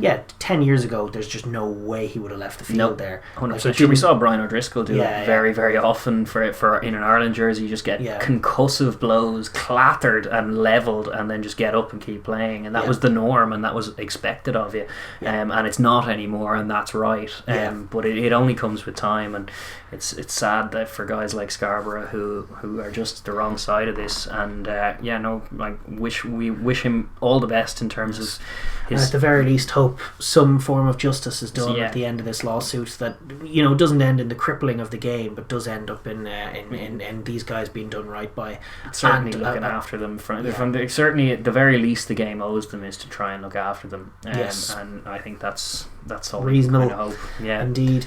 Listen, to move on to less sad and depressing matters, but it is important to talk about that stuff when it comes up as well, and identify it as an issue in our game. But another news, there is actually big news this week as well.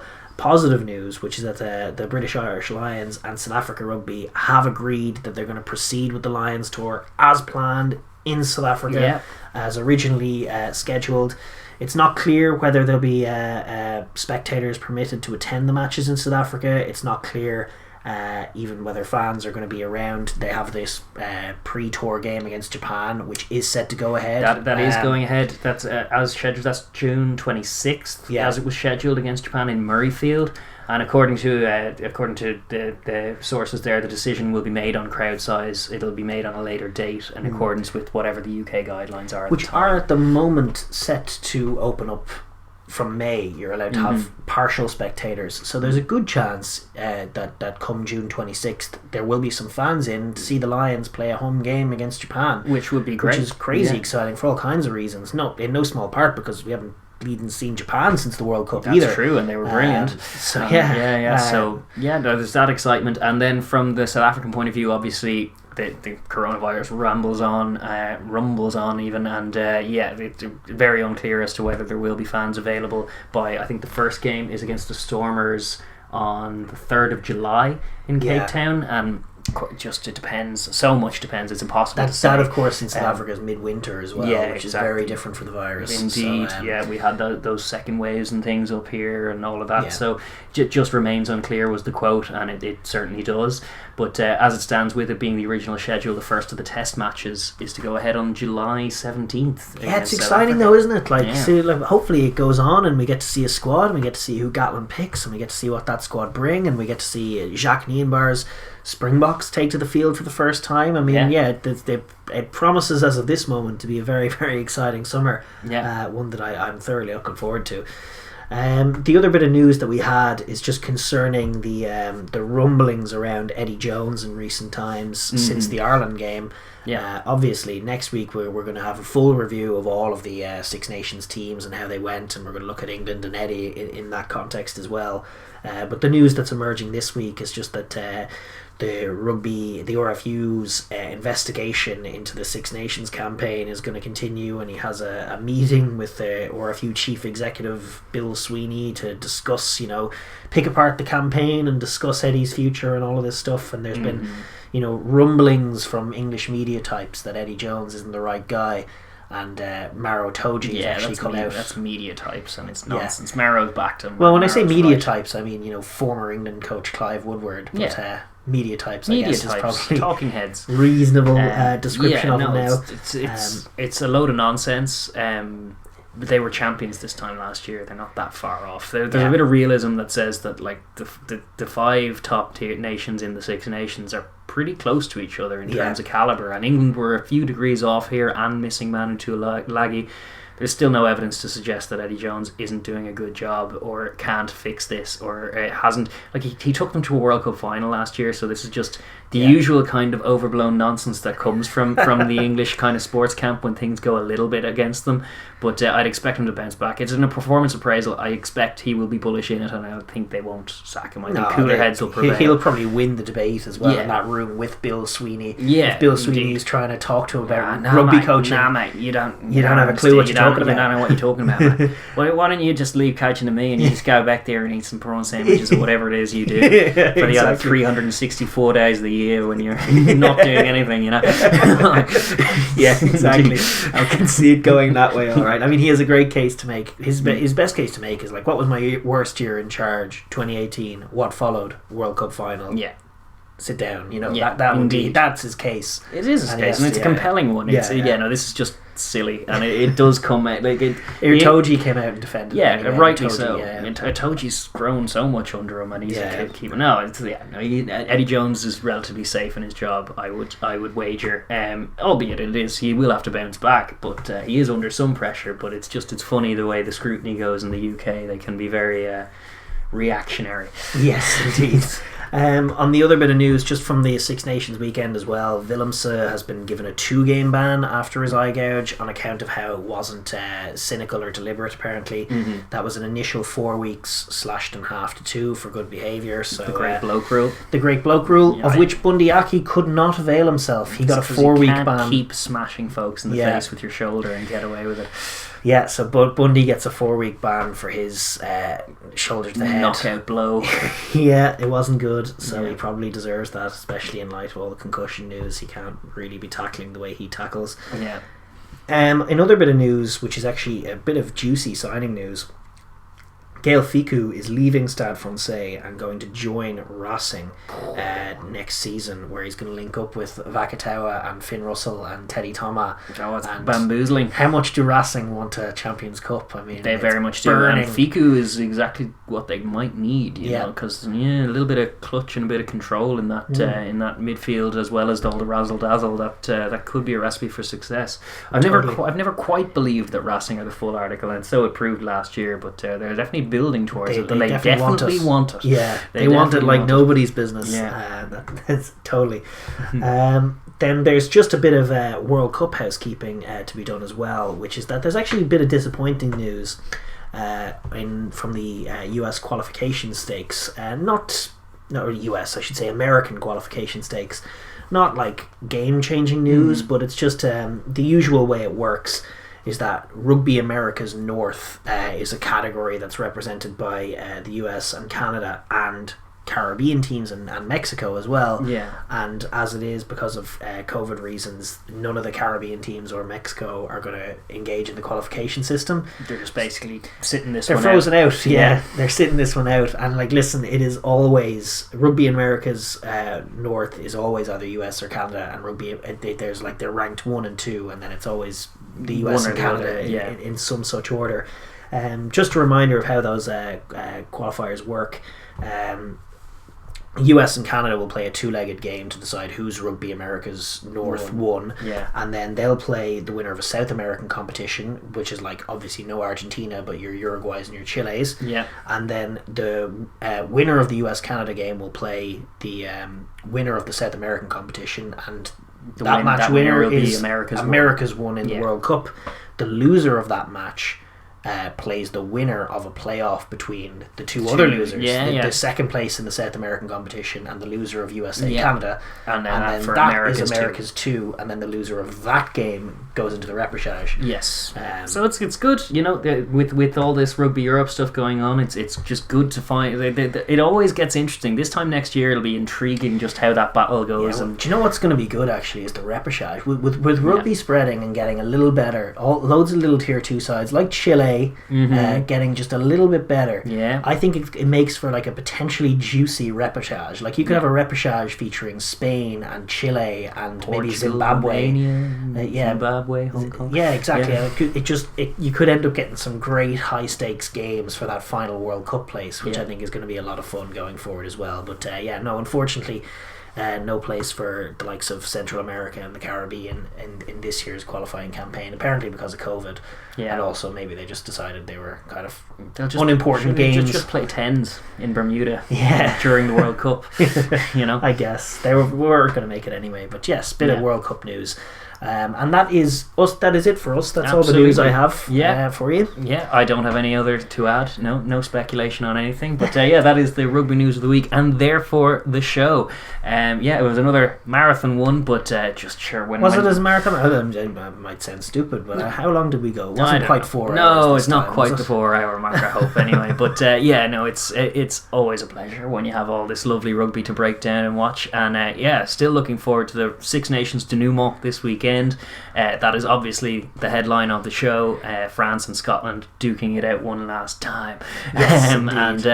For those who enjoy this long form rugby chatter as we provide, please do feel free to like, subscribe, comment and share with your rugby loving friends. The main one being, do leave a comment as well. Let us know if there's something you agree with, if you have another thought or any tidbit. Please do let us know, because we do like the discourse in the comments thread. Absolutely. And be sure to catch our show next week, where we'll be reviewing the Six Nations in total, as I've said, and our preview video for the Pro 14 final, which is coming out this Friday. That's right. Alright guys, take it easy. Till next time. Bye. Bye-bye.